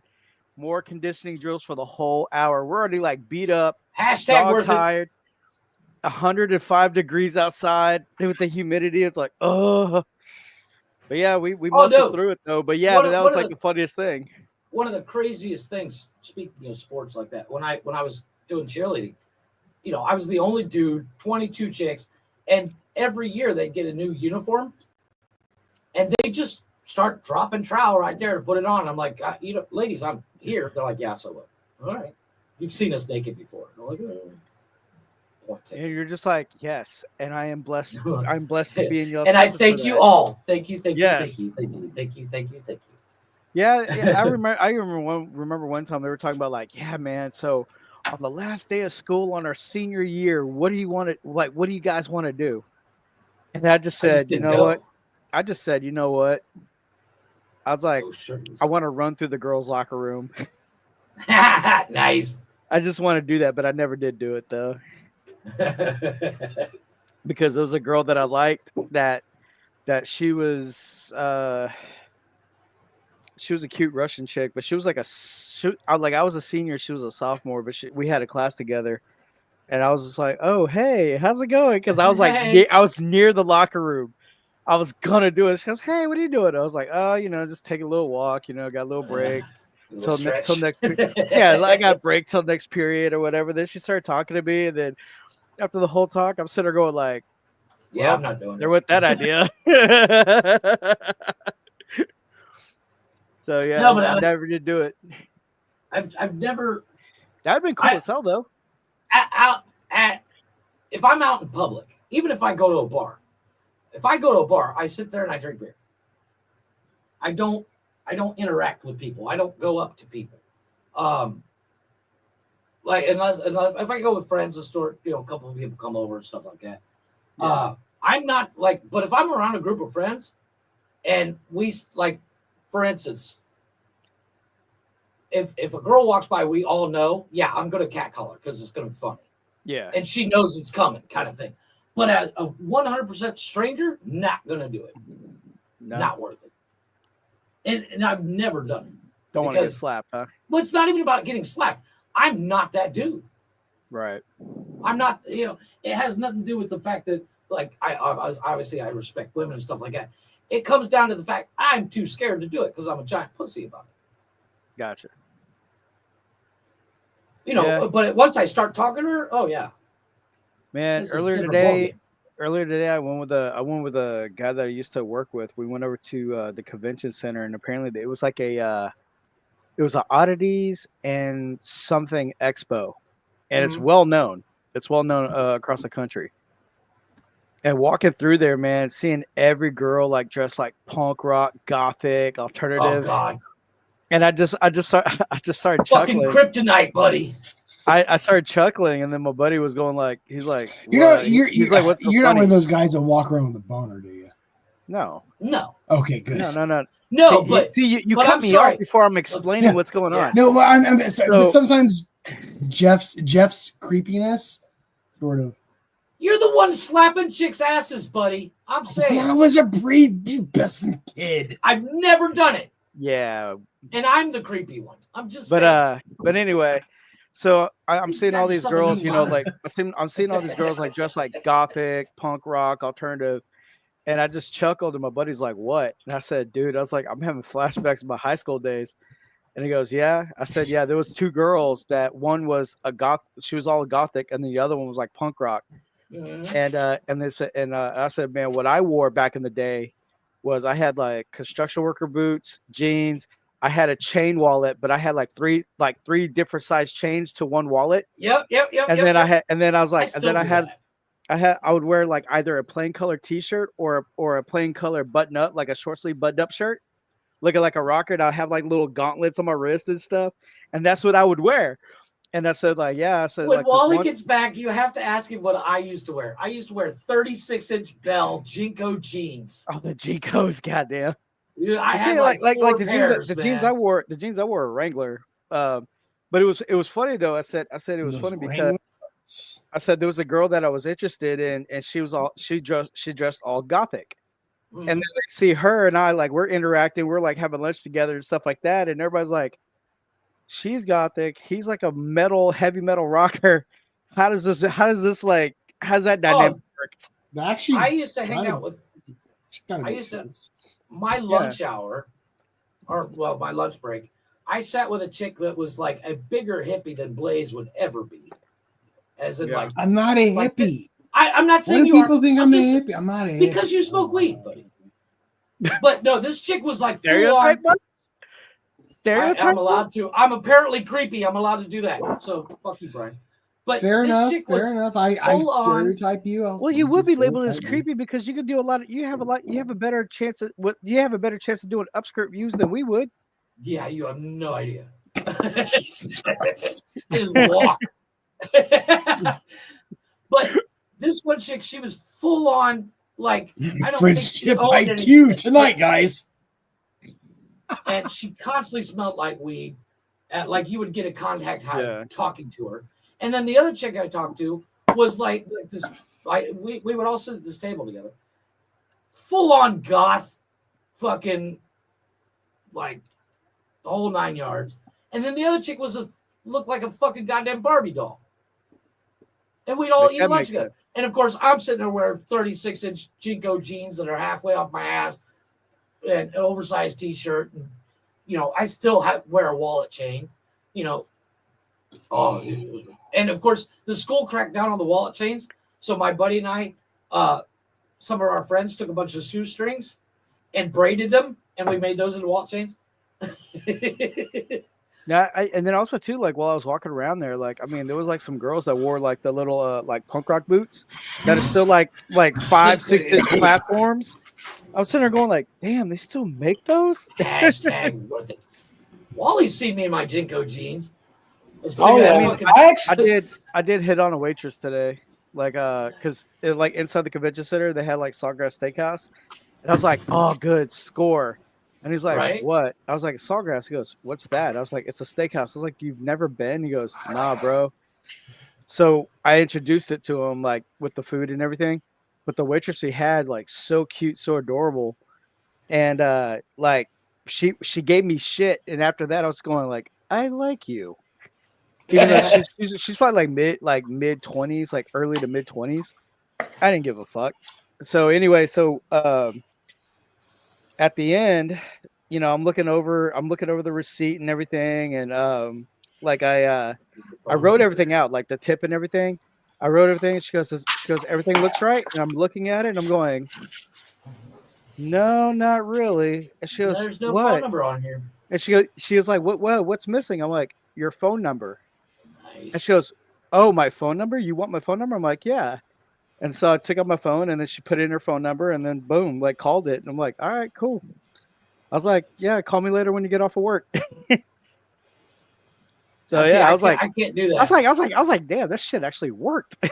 I can't do it. I'm too much of a chicken shit. Yeah, I just went ahead. I just winged it. I'm like, yeah. I was like, what's missing is your phone number. I'm a giant So. chicken shit when it comes to asking chicks out. I don't know what it is. I'm actually trying to find And that's like the weird thing about me. Like, I could talk to any girl, but when it comes to a certain girl that I really, really am attracted to, I was gonna say to get the stutters. Yeah, hit the stutter box. Yeah. I speak short bus Brian. I speak Glick. I speak Glick. I'm like, yeah. So there we go. Yeah, that's how I was. That's actually how I was with my wife. Now that asking her out and shit, it was kind of one of those deals. We've known each other since childhood, and then finally it's like, you just want to hang out. She's That's like, pretty what much what took you so long? And you're like, really? Pretty much. That's pretty much what it ended up being. And it's like, damn, that's all it took. Yep.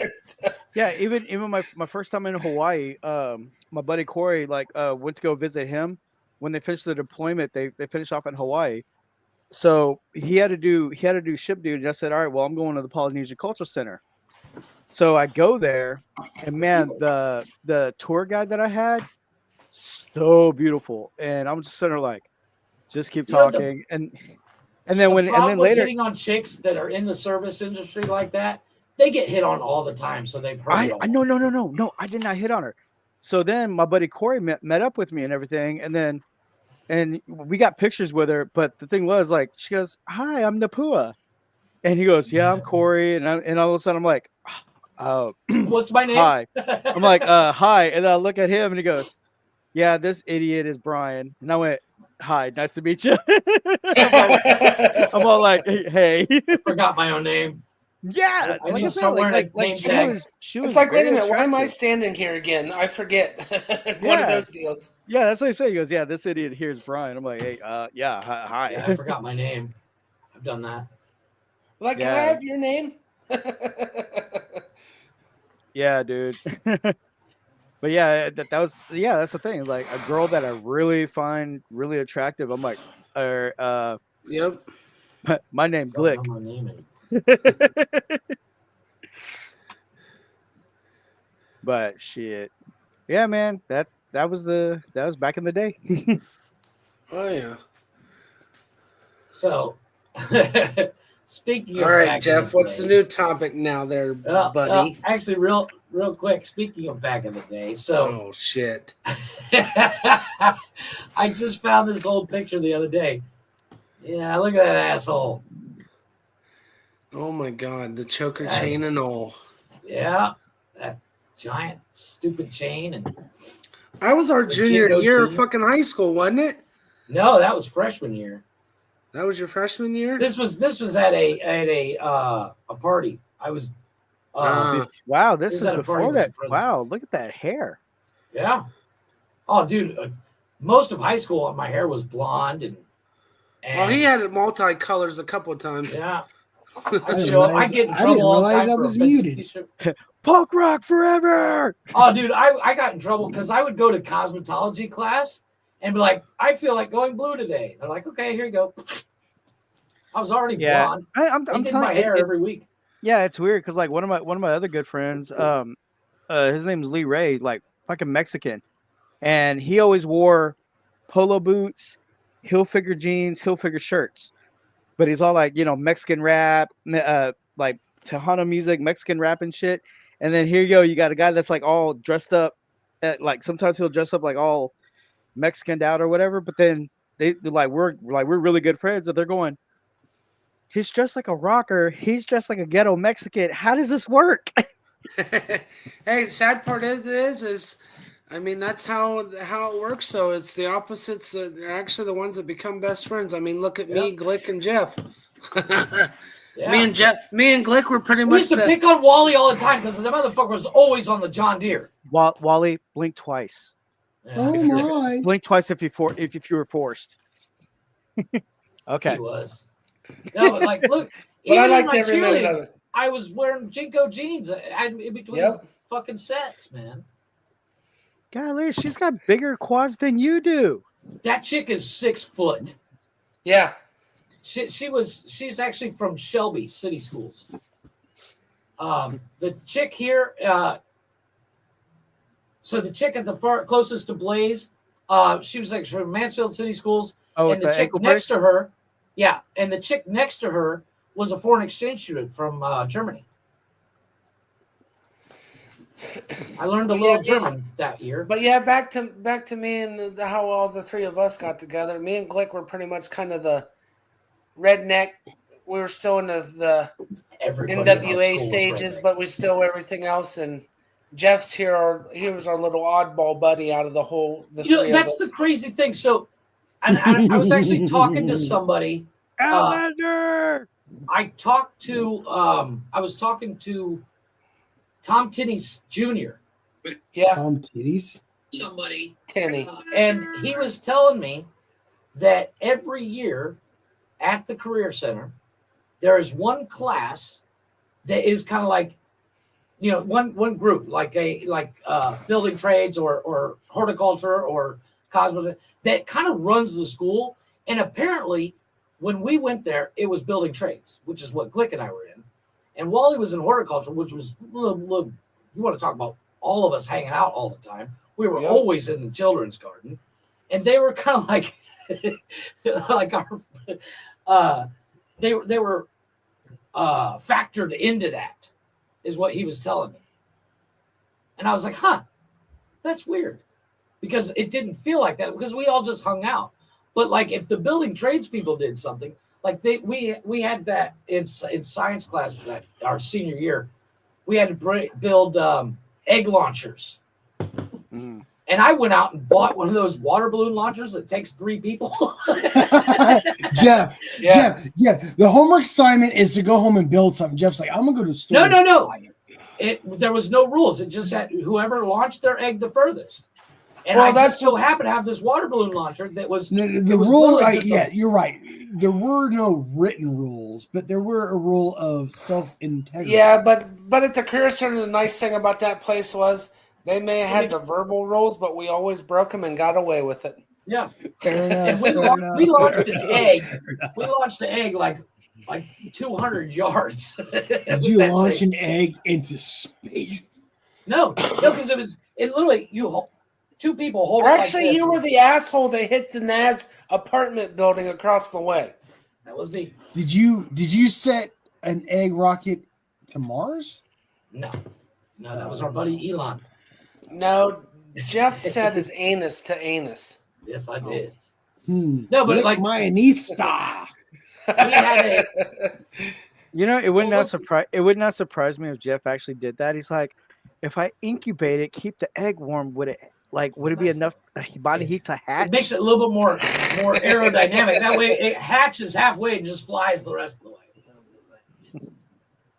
Jeez. No, we used to do some dumb shit. Our labs got away with a lot of shit because we were left unsupervised out there. Yeah, like 2 teachers that would literally sit there and talk to themselves while we were actually doing the work, and because that's what we were supposed to do. I have a question, and nobody is required to answer this honestly because, well, I'm not going to be honest about it. But is there any stories out there that you have been a part of that is so incriminating that you just will not tell that story and you're going to take it to your grave? Yes. No, well, I'm proud of everything. Yes, with me. Yeah, I'm a yes. That one. Yeah. Yes. A couple things. Yeah, I'll take to the grave. It'll go to my grave before anybody ever knows about it. Cheers. Ryan and Wally sucking each other off. That's going to the grave. Oh no, Jeff! I'm not cheating on you with nobody else. It's only been you. That's man. right, buddy. You better fucking not. Don't forget to Who's call my- me daddy tonight. Who's my cream puff? No, I've never done anything where I'm like, I'm not telling anybody about this. I I can think of. I mean, like every now and then I'll hear that story. Every time when I'll Besides bump into statute of limitations. I'll bump into somebody who I grew up with in school. And they're like, oh yeah, man. Yeah, this guy here, dude, like the way he did to this one girl's fur coat was just incriminating. I'm going, oh God, y'all still remember that shit? So there was like this snobby little bitch. How is who's it always incriminating? Where is this story going? Hold on. He's about to tell it. I'm about to tell it. So this girl was like, she's like a stuck-up girl, like stuck-up valley girl, and then she was like dogged me out and then dogged somebody else out. And I'm like, oh hell no. Nah. So I saw a frog, I stepped on it to where the guts came out and everything. I picked up the frog and I rubbed it all over her fur coat. Nice. Was this yesterday? When was this? God, you're elementary That's school, elementary man. school. Yeah, we all. Yeah, do. they'll bring that story up. I'm like, you guys still remember that shit? Listen here, Mister. I slapped some chick on the ass. No, Yeah, as soon as he said elementary, I was like, all right, I get it. You are not one to judge. I slapped a chick on the ass. At 12 years Even old. the creepy guy doesn't do that. I get it.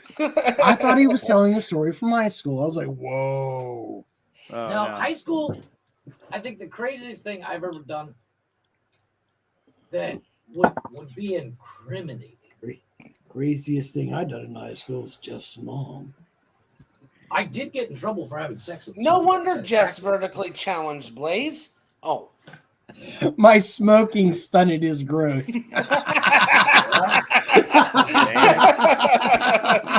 I remember one time. I remember a time we got done with finals, and my group of friends and we went over to IHOP, and this one girl was just going like, she goes, "I'm so tired, I need to stay awake." And so my best friend goes, "I got just the thing."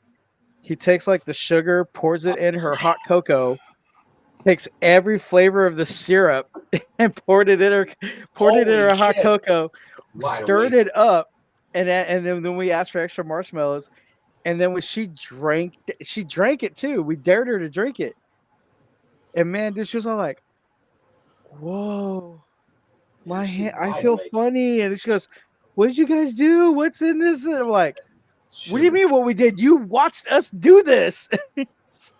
Yeah, she was hyper throughout the whole day, speaking some off-the-wall shit. Yeah, I mean, like, think sugar. Think about it, maple syrup, blueberry syrup, strawberry syrup. You know, regular. It's like all that syrups, like a biggest sugar high ever. Yeah, she was like, she was in the land junior of high. Delulu. My girlfriend and I. Drugs are fun, kids. That's all I'm gonna say. Yeah, sugar is a drug. She was in a hyper Delulu zone right there, man. We're like, oh god, I think we fucked her up. I'm like, this whole story was about a chick getting high off fucking sugar. I love it. I love it. I love it. Blaze is like, that sounds like a Monday to me. No, I'm sitting there like, so this whole story is a chick getting high off sugar. Okay, I can live with that. Do it. Yeah, and then all of a sudden, like we leave IHOP and we're walking, and we're going like, "Are you powdered sugar now?" I'm like, "Sherry, are you okay?" And she just goes, "I feel so lightheaded." And then we're like walking down because like sugar, because like our high school is like 6 blocks away, and we're like maybe on the 3rd block, and she's like, "I feel so lightheaded. Why is the sun so hot? It's supposed to be cold." And we're going, "It's May, sweetheart." She's like, "I feel so light. I feel weird. That's what she's gonna say. I feel so weird. My backpack feels so heavy." And she only had one book in there. How do you reach your high school years and not experience a sugar high until then? Well, that amount of sugar. I'm just like, I'm so weird about animal. What? I mean, yeah, dude. Like in the morning, I would My have sugar high was actually getting stoned like you, Blaze, in high school. Oh, dude, I heard, man, like my quick fix. My quick fix was like a chocolate milk and an ice cream bar in the morning. That was my breakfast on the daily. I don't know anything Kids about don't that. do drugs anymore. I mean, come on. No, actually, drug use in youth is actually going Decline. down. It's like almost Not in our non-existent anymore. generation. No, not in our generation. It went up. But now it's in decline because it's more mainstream. Brian, how old are you again? Yeah. I saw that statistic the other day. Brian, how old are you everybody's again? all Brian, how old are you again? 44. He's our a year older than me. generation. Yeah.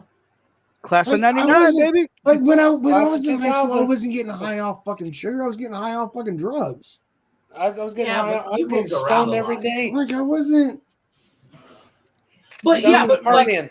Blaze, that actually brings up an interesting question. Where was the first place you remember getting high? What location? Not what drug. I was underneath some bleachers at school. But location, like state. Oh, Kentucky. No, that explains a lot. Mine's Ohio, and it was underneath the bleachers in Howard, Ohio. Mine was on 13 heading back towards Belleville. In the back fucking We're the same age. I don't understand why me doing it in fuck, Kentucky what's is any his name? fucking different. it's back of Nathan's 2 fucking years Mustang. after high school. And these fuckers Mine just was- dropped me off. Brian, I was trying to You're like. good at two shoes. Yeah, you were a goody No. boy. I mean, I was trying to get in the Marine Corps. I was trying to I every joined the avenue. Air Force, man. I didn't give a Yeah, but shit it's about the Air Force. that. Calm down. No, but I mean, but Didn't like, matter. no, Oh, but Jesus. I was turned away. No, It was harder. It was harder to get in the Air Force than it was the Marine Corps. Is what Back I'm then, saying. yeah, it was. Yeah, it no, I was. mean, I was disqualified from the Marine Corps due to my football injuries. Yeah. Well, Yeah, maybe now you they should don't give a smoke shit more about weed that. in They'll high take whatever school. they can get. Yeah. They're talking about getting rid of the ASVAB too.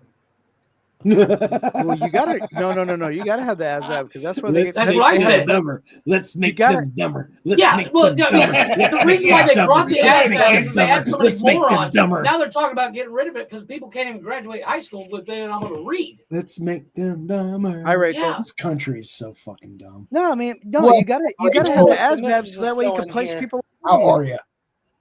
What's You that? gotta have the That is the ASVAB wife, so you can place guys. people accordingly. There you Dude, go. like, That's what like- they like- say. Yes, I know that. That's why I My- was saying it was dumb. I mean, not my to use MO that. my MOS was like mechanical engineering, combat engineering. Right. I was like, oh, My Well, that's MOS, like- or my MOS. I was able to do like computer type shit, but I was too lazy and not motivational. I was like, let me go do fucking 8 weeks of ammo school and fucking learn to blow shit up. It's not what I learned, but I got still. told when I went to sign up for 9/11 when it happened because they still had the restriction of being the only male sibling in the household. I was not Yeah. allowed to sign up after I Same went problem through Blake did. all the fucking. That was that thing, bullshit. man. I thought they stopped Yeah. that shit. Oh, No, wow. they stopped. They Yeah, just that's why recently Glick stopped couldn't that not join. too long ago. Yeah, because Why we were Glick the. couldn't join? I was the only Last male ever. male in my household at the time. They told me after I went through all the testing, passed it, their physicals, all the shit for the army. They said, "Oh, are you the only family member and male in your family to carry on?" And I should have said no, but I said yes, and they're like, "Well, sorry, that disqualifies you." What year Now, was that? 2001. so I mean, look. The reason why Glick didn't get in because he didn't identify as Wookiee. That's No, the problem. Sasquatch. Get it right, Brian. No, it's Wookiee. No. He's a Wookiee.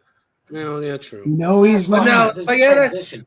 that's what they told Look, me when I went. I Wookiees quit and my job and Sasquatches everything for aren't that. real, but he does not identify as a fucking Wookiee. Come on, at least give him that. He's not here to defend himself. I mean, Calm down. I'm not sitting here trying to defend Wookiee against Bigfoot, but Glick. I mean, come on, honestly, you know Glick identifies as the Sasquatch over than a fucking. I mean, Wookiee. I mean that shirt I took a photo of earlier. I was I like, don't care oh about man. his shirt. How about his words? His words are coming out of his mouth. That's my. I mean, you had a Bigfoot, a Sasquatch on there, and I'm like, where's the Wookiee? This is discrimination. Oh God. Where's the box? Oh, to now a Trump supporter's like, well, what about DEI? Calm down. Didn't earn it. Easy, killer. Easy now. Didn't earn it. No, that fell on its face. It didn't. But yeah, that's the kind of hoops you had to jump back through back then. Yeah. When 9/11 happened, it was I didn't ridiculous. fall on my face. No, I mean like Well, my I injuries. did. My injuries were I had a torn ACL on my left knee. I had it surgically repaired, and then I had a dislocated right elbow. But my orthopedic surgeon said he's good to go. He passed my exams, my physical exams. But then the doctors at the MEPS office were like, well, we need a second opinion. And months went by. I heard nothing, and then I just went ahead and said, I'm sorry, but Did I'm gonna go to you go school. get? Hold on, did you get a second opinion? No, I never did get it. I asked. That's my what they recruiter- meant. That's what they fucking meant. Go get a No, second opinion. They were going to schedule. No, they were going to schedule me for it. No, they're not. The No, MEP's they not would going never to have schedule done it. you. for a Right. second They're not. opinion. No, they wanted They're you to go telling schedule you, it. go get a second opinion. Yeah. Well, that's like too when it now compared to back then. If you were flat-footed, you weren't allowed in any branch of the service. Yeah. Now they'll take anything and everything. True. They'll take your brother, you'll take your sister, all at the same time now. Yeah, But as long as you score over a 30, hey, you're in. Yep. And you can Infantry, Charlie right your there. way for that. Second Yeah. opinion. Really? And you can Charlie your way to a 30. Let's be honest. I mean, what? 10 points is just your name alone. No, it's all done on a computer. I'm not Got sure what 5 she's buttons. OMGing, but I'm. Oh, just about the way OMGing. we're all acting. Fair enough. You guys are grown. You can't be doing immature shit anymore. What the fuck? Bet me. Did I you have a go to 12-year-old mentality. I'm just. She's I still, going hey, through. I still dunk cookies and milk. I don't give a shit. I do too. Don't feel bad. We all do. Everybody in my household does. So. I will never. Yeah. I will never give that up. Hell no. That's always I a don't eat thing. cookies anymore. How'd you do on the Jeff, duck you walk? are a cookie. How'd you guys do on the duck walk? I did all right. I was okay. No confidence in that I answer took my there, I Brian. took my granny ass time, but I made it. Right? Yeah, the wife's on watching us because she's got to wait to take her pain Is that who medicine. and Rachel shit, is? so- yes. Oh, I didn't know who Rachel was. Yep, Hi, that's Rachel. my old lady, boys. So yeah, I just got off the phone with her a little bit ago and stuff. She's waiting to take her medicine. Her foot's starting to bother her, so I told her to just jump back on and watch us be fools as usual. Yeah. Sounds about right. Don't worry, it's all nonsensical. No, I didn't. Yeah, I never she had a knows. problem with the physical aspect of the military. But yeah, I mean, it was just dumb when I wanted to actually go sign up and everybody. But sad part is, all my buddies that I went to school with, they enlisted because they had the siblings to carry on the family genes, as they said. And it's like, damn it! And I lost 2 good friends over there because of the bullshit. Do you feel Jaded. do you feel disappointed in yourself by not joining? I do, because I would have been the first grandchild to actually continue on the military service of my family. Let alone I wanted to do it for myself because I wanted to prove something to myself that I could do it. Got that? You got that 4F stamp. Yeah. Interesting. But yeah, like my one of my brothers, my brother Eric, wanted to go in the Coast Guard, and when the recruiter was giving him the rundown, I was like, yeah, we do the swimming and then weapons training, and he's like, weapons training, like, yeah, we teach you how to shoot guns and all this other stuff, and he was like, my brother Eric is like all anti-gun. He's like, well, then I don't want to join. I don't like guns. He's like, I've always just seen myself going in, swimming in, rescue people like that. And I'm like, go be a lifeguard. Weapons training, no matter what Yeah. branch, you're going to get weapons training. I'm sorry. I was going to say, You Coast Guard serve- deals with the serve pirates your and all that country, shit. Serve your community, serve your country, serve your community, be a lifeguard. That's cool. I was like, be a lifeguard if you're just gonna jump in and swim in and all that. Oh, But shit. There's weapons in the military? Wait, weapons, what? Weapons training No for the Coast way. Guard? What? Not Yeah, in the dude. Coast Guard. What is this? Oh, I gotta pull a trigger? Oh my gosh. Yeah. That's Fucking a bit- every that's a bit every much. branch. I'm sure Blaze even learned how to Yeah, fucking use and a then gun. my oldest Yes, brother. yes, I My oldest learned- brother I would have been the actually first learned- Marine.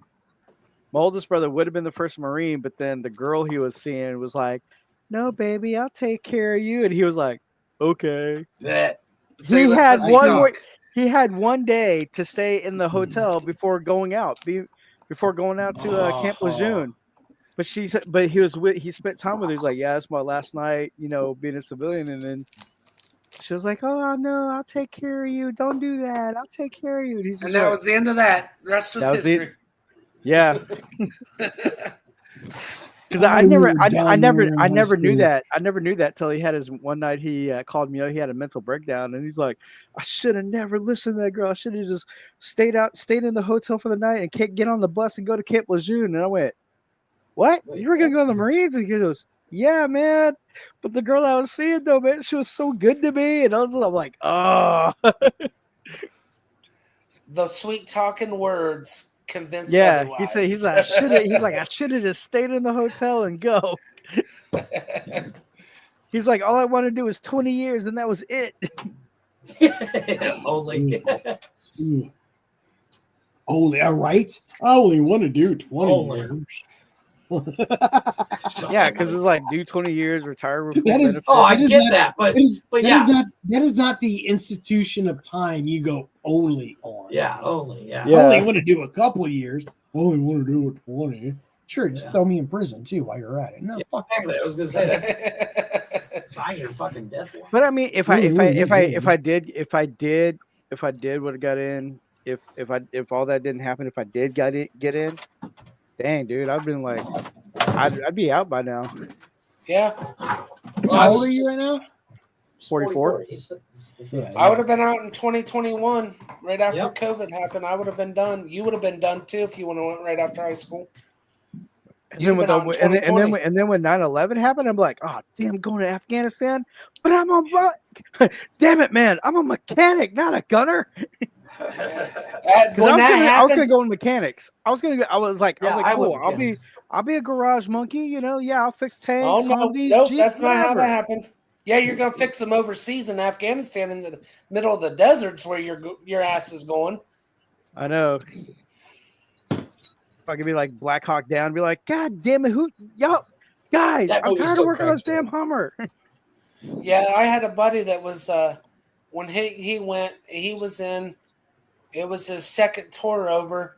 He was in the Marine Corps and ended up in a firefight, and they said he took a sniper bullet through his heart, and it went right through his first set of dog tags. So then I had a buddy. The only thing we got to see of him was his backup dog tags from the Army Reserve that he was in.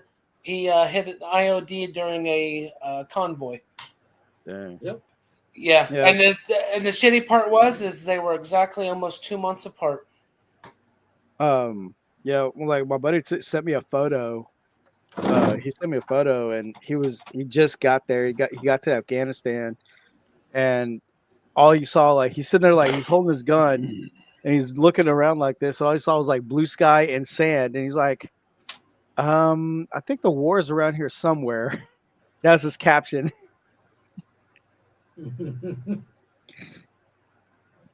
I was like, dang. And then his dad's talking to me, goes, he said, man, you think Lee would be all right? I was like, yeah, dude. I was like, he's 4'11". Bullets will whiz right by him.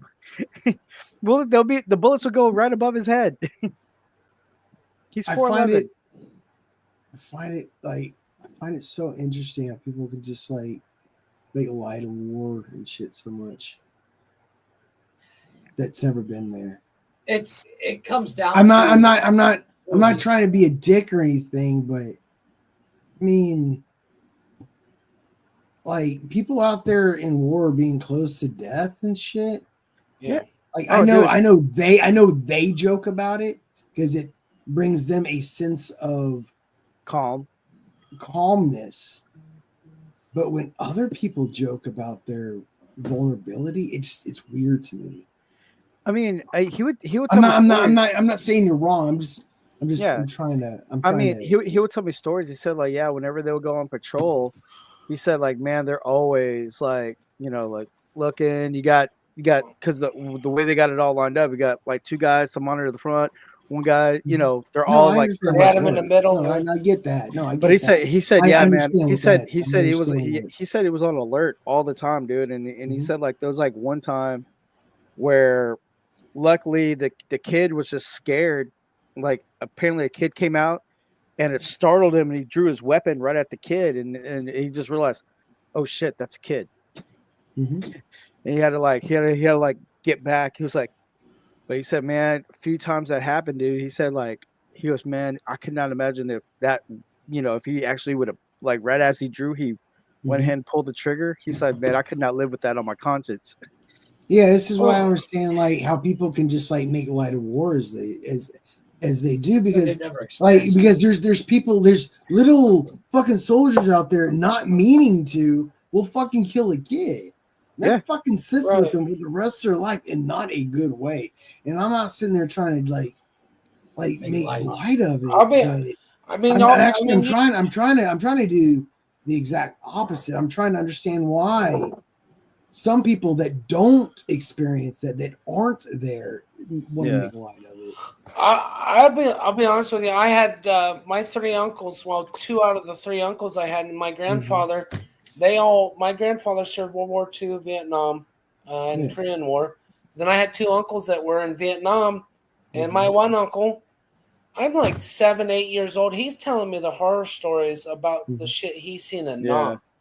I mean, Dude, like it was when like it was like nuts. He said he watched so many guys from his platoon.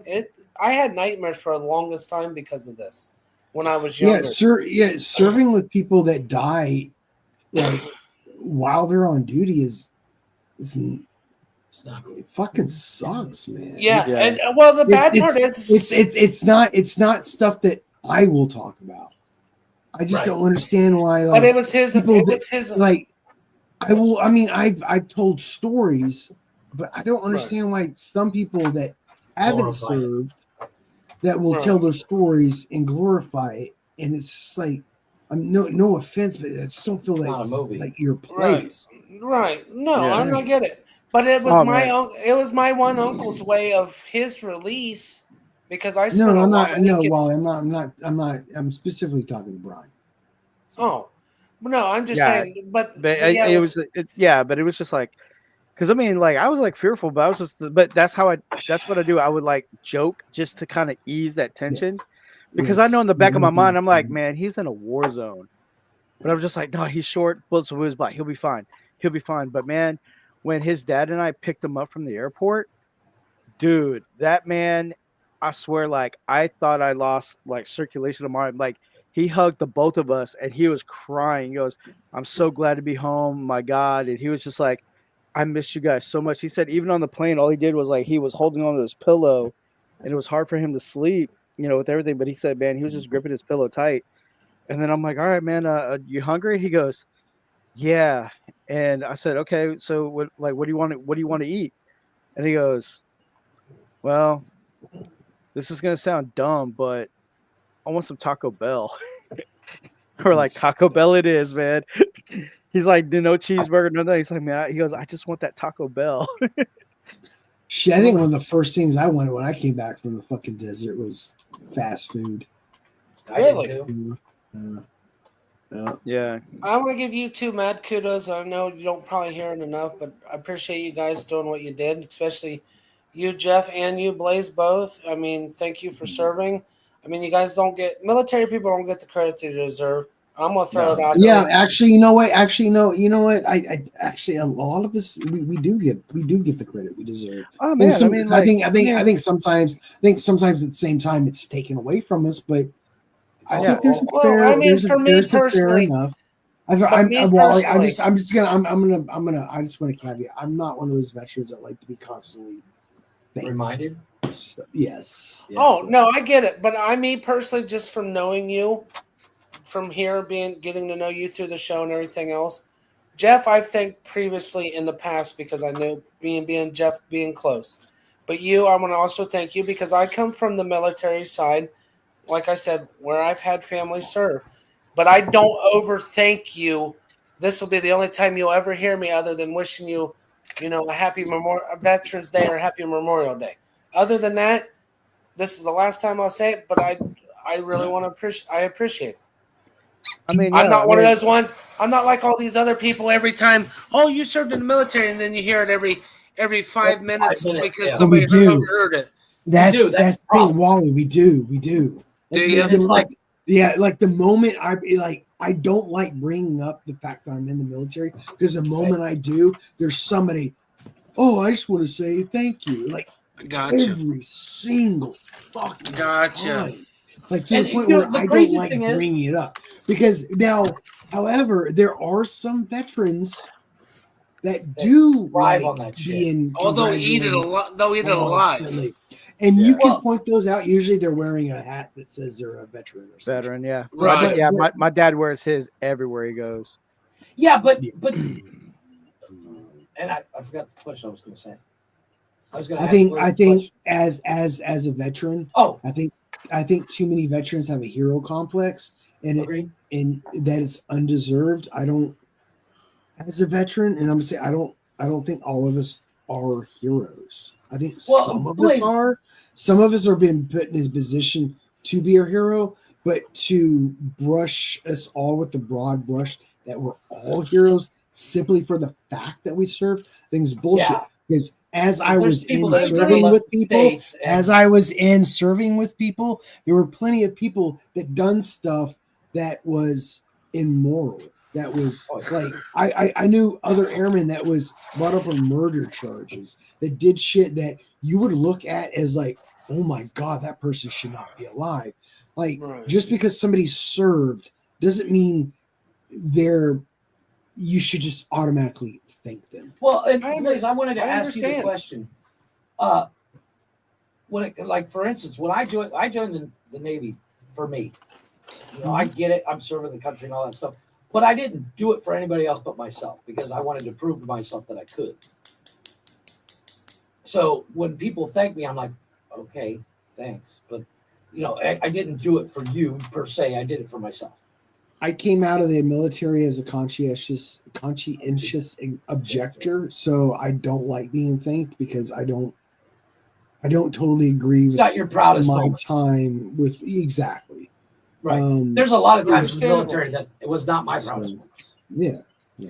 I mean, it's a mix. It's a mixed basket, but ultimately, I see what you're Ultimately, I don't define myself as my veteran status. I feel as if I were to, I wouldn't be doing myself justice because I think I'm better than that.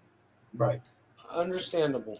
I mean, like my buddy Corey, when I got to shadow him, like we spent 6 days going from Pearl Harbor to San Diego, being 6 days on the ship with him, like shadowing him, seeing what he does on a day-to-day. Dude, a hell of a lot of respect, man. Mm-hmm. And the cool thing about it, though, I mean, I got to wear, the jumpsuit, U.S. Navy. Like, all right, cool. Like, I'm a crewman. I got my certification, Tiger Warfare Specialist. But it was really cool. I mean, like seeing what he does. I mean, he does a lot. He does a lot on that destroyer. Stroke that dildo. I just. Wow. I'm very opinionated when it comes to military service about shit. So. No, I agree. I mean, it's just. I mean, I got seasick twice. I rule. Well, I mean, the thing I've never been seasick, and I've been on boats. I love being on boats. I've never been. I mean, like his department. The best part about the Navy is I gotta go on a boat. His department was in front of the ship. Was at the very front of the ship, but just a deck below. And we're hitting choppy water in the Pacific. I mean, I was like knocked out. He wakes me up. He goes, "Hey, man, dinner time. Let's go." And I'm like, "All right." So I go down. I remember walking out. I open the hatch, shut it. I climb down the ladder, and I take 2 steps. So I was like, "Whoa!" I'm like, like I threw something at him. Hold on.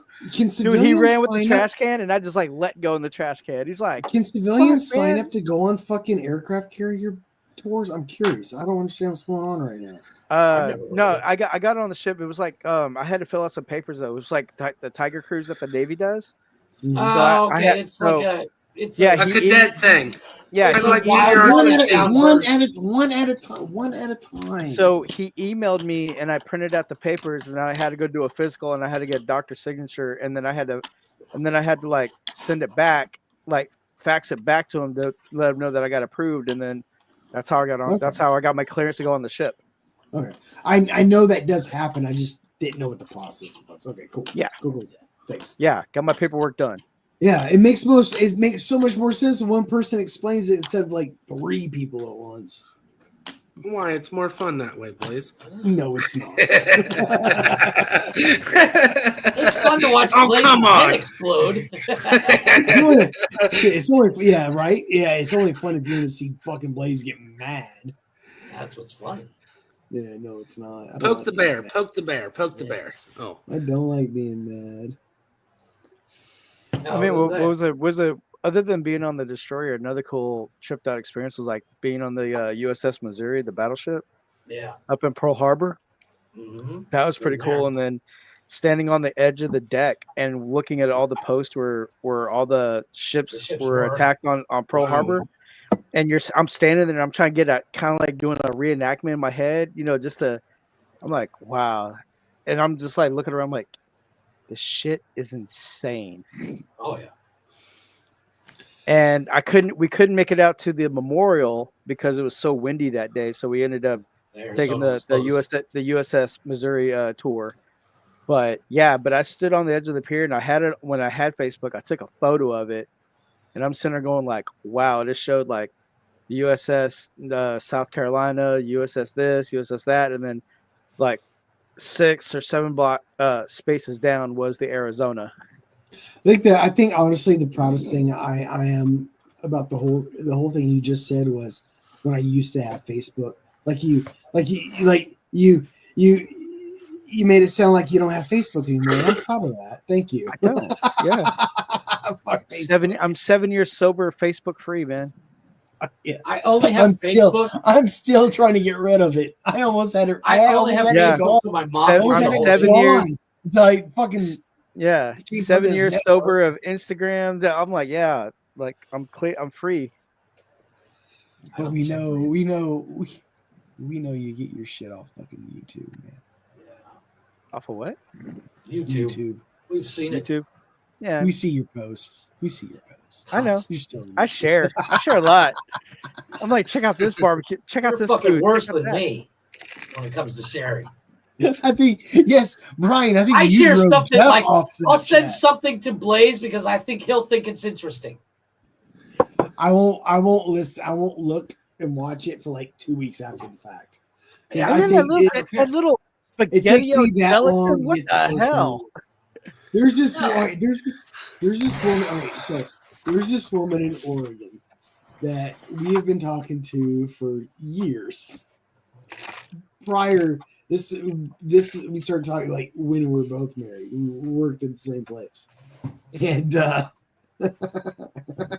shit you not, every couple of months because we're so erratic on our social media and which ones because we follow each other on like 4 of them. But we're so erratic, like every 3 months we'll send each other a text. Yo, what's up? I miss you. Hey, we need to talk. And it's like some different random fucking social media site. Like I'll fucking re-download it like 4 months from now. I'm like, oh shit, Rachel fucking sent me a text 3 months ago. After I sent her one 2 months ago. All fucking IG. So it's just fucking crazy. I had a point, but I forgot where it was, but y'all fuckers let me go on this ramble that didn't go anywhere. Oh no, I love when you go on a ramble because I always want to know where it's going to go. I'm still trying to figure out what was up with the spaghetti-o gelatin you sent earlier. I'm like, the fuck? Who sent that? Blaze. Oh, was that me? Oh, so yeah, so Brian's been posting a lot of like food shit on fucking Snapchat. Oh yeah. Yeah. So I just like post random dumb shit. So I posted this one where it's like a SpaghettiOs in gelatin and like And it's like in a bundt cake. Yeah, in the bundt cake. I've gelatin, seen that. And with Vienna sausages and olives. Like I'm not gonna eat it, but that's like my response to your post. Does that make sense? It was a troll. Exactly. Yeah. Yeah. You know what's Troll funny? Frank. One of the I shared a cool southern here's a another southern reason- recipe for great Brian's chicken upset. tenders, and you're gonna reply to me with that spaghetti shit? That is disrespectful.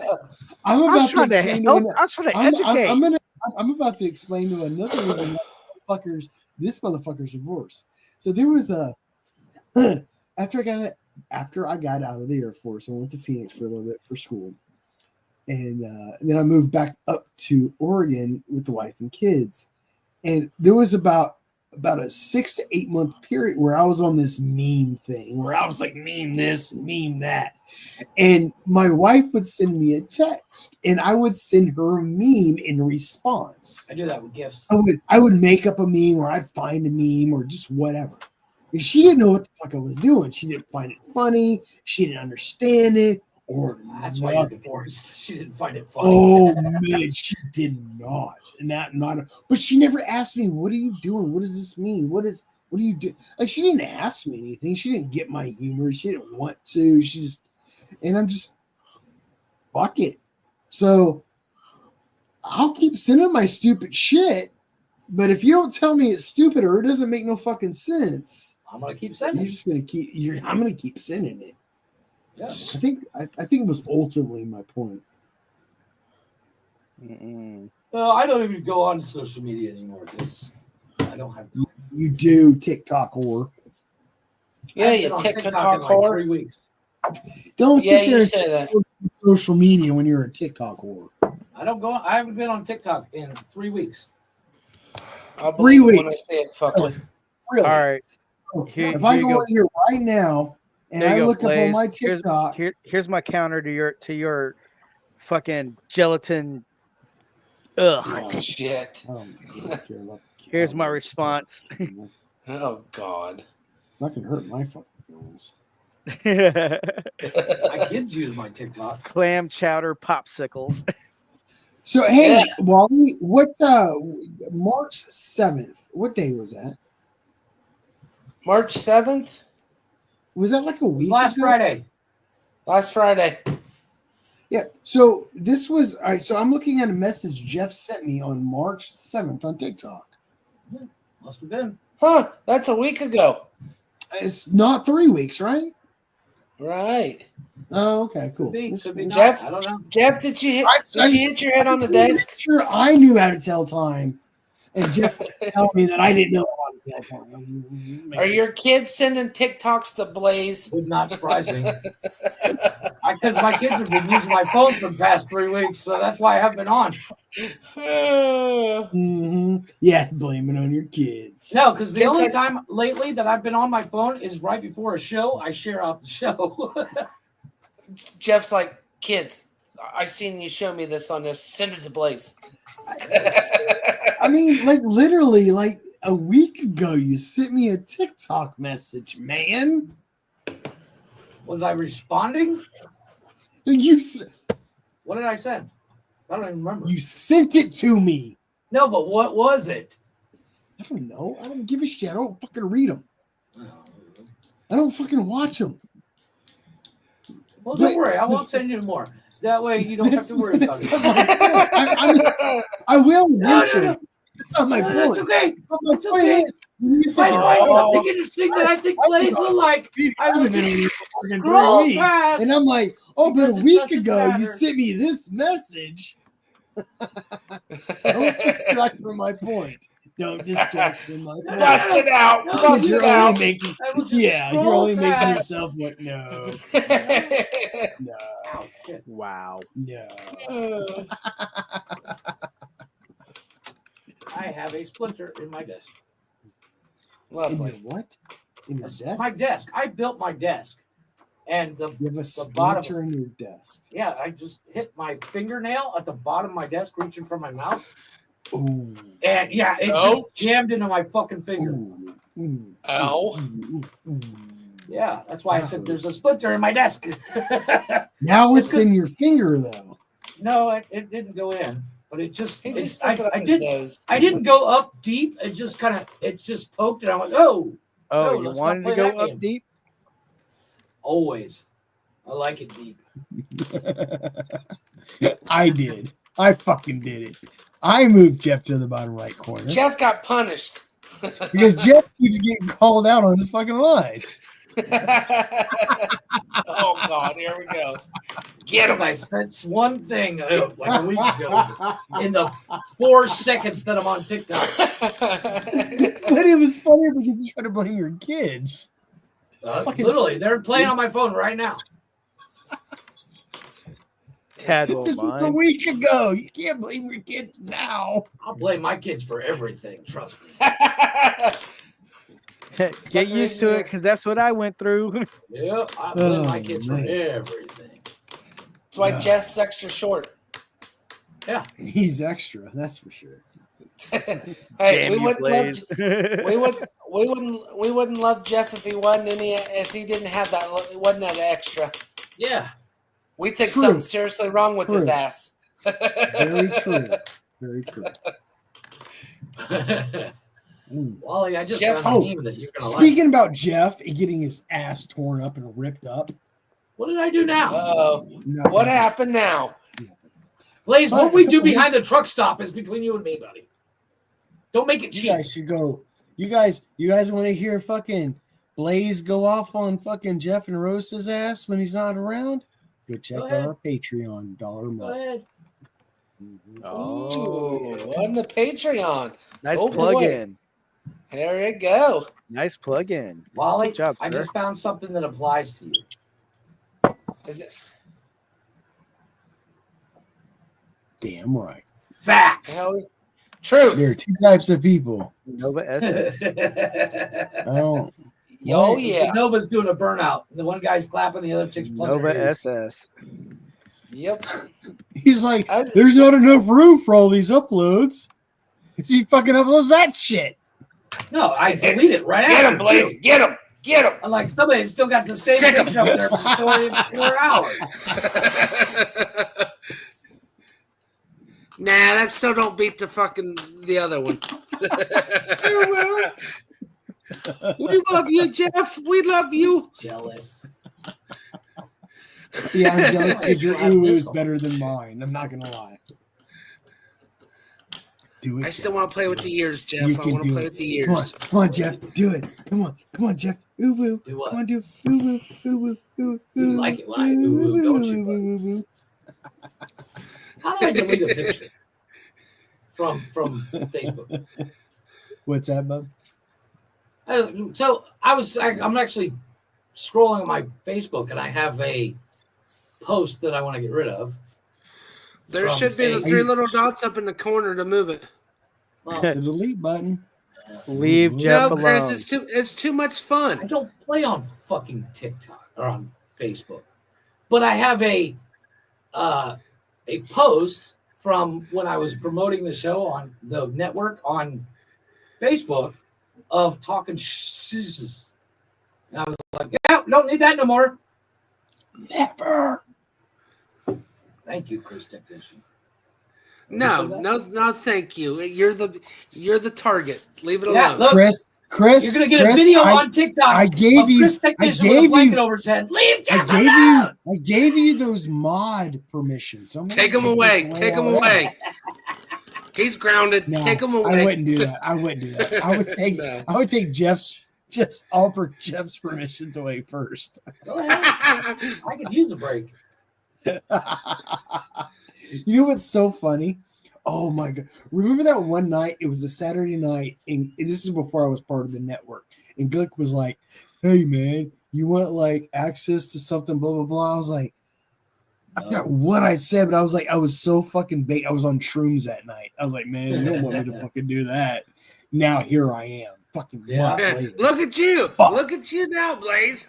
Almost a Yeah, year dude, later. it was like, it was so funny because I said it so nonchalantly, so fucking baked out of my mind that night. God, I can't remember. God, I gotta find that fucking night. Oh God, that was easily a year ago. Yeah, Blaze liked me too much. He wouldn't unmod me. Yeah, you're right. I wouldn't. I wouldn't. We'll just give you Jeff's spot. How's that sound? Go I ahead, gotta please. now that I see Brian up here, I have to go to YouTube and I'll make sure I get him on there. Yeah. Oh yeah, definitely. Mm-hmm. Well, I want to make. I've been making like the last couple of weeks. I've been trying to make it a point to And have mod. our The regulars loyals. as as mods, because I think that'll help, and I think that's good. If I can Yeah, it'll help remember how out to a do lot. it. Damn, Blaze, it was only a couple hours ago you did it for him and Untouchable. Yeah. Trackable. Untrackable. Yeah, I know. I'm number one tonight. Untouchable. That's a whole nother ballgame there, buddy. I'll get there. I'll get there eventually. I'll get there. I'll make it happen. Just take me a moment. It's all good. It's all good. Na-na-na-na-na-na-na. It's I Saturday knew that I night and the would now. craziness is out. Woohoo! That's right. Who was I? Who? Oh, it was Chopsticks. That's who I was. Oh, wow. I know, man. The drugs Chopsticks, are kicking in, man. folks. Drugs have fucking No, hit me. it's the alcohol tonight. It is. I have been drinking tonight. Yeah. I can't. Jeff, you're the only one that hasn't drank tonight. I don't drink. I stopped drinking years ago. For no reason. I just don't need to. It's the first time I drank in a while. I just finished my 6-pack off, so I'm good for the rest of the night. Wally, tell me if I'm wrong, but Blaze's new van life needs to be in this van.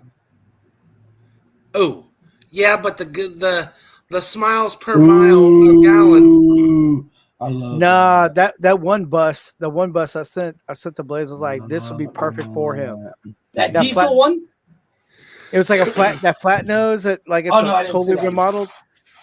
I was like, that'd be more ideal. Now, the one Blaze showed me, he sent me a link on Facebook, and I was looking at it. We were looking at it together. It's a diesel bus, like short bus, and it's actually here it is. Let me see if I can get this. Is this it? Yeah, this is it. It's fucking dope, dude. I think he should totally go get it. But the issue he was running into, we were talking about earlier, is that it's diesel. And he's obviously weird. Yeah, here it is. I'm not. What was that? What word did you just use? Oh, that would be sweet. Isn't that cool? Oh yes. How dope is that fucking That thing is dope as fuck. The only issue we were talking about is that fucking tires are bald. Well, I'd have to That's buy new given. tires, But that screams Blaze all day long right there. Right? That screams I like Blaze. the black. dude, I could turn that into the best camper, man. Fucking Oh, fuck van yeah, life. you could. Yeah. Shit. That's Man, fucking dope. I pull that van up to your fucking bar and fucking make your goddamn wives want to fuck me. Blaze is drunk, folks. I Yes, am. he I'm is. very drunk right now. Called I'm it. totally fucking Yeah. drunk. When he Dude. starts talking about people's wives, you know he's had one too many. Somebody cut this motherfucker off. This was a half a bottle. This was a half a bottle. What keyword you said there? Half. Yeah. Was. 125 Was. foolproof. Was. Ooh, 1702. That shit's good.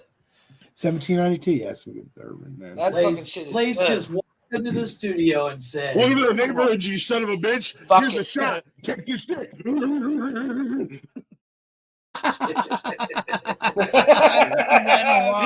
Yes, exactly. That's Blaze rolling up in that fucking bus to your wife's house. Have a shot. Take this dick.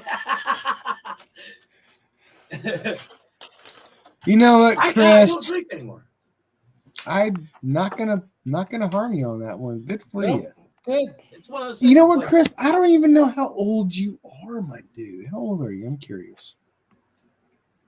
Just to get like a perspective sort of stance. He's younger than I you. know. I know he's younger than me, but I bet you and Glick have known Chris longer than I have. I'm still getting to know some of the Dude, audience. that's awesome for This your is- age, this man. That's This is amazing. why this is why I started going on our YouTube channel and making them mods and letting them know because I want to get to know them. Right. That's super awesome. 30. Oh, Yeah, you he's a a baby. young buck. You a young buck. You still a green. Penis. That's good though, man. That's good. Yeah. Good. I could drink it a long time ago. Mad kudos to you, man, for especially at that age. When I drink, I become an asshole and I start calling everybody bitch. You're already a fucking asshole, and you already say that. What's new? You're sober. No, Brian. the episode. Yeah, with Blake and it was just Blake and I before the network. I just saw that link you sent me. I don't want an RV. I don't want something that looks like a off the floor RV. I want something that I can use a little bit of stealth. The bus. I say you get that bus, dude, and 12 pound come and swap that bitch. Exactly. That would be the shit.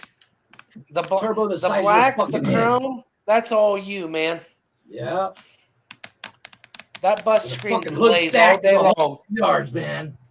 I can put a kitchenette in there. I could put a bed, a fucking desk. It's already got a 32-inch TV hanging on it. It does. I could put a fucking micro shower bathroom in there. Oh yeah, I'm good to go, man. You'd be set. Those mini chemical toilets, man. They're about the size of a 5. All right. What about this one? Brian's over here shopping for buses for you. No, this one looks pretty clean, though. Too big. Hey, I can tell you right now, it's too big. If too big. Yeah, called it. I don't want nothing that big. There he is. Hey, what's up, boss man? What up, fuckers? Daddy's home. He's a boss man. Daddy's home. You mean mommy's home, not daddy. Oh man, Glick came up on the wrong night to be saying that shit. I'm in a fucking mood. Jeff's been. See what I mean? I'm in a fucking mood. Hey, heads up, Blaze is a little tipsy tonight, Bubba. Oh, look who found new buttons on his phone, please. What's up, my man? I don't do that. That's why I brought you right back after. You know? I don't know how to bring you back. I can get rid of you. I don't know how to bring you back. Sorry. I tried to un-Thanos you. Yeah, I tried to un-Thanos you, but I couldn't figure it out. What's going on, guys? I've been kind of popping in and catching you guys chit chat. You guys have been having fun tonight. I haven't been able to. I've been making fun of Jeff. I've been making fun of Brian. I've been making fun of myself. I've been making fun of Wally. I've been making fun of you. Oh, I've been making fun of everybody, really. It's been a good night. We've had some serious conversations, and we've had more laughs and nitpicking on each other than the conversations that we've had.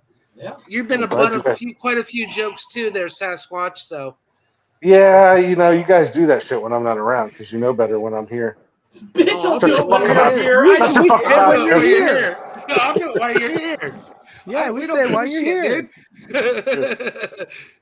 No, it's just usually you don't say stupid enough shit to make me have to want to fucking bust your balls. Usually somebody else says it first.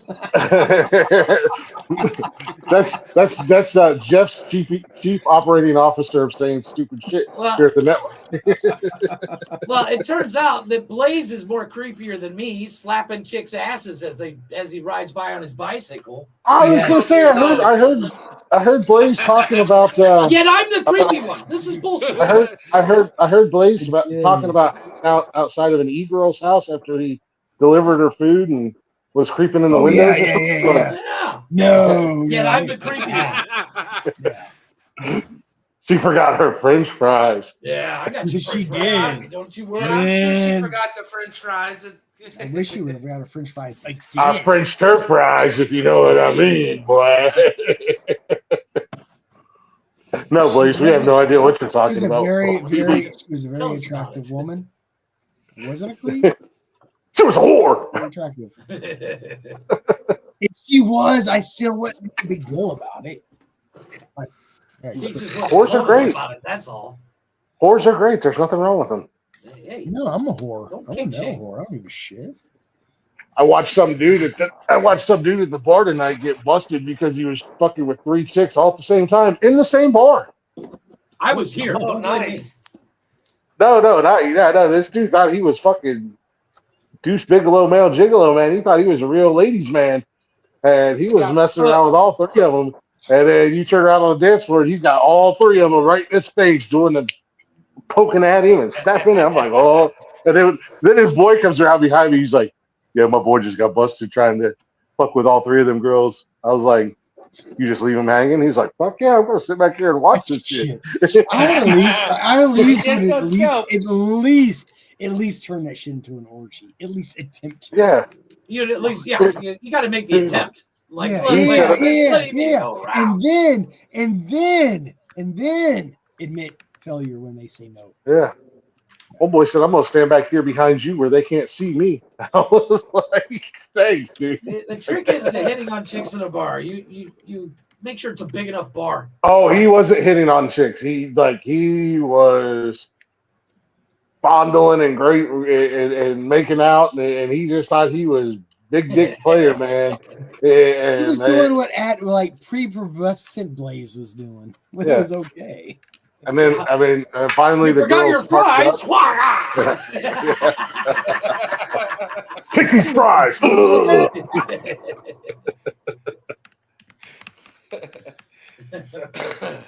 Smack that Nope, I was just some French fries, baby. I was just sitting there enjoying my Pepsi, watching the drama go down. Blaze is over here going, you like fries with that shake? Yeah. Sometimes it's weird being like the only sober guy in a bar, but then other times it's like, this is great. Because these people are do I look like this when I'm drunk? Yes. The answer is yes. No. Yes. No, when you're drunk, you're like I'm not a Wookiee, you racist bastard. Jeff, if you do the honors.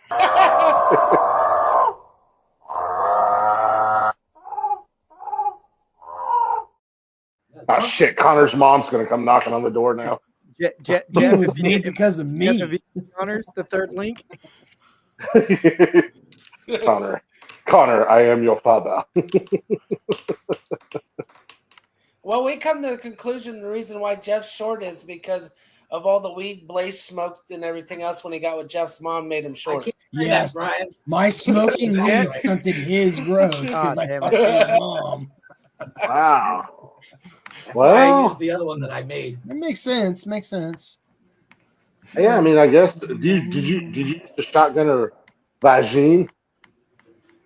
Oh, dude, I fucking shotgunned that JJ like it was like. What's up, like a fucking 16-ounce fucking Bush Light, and I fucking. Oh my god.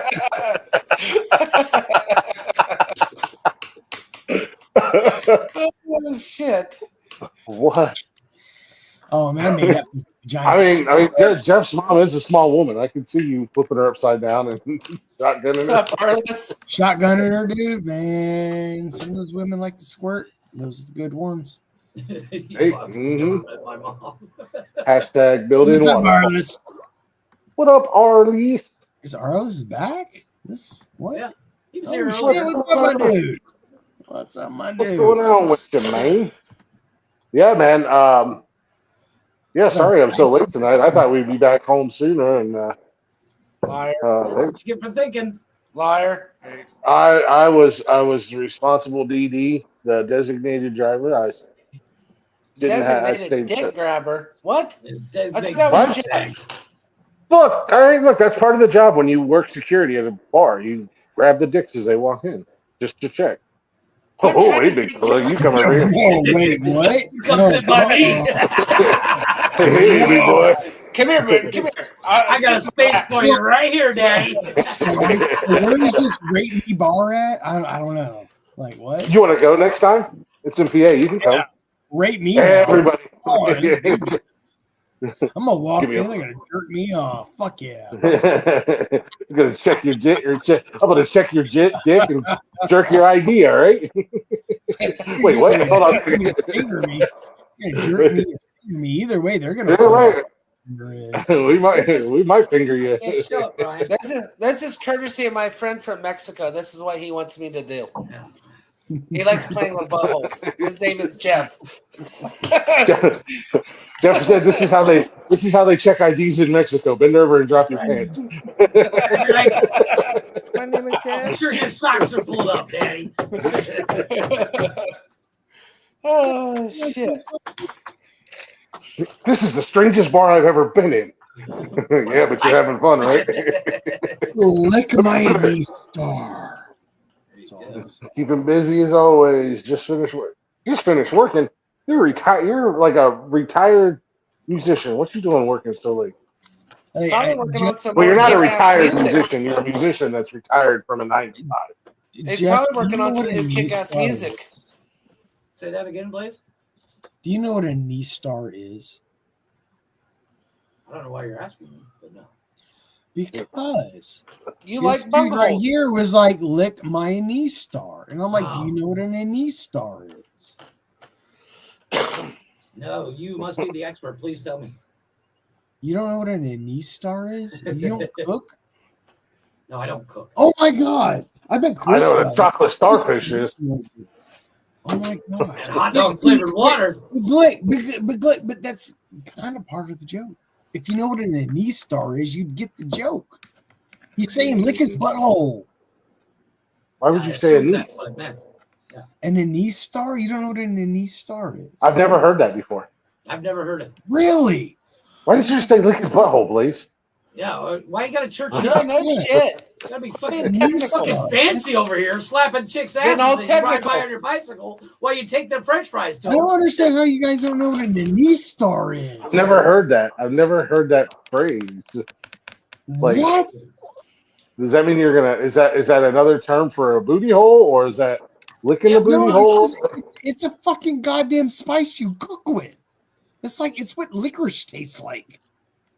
Ow, why would I don't? I don't look at I that don't- shit either. I don't It's do an anise fancy star. cooking. Calm down, Gordon Ramsay. Oh my gosh. I don't watch Gordon. Drink They some just more, sound like Blaze. Let me see your anise star. Wow, you sound like a pretentious dick. Well, Blaze taught me it. So, Apparently I did. I guess I did. I guess I am. I'm a pretentious dick. hey big boy, let me see your anise star. What? I'm gonna cook. I'm gonna cook that asshole. I guess I should have said lick my balloon knot instead. Yeah, well, yeah, you got to dumb it down. You got to know your audience. Know Blaze. your You gotta audience, know- yes. Apparently. You're not Didn't wrong. you I've said it learn- in the past. Oh, fancy You're not meat. wrong. I've said that in the past. Did you learn anything from Michael Copenhaver last night? You got to know your audience. And it's spelled at the end with an R instead of an N. Yeah, I told you. That's exactly what I learned. I'm sitting there today. I'm going back through everything I can to fucking correct that. I fucking fixed the thumbnail. I can't re-upload it on one of the goddamn networks. I'm fucking pissed off about it. Whatever. Oh, I don't shit. like Well, getting that's all right. I had everything spelled right, but when I had Roland on the show, I was like, I'm gonna fuck up your name, so why don't you just tell us what your last name is? He's like, no, you go ahead and give it a try. And I was like, do it. Jesus. And he was like, pretty close, not bad. It was like, look, man, I knew I was gonna fuck it up, but I said I deal with the same shit. I deal with the same shit. People fuck up my last name all the time, and like anymore, I don't care. But no, Roland was cool about it. He was like, nope, this is how you say it. And I'm like, yeah. And then there was that cat from Holy Oath. I still can't remember. His name was like Johan or something like that. Johan. No, it wasn't Johan, because that's what I said. And he's like, no, it's actually pronounced this way. You know what, Arliss? I already started taking notes down. I have some ideas already. Don't you worry. Don't you worry. Yeah, buddy. Sorry.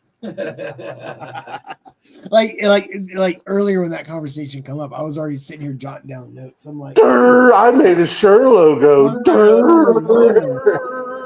No, I'm thinking like the moonshine jug on the back with the SOB logo. Then I'm thinking like the rattlesnake on the front of the shirt, on the t-shirt. Like I got some ideas. You'll forget by in the morning. Yep. No, that's why I wrote it down this time. That's why I wrote it down this time. Buddy. Don't lose your notepad then. I'll message Blaze tomorrow. Actually, this is literally how some of my best creative work comes on. It's like I'm sitting there talking to people, and I got this idea in my head. I'm like, okay, I got this idea in the back of my head, and we're all sitting here talking. I was like, ooh, I like that idea. I can use that. You know, just shit like that, man. Brainstorming. Uh-huh. At least it ain't brain farts like Jeff. Yeah. I think more people should appreciate Hume. Yeah. So. Okay. Appreciate what? Hume, Hume, a philosopher. Hume, imperialism. Sounds like some communist bullshit. It's definitely It some was. It was from communist the. bullshit. It's not though. Nerd. You're a fucking nerd. Nerd. You're a fucking nerd. And no one likes you. No one likes you. And now Sounds we like have some a Nazi fucking- shit. Blaze, what are you doing? What are you into now? Fucking commie. Oh shit. And Poindexter. no one likes you. And no one likes you.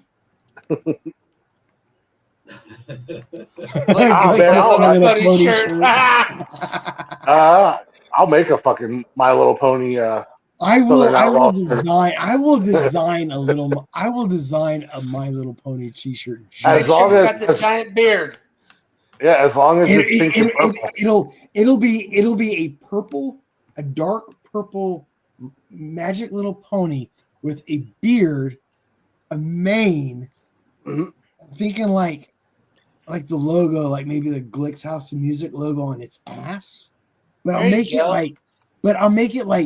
but I'll try to morph it with like a Sasquatch. So I can make it like a hairy sort of like one of those Anheuser one of those Anheuser-Busch fucking horses. Clydesdales. Clydesdale, thank you. A Clydesdale, My Little Pony, fucking purple, black mane, fucking goat. I think that'd be dope as fuck. Hey man, I told Jules I'd rock the hell out of a pink Jules in the house shirt. I don't give a fuck. Real men wear pink. Well, then you don't count. I think colors are just colors. I think colors don't even exist, Blaze. They're not even real. Yeah. Yeah. Remember that, Blaze. Yeah, you're not wrong. I mean, colors aren't real. Genders don't even exist. Conventionally saying, I mean, if you want to believe in colors, wear whatever color you want. But they're not. I'm not wearing them colors. I don't want to be around them colors. The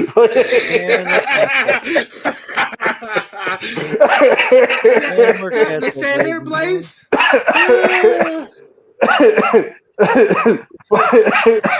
Blaze, I'm gonna make a Blaze.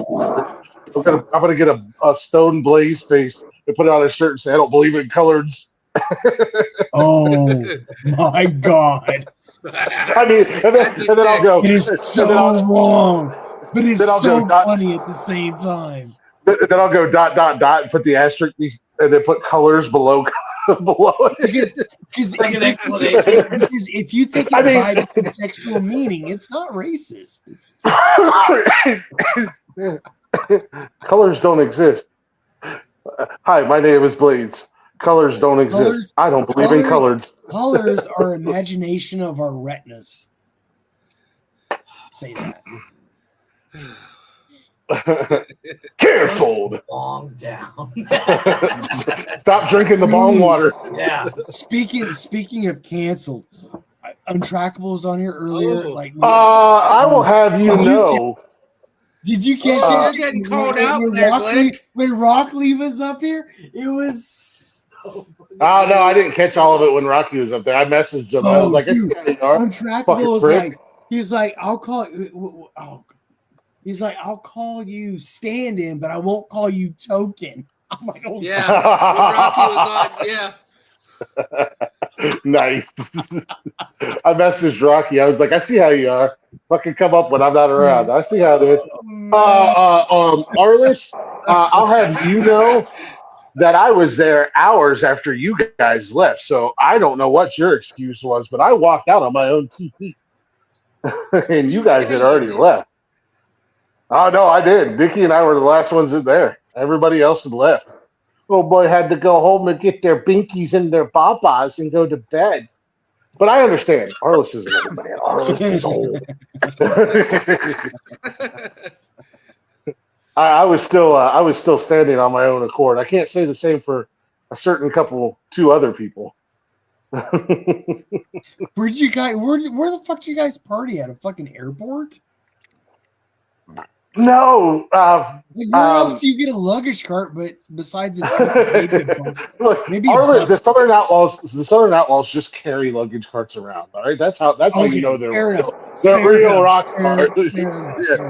Hey, they're I'm gonna ask. legit rock Hey, stars. I'm gonna ask Arliss real quick. Hey, Arliss, do you guys just need a permanent driver?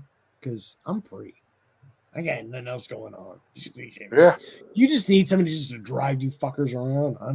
I got nothing else going on. Anyway, let's move on. I told him I'd go on tour with him and be a permanent MC. I ain't got nothing else going on right now. Not like I can find a fucking job. So drive the tour bus around as long as I got my dog with me and my weed. I'm good. I just drive. You need cocaine, I'll do that for you too. I'll be the most perfect concierge I'm good at right here. Tuesdays and Thursdays. I know where to get hookers at. I get them every Tuesday Hookers and Thursday. and below. 12 o'clock, call me. I'm there. Valentine's Day weekend, Nikki surprised me. We went up and they were at a little venue way up in Northeast Ohio. I don't even know where the fuck we were. We were almost to PA, I think. As soon as we walked in, Artis was like, let's go do a shot. I was like, okay. So we had a good time, though. It was a good show. We had a good time hanging out with everybody. I had fun. But like I said, everybody else had gone home, and I was still there. So I don't know about a luggage cart. There's lots of nights I don't remember either. It's okay. Oh no, I definitely didn't. There was a point in that night where I don't remember anything beyond it. But it was after everybody had left. It was after they had all packed up and left, and Nikki and I were still there, and it was just like, what happened after this point, Nikki? It's just like nothing. Refresher course.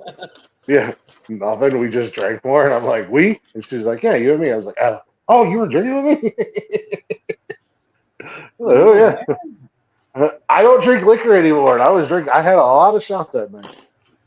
Oh, a lot of shots that night. I don't drink anymore. But it was a good time, man. There, Blaze? Huh? About empty there, bud?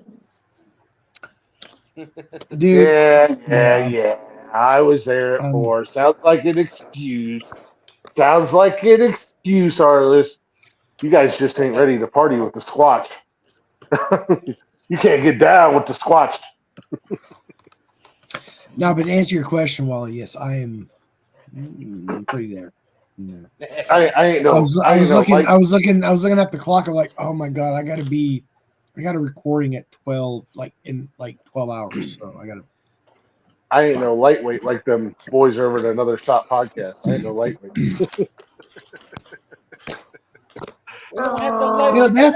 That's because you know what? They try to make a thing of it within the hour or two they're online, and it's like you're just gonna wreck yourself. Yeah. I'll hold you to that, brother. That was some good shine. Oh, shine! There you go. Arliss has got That's what I'm talking about. Some real. I reckon I'm gonna drink that shine. Yeah, you won't remember nothing then. Oh, dude, I grew up drinking shine, but it's been a hot minute since I've had good moonshine. Because I remember when I was with Charlotte, her uncle had got me some shine, and it just tasted like fucking ass. And I'm like, this is I fucking. remember that. I remember love that shit. you 'Cause you gave me some, you asshole. Yeah, I was like, this is just not good. And it came from the mountains of Tennessee, and I'm like, bro, you were excited to give me this, and this is. This is whack, man. I've had some better shine made in the garage in downtown Columbus. I love how you've adopted the moniker of Charlotte for her. Speaking, you know what? When is your wedding? Because where is it, or when is it? When? October 25th. All right. Nikki's going to be sending the save the dates out soon. That's why I was asking for all your guys' addresses. No, we I told figured Nikki. I didn't send it. I didn't send it because I already sent it once. Well, I don't know where the fuck it's at, man. Just send me the goddamn address again. Don't be difficult. Why? It's more fun to be difficult. I will. You know what? Fuck it. I'm just gonna drive to Blaze's house and just beat it out of him. Yeah. All right, that's fine. No I'm balls. gonna beat your dick right off, Blaze. I mean, I'm gonna beat you up. You show up with the 12 pack. pause. You show up with the 12 pack, and you won't have to fucking beat me up too much. Yeah, I'll be like, Blaze. Sorry, this isn't our normal meeting spot, but I figured it was time. I got to meet the parents. You pull up, you're like, I need your address. I'm like, all right, cool, let's do this. I'm standing in your driveway and I ask for your address. It sounds like a Jeff thing to do. Okay, I like that you. Hey, what's your address, Blaze? Ooh, Jeff, dude, if I got up and I walked out and Jeff was in my driveway one morning, I don't know what I would do, but I would not be in a happy place. Oh, shit. Something fucked up in the world that Jeff has to be on my fucking drive it. Like that's all I'm saying. Like if Jeff's gonna be my driveway, the world is fucked up somehow, and I'm not. Hell has officially frozen over, and Jeff left his house and showed up at Blaze's driveway of all fucking places. Yeah, Like, and I'm not, and the worst thing it means I'm out of cannabis and I'm never gonna get any more anyway. yeah, right. There goes the weed count. Bye bye. Then it becomes a murder suicide. Just like Jeff shows just up on my like- driveway. There's no more cannabis in the world. All right, there's only one of us fucking Next time we're on surviving. the show, it's None like, of us. where's Blaze? Jeff will be like, I don't know. I showed up to his No, house. no. If Jeff showed up at my house and there's no more cannabis in the world, Jeff is not going to be around to answer any questions. I can finally come on the show and tell a real story about former host and co-host dying and not have to make up an elaborate story about dolphins and manatees and chupacabra. I could be like, Jeff showed up at Blaze's, Blaze murdered Jeff, and then in the same fit of rage, he unalived himself. So I mean, and that's it. And that's the honest to God truth. I feel like, have you ever heard of the story about the chupacabra and the cannabis plant? Well, just strap on in. Let me fucking fill you in. and the great thing about it is everybody would know that it's true because it's not some elaborate tale that I have spun. It's just straight to the point. Blaze killed Jeff and unalived himself. Like, holy shit, Glick's telling the truth for a change. He's not making shit up. Jeff showed up to tell Blaze there was no more weed, and Blaze couldn't take it. He just couldn't take it anymore. However, Jeff shows up at my house. The first thing I do is what I've been threatening to do to him for the last 4 years, and that's throw an empty beer can at his head. What's up, Jeff? Whack! Because there are no full beer cans at your house anymore. You've drank them. You're wrong. Is that some kind of blasphemy? What blasphemy do you speak of? Full beer, Yeah. whatever. What are you, does Hulk that? Hogan? Speaking Why would of I no waste? beer, Why would I waste a perfectly good beer and throw it at you? It don't make no sense. Anybody for that matter. Like, hold on a second. I'm just gonna throw an empty beer can. I'm not gonna waste this. I'll fill it with water. Yeah. No, I'm gonna hold Arliss to bringing the. There you go. He's gonna bring it to the wedding. Oh Lord, It's have in the mercy. chat. It's in the chat. Oh, you go bring it to the wedding. It's gonna be on like Donkey Kong at the wedding. I told Nikki, I said, you know, the sad thing about it is, I'm probably gonna have more podcast related people at the wedding than I have family and friends. dude, we should It's like- show with microphones and cameras. We can do a live podcast at the wedding. Let's do it for the reception.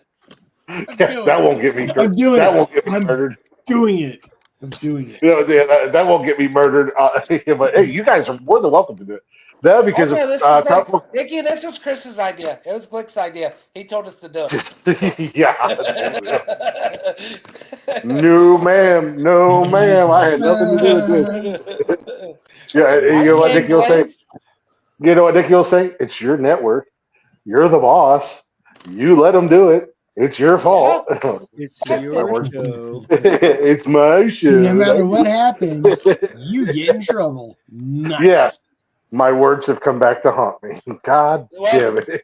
The bad part is, Glick, the Zach. sad part is my wife would take Nikki's side on the thing. We'd both be in trouble. Yeah. That's the shit. Oh, I the entire Southern Outlaws band would be there and take Nikki's side, too.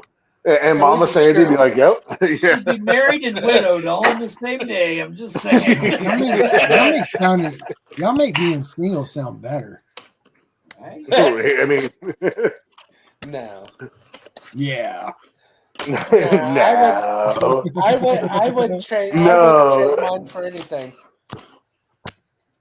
You know what? I thought that once too, and I yeah. You're only saying that because she's watching. Don't fucking lie, Wally. Yeah, where's your wife? Where's your wife, Wally? Is she still with her sister? How's she doing? She's doing better. She got her first doctor's appointment Monday. She'll actually get they got to check the wound and everything else Monday. So Yeah, got that's awesome. No, like fucking. well, hell, October. Be honest with you, October will be 13 years. So Wow, nice, man. That's awesome. We came back tonight, and he's like, "What are you doing?" I said, "Well, first I'm gonna go take a shit. I had to shit all day." And I said, "I might go have a couple drinks in the garage, and the guys are still alive, so I'll probably jump on there for a little bit." And she's like, "I'm going to fucking bed." I'm like, "I bet you are, drunky McDrunker pants." Dude, fucking, they started drinking. I'm gonna take my ass to bed. I gotta get up early. see you, Brian. You got to check the old meat locker. Dude, we're like, we're like, we're a half hour away. 30 more minutes and we're done. Wally, would you say your anniversary is? But in October. Good night, guys. Have a good night, Brian. November. Later, Brian. Hey, Brian. I'm not a Wookiee, racist. Wookiees are racist. I said. Wookiees aren't even real. I know, right? Oh, I'm looking at one. I'm not a fuck you, Jeff. Oh my god! Oh my god! Speaking of fucking garden gnomes, Blaze, I know you. Blaze, I know you and I have talked about this movie, the remake of Toxic Avenger. Yes. Yeah, I heard, Peter Dinklage. Peter Dinklage. Yes. What the fuck? See it. I don't know, man. Dude, I've been seeing pictures of it all day. I don't like it. I'm mad at it. I'm pissed off at it because Toxie was a big dude, like, and now he's this little fucking 2 foot tall, Oompa Loompa looking little bitch. Looks like a baby. I don't want to be mad at it yet because I'm mad at it. I don't want to be mad at it yet. Not yet. Dinklage, he's awesome. I mean, you hashtag boycott the little people. Toxic Avenger. It might be better. I'm just but it's gonna be a midget Toxic Avenger. I don't care. Hashtag boycott the little people. Don't care. Well, then get I would think it would. I think it'd be even better if they made it part of Wicked. We're going to keep Jeff on the show. We're just going to have him put across his camera, boycotted or canceled or something because he's a little person. he's still canceled. We are boycotting little people now. Why is Jeff boycotted? Because he's a little person. Hashtag down with the little people. I'm just the tallest one. You're the king of the little people. Which doesn't say much. Well, they say in the land of the blind, the one-eyed man is king. Well, in the land of little people, Jeff is king. Yeah. Aha, motherfuckers. I am taller than all of you. I'm 5'3". Nobody is bigger than I. I rule my kingdom with a iron fist. Iron fist. You can impale Here, she answered you. Oh shit! Hey, Rach. Nice. Well, it's good you're feeling a little bit better. No, I've seen that today, man, and it was all over Facebook because I follow a lot of different movie Facebook groups, so everybody's posting it, and I'm like, are you fucking serious right now? Well, did you see the ones on Facebook too when they're talking about movie characters? that they're wanting Michael John White to play Blade? I would not be mad. I thought he was already. He was. Yeah, I thought he was No, already. Wesley Snipes played that was. role. Oh No, Michael John White was Spawn. yeah, Yeah, that's he right. was Yeah, Spawn. yeah, Oh. I would not be mad if Michael John White replaced Wesley. Not that Wesley Snipes looked great in Deadpool 3. I think he could definitely come back as Blade. But dude, Michael John White would be a dope ass Blade. I would I'd love like to see it. I'd like to see Michael John White reprise the role as fucking Spawn if they ever remake the movie. I would like to see Michael Jordan's son, Michael B. Jordan, play Spawn. I'm not mad at how that. you like that reach around, Jeff? yeah. I'm not mad at that. We were watching something the other day. Yesterday, Austin doesn't work on Fridays. She has a day off on Fridays, and her and I were watching something, and he came up on TV, and she was like, "Michael B. Jordan." I said, "You know that's Michael Jordan's son?" She's like, "No, it's not. You're stupid." I was like, "Well, that's what Jeff said," and she's like, "Oh my God, Jeff's an idiot."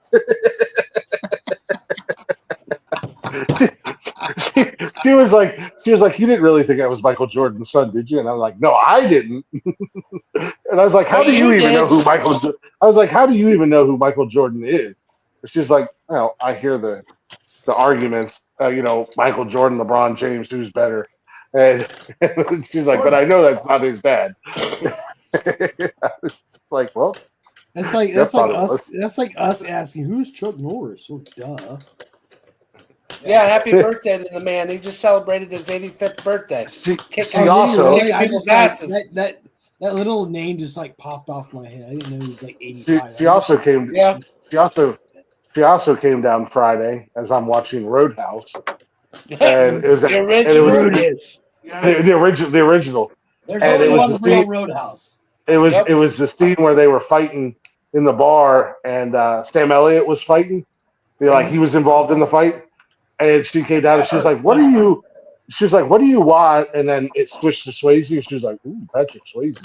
I was like, little girl, get the hell out of here. You don't know nothing about Patrick Swayze.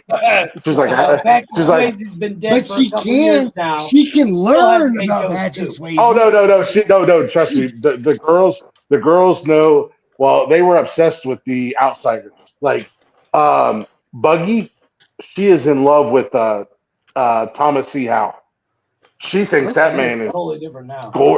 She thinks that man is the end all be all. He is gorgeous, and he played a serial killer in Criminal Minds, and it completely destroyed her whole world. But she also thinks Matt Dillon is good looking. So does Austin. They think Patrick Swayze. Not the Karate Kid. Who was the other guy that was in The Outsiders? A lot. Fuck, he was in like a bunch of the 80s movies, and he's still active today. What the hell is his name? But the girls are absolutely in love with Patrick Swayze, and they're doing Rob Lowe. Rob Lowe. That's what I was thinking of. Yeah. Yeah, they're doing Crazy for Swayze on tomorrow or Monday. And Austin's like, I know what I'm doing all day. AMC or whatever. One of them is playing all Patrick Swayze movies on St. Patty's Day. She's like, I know what I'm doing. I'm like, have you seen Point Break yet? And she's like, no. And I was like, oh my God. Yeah. I was like, and I hope they play. Because I hope it's Monday because I know what I'm doing. I'm watching Patrick Swayze all day on Monday. But I hope they play Next to Kin because that was a great underrated. That's one of my favorites of his. Besides Roadhouse, that was one of my favorites. Roadhouse. I've seen Next to Kin so many goddamn times. But yeah, man, it's weird. It's weird having daughters and they you're watching something and there's like some old actor from back in the day, and they're like, "What's up?" And I'm like, "Get the fuck out of here!" What do you mean, "What's up?" Trust me, I'm going through that right now. It's like the hell do you know about Jean-Claude Van Damme doing the splits and doing his funky little dance in the bar and Sylvester Oh my Bloodsport? God. or Sylvester Stallone. Said, well, Dad, I watched it with you. Yeah, but still, Yeah. I'm not supposed to know this shit. The girls know Stallone from his daughters because his daughters are like all over TikTok and they've got a television show, a reality show with the Really? Stallones or something Oh, like that's that. right. It's like, yeah, it's. I didn't know I that. can't remember what it's called. I've seen clips of it. Austin asked me one day, she was like, "Did you know that's Rocky?" And I'm like, "What?" Like one of the greatest boxing franchise movies of all time. I introduced you to Rocky, Austin. Like, yes, I know that's fucking Rocky. Ooh. You're gonna ask me next. Did I know he was Rambo? No. Never No, heard he of John Rambo. Yeah. I have no idea who John Rambo is. Yeah, no, Never it's seen kind him, of never. crazy. Yeah, no, it's Yeah. kind of crazy the stuff that the girls are. Even Cash finds on his own because he did that with Spawn. He was like, "You ever seen that movie Spawn, Dad?" Yeah, Right? I Well, watched Well, it the at mom. thing, well, I the watched thing it of at it mom. is, That's a cool movie. well, the thing with Spawn is you got to watch too because it's like the actual action movie, or did you see the 2 animated versions of Spawn that Oh they no, did? he watched I know what you the meant. I know what you meant though, but I'm just yeah saying yeah. somebody he'd say that and be like, which movie you talking animated or you talking the actual Mhm. movie, you know? But I know what you meant. But yeah, because they made like 4 or 5 series on the animated version on HBO of that. Oh yeah. Well, dude, HBO. I mean, if you're a comic book nerd, That's the place to go. Yeah. Max. You got to get Max because they've got all the DC. Like they Oh got yeah. all the DC. I think Blaze and I have talked about a couple of the Batman movies from Max a couple times. The Well, we animated also Batman. talked about Killing a Joke. I mean, from being on there and stuff too. Speaking of But yeah. PC, did you guys see the commercial for? I think it's an insurance company. They nailed Joker. Like they knocked it out the park. Yeah, State Farm is doing this weird Batman thing.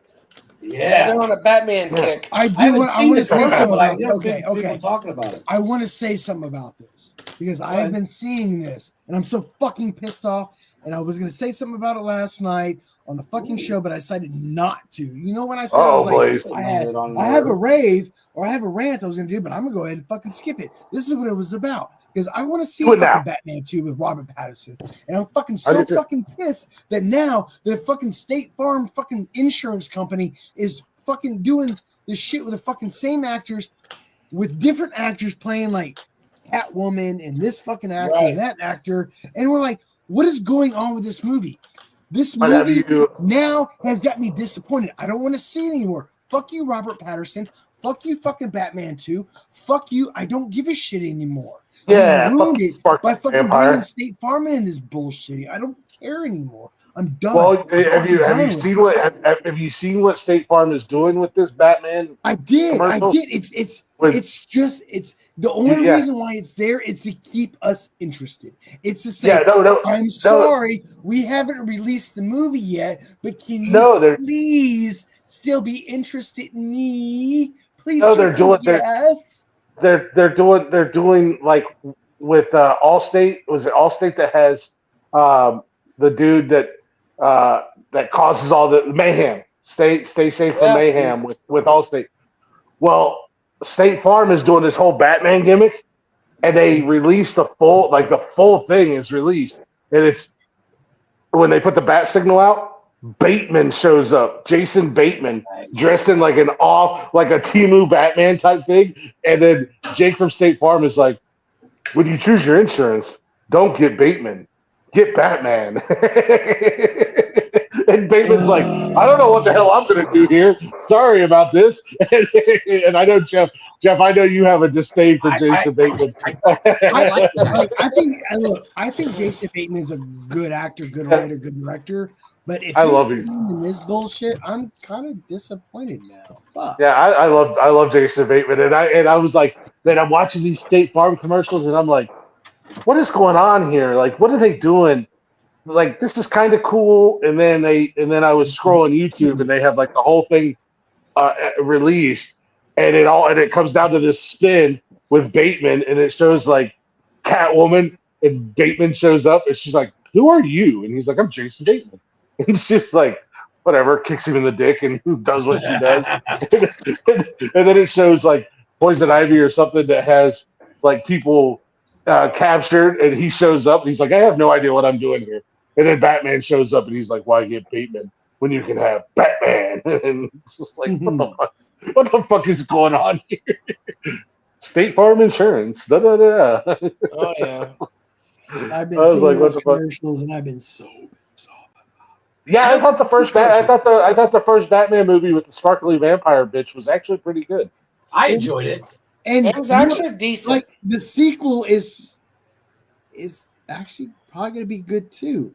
It's just it's not going to be start filming until next year now.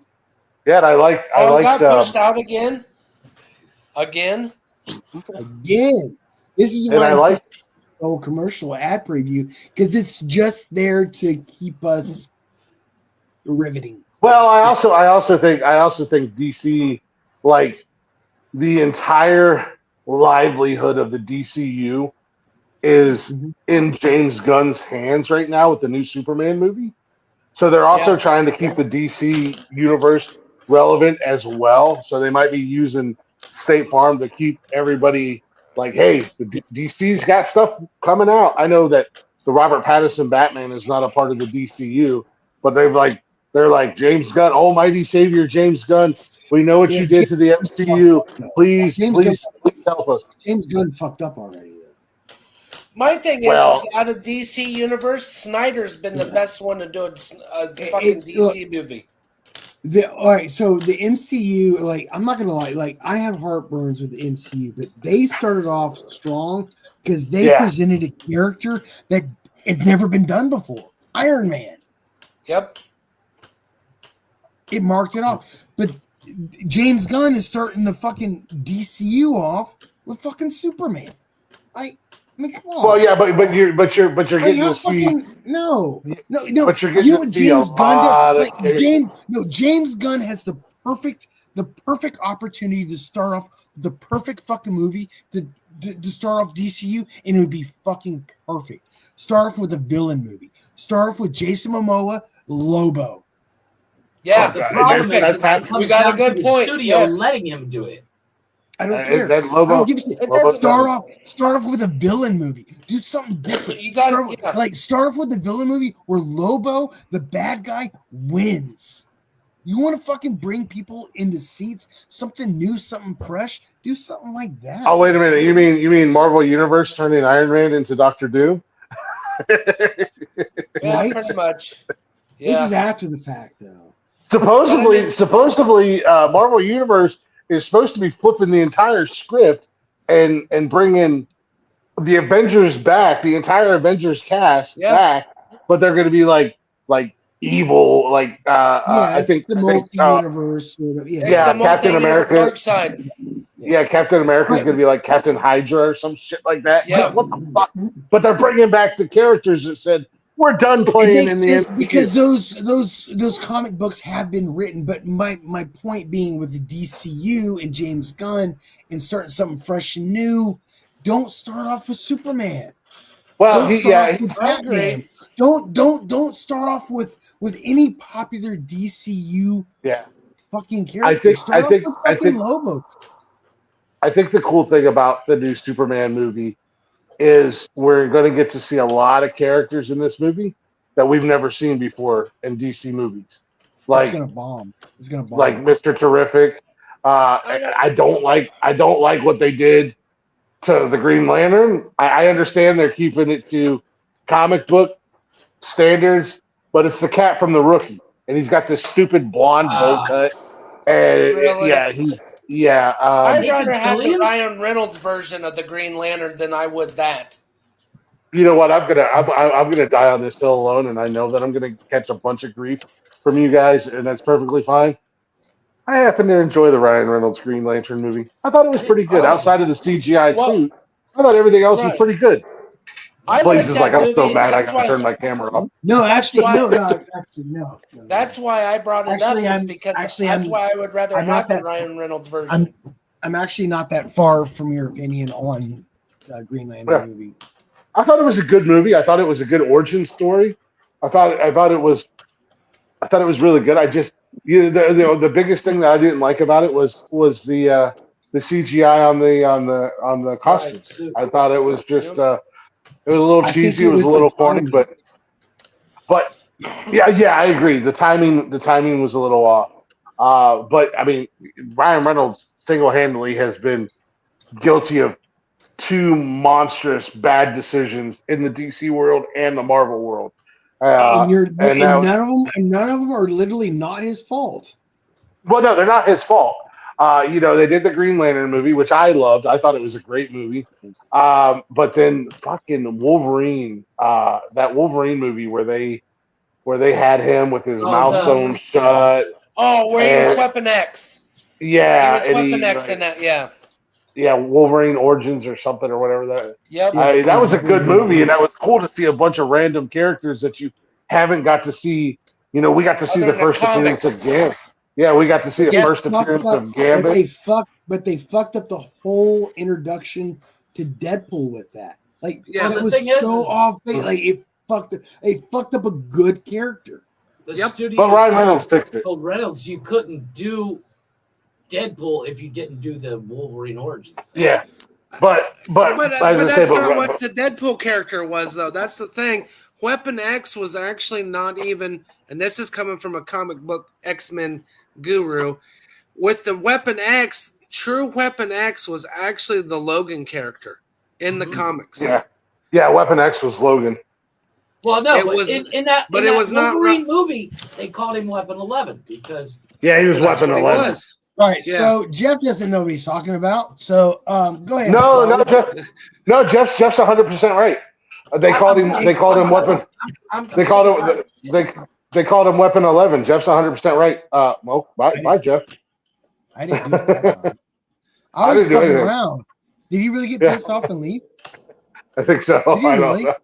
Yeah, no, but no, Jeff was 100% right because The tag even said it. the reason I brought it up was because it was I was the other day they were doing all the X-Men movies on one of the channels and I was watching them and I always thought that it was that they called him Weapon X and then I was like, oh shit, they do call him Weapon 11. So And it's on his tags, too, that you Jesus. actually see in the movie Logan. Yeah, no, Jeff was 100% right. That was recon like back in the fucking 2010s, early Yeah. 2000s, like that. Jeff, you're a bitch. I was fucking with you. Jesus Christ. Jesus. You're gonna rage quit like Steven. Dr. Jeremishi! Don't pull a Jeremishi on us. Come back, little buddy. Jeff, all you had was 9 more minutes, man. Come back from the ledge. Don't step in front of the boss. I think But he yeah, was really but good. yeah, I've been busting his chops pretty hard lately, so I should, Yeah. I should probably back off. Well, I don't know. I'm talking about the ledge. I just say I don't know anything about muting or dropping anybody. You said you muted them and dropped them 3 times. I don't know anything about that. Who, me? No, Maybe throughout the night Jeff. I fucked with them, but not. Yeah, I have like twice fucking with them. I got dropped as soon as I fucking came in here. God damn it! You're damn right you did. But he's never done. Yeah, I don't. Yeah, I run this. I run this shit. You can't drop me. King Kong ain't got shit on me. Jeff, stop being a crybaby. Motherfuckers down in Pigeon Bay. We'll just mute your damn mic. I don't care. I don't fucking care. But yeah, with that whole Wolverine's origin though, I mean that one, when they did that movie, they kind of jumped around too much. The movie Logan, in my opinion, pulled the whole. They finally hit the Wolverine story on the head. Yeah. Because you got to watch the extended version. It actually shows in the extended version in the deleted scenes of the Weapon 11 leading up to where it all is, and then he went rogue as, where he met the X-Men and everything else. There's actually deleted scenes showing that in the original Logan movie, which I didn't know until I found it. Yeah, no, Logan, I actually really liked the Logan movie. I thought it was really good. I liked that they, had him age. They brought in Xavier, and you really, because even throughout the X-Men movies, you kind of got to see a little bit of the relationship that Charles and Logan had, but right, you just like really in got the comics. to see, but in Logan, you really got to see like their relationship and how close those two actually were, Right, Charles and Logan, and I loved it. That's the thing with the whole thing. But I don't even know how the hell we got on this tailspin of fucking Marvel. You did. I know it was me. I did it. No, like I said, the Weapon 11 thing, the Deadpool thing, Ryan Reynolds brought it back, and the last three movies have been phenomenal. I love that in Deadpool 3, they took shots at that Wolverine Origins movie.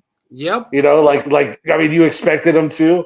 I love the fact that multiple times Ryan Reynolds told Hugh Jackman he was locked in for the next 97 years to play Wolverine when Hugh Jackman said he was done playing Wolverine. And he was like, yeah, Disney's got you for the next 97 years. Yeah. Come to find out, it actually might be a true thing. Hugh Jackman's supposed to be playing Wolverine in a couple different movies. And it actually involves the Avengers movies where they're going to finally entitle some of the X-Men in it, and Wolverine's one of them. I'm a little disappointed in that whole thing, that whole idea. They should have let a dead horse die. They should have just left it alone after that.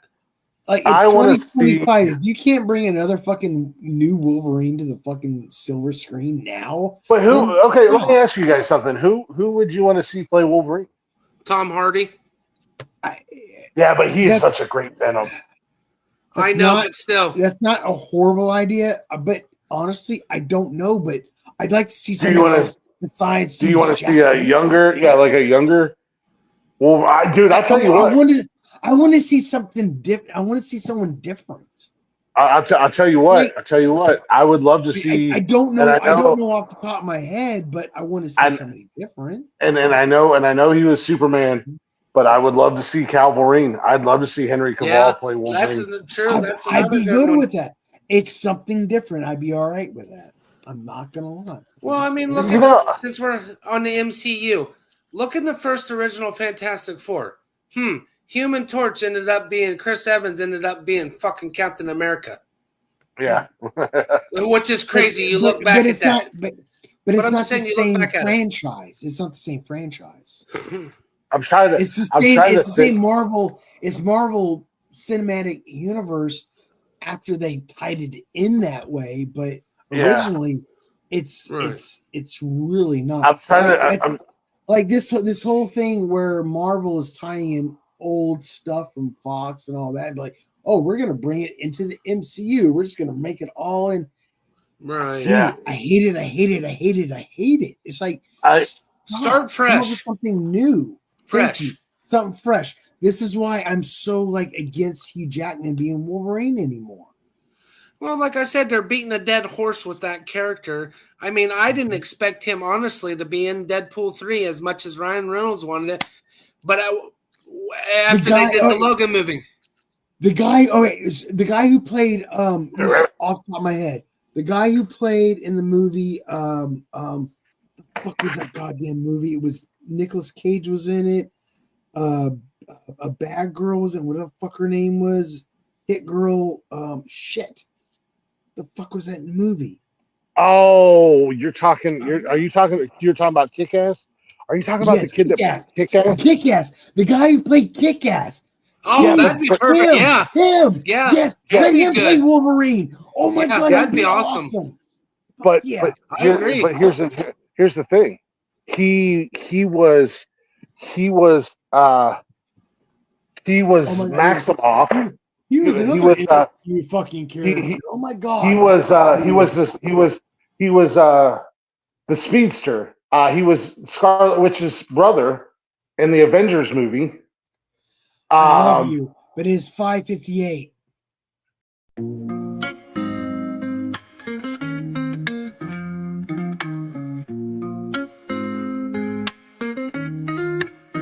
Nonsensical network, different flavor every day. Movie talks, new flicks hitting the display. Microphone magic, musicians spill the praise. From reptiles to motorsports, burning rubber craze. Football crashes, touchdowns, epic plays. New spinning, catching on the latest phase. Gleaming cars, engines roaring up the pace. Street tales, urban stories we embrace. Tune in every week, diverse. Groove to the beats, let the rhythm immerse. Lyrics flowing, ciphers full of verse. Nonsensical network, feel the universe. Interviews buzzing, stars in the circuit. Worlds of tapestry, pieces we interpret. Hip-hop to rap, the flow never stagnant. Reptilian tales, nature's arrangement. Cars with muscle, engines with might. Motorsports roaring, speed in the night. Discussions heated, always a delight. Network of nonsense, but the vibe's just right. Tune in, wait for that beat. Flow so seamless, feeling so sweet. Urban grooves, rhythm from the street. Nonsensical network, always on repeat.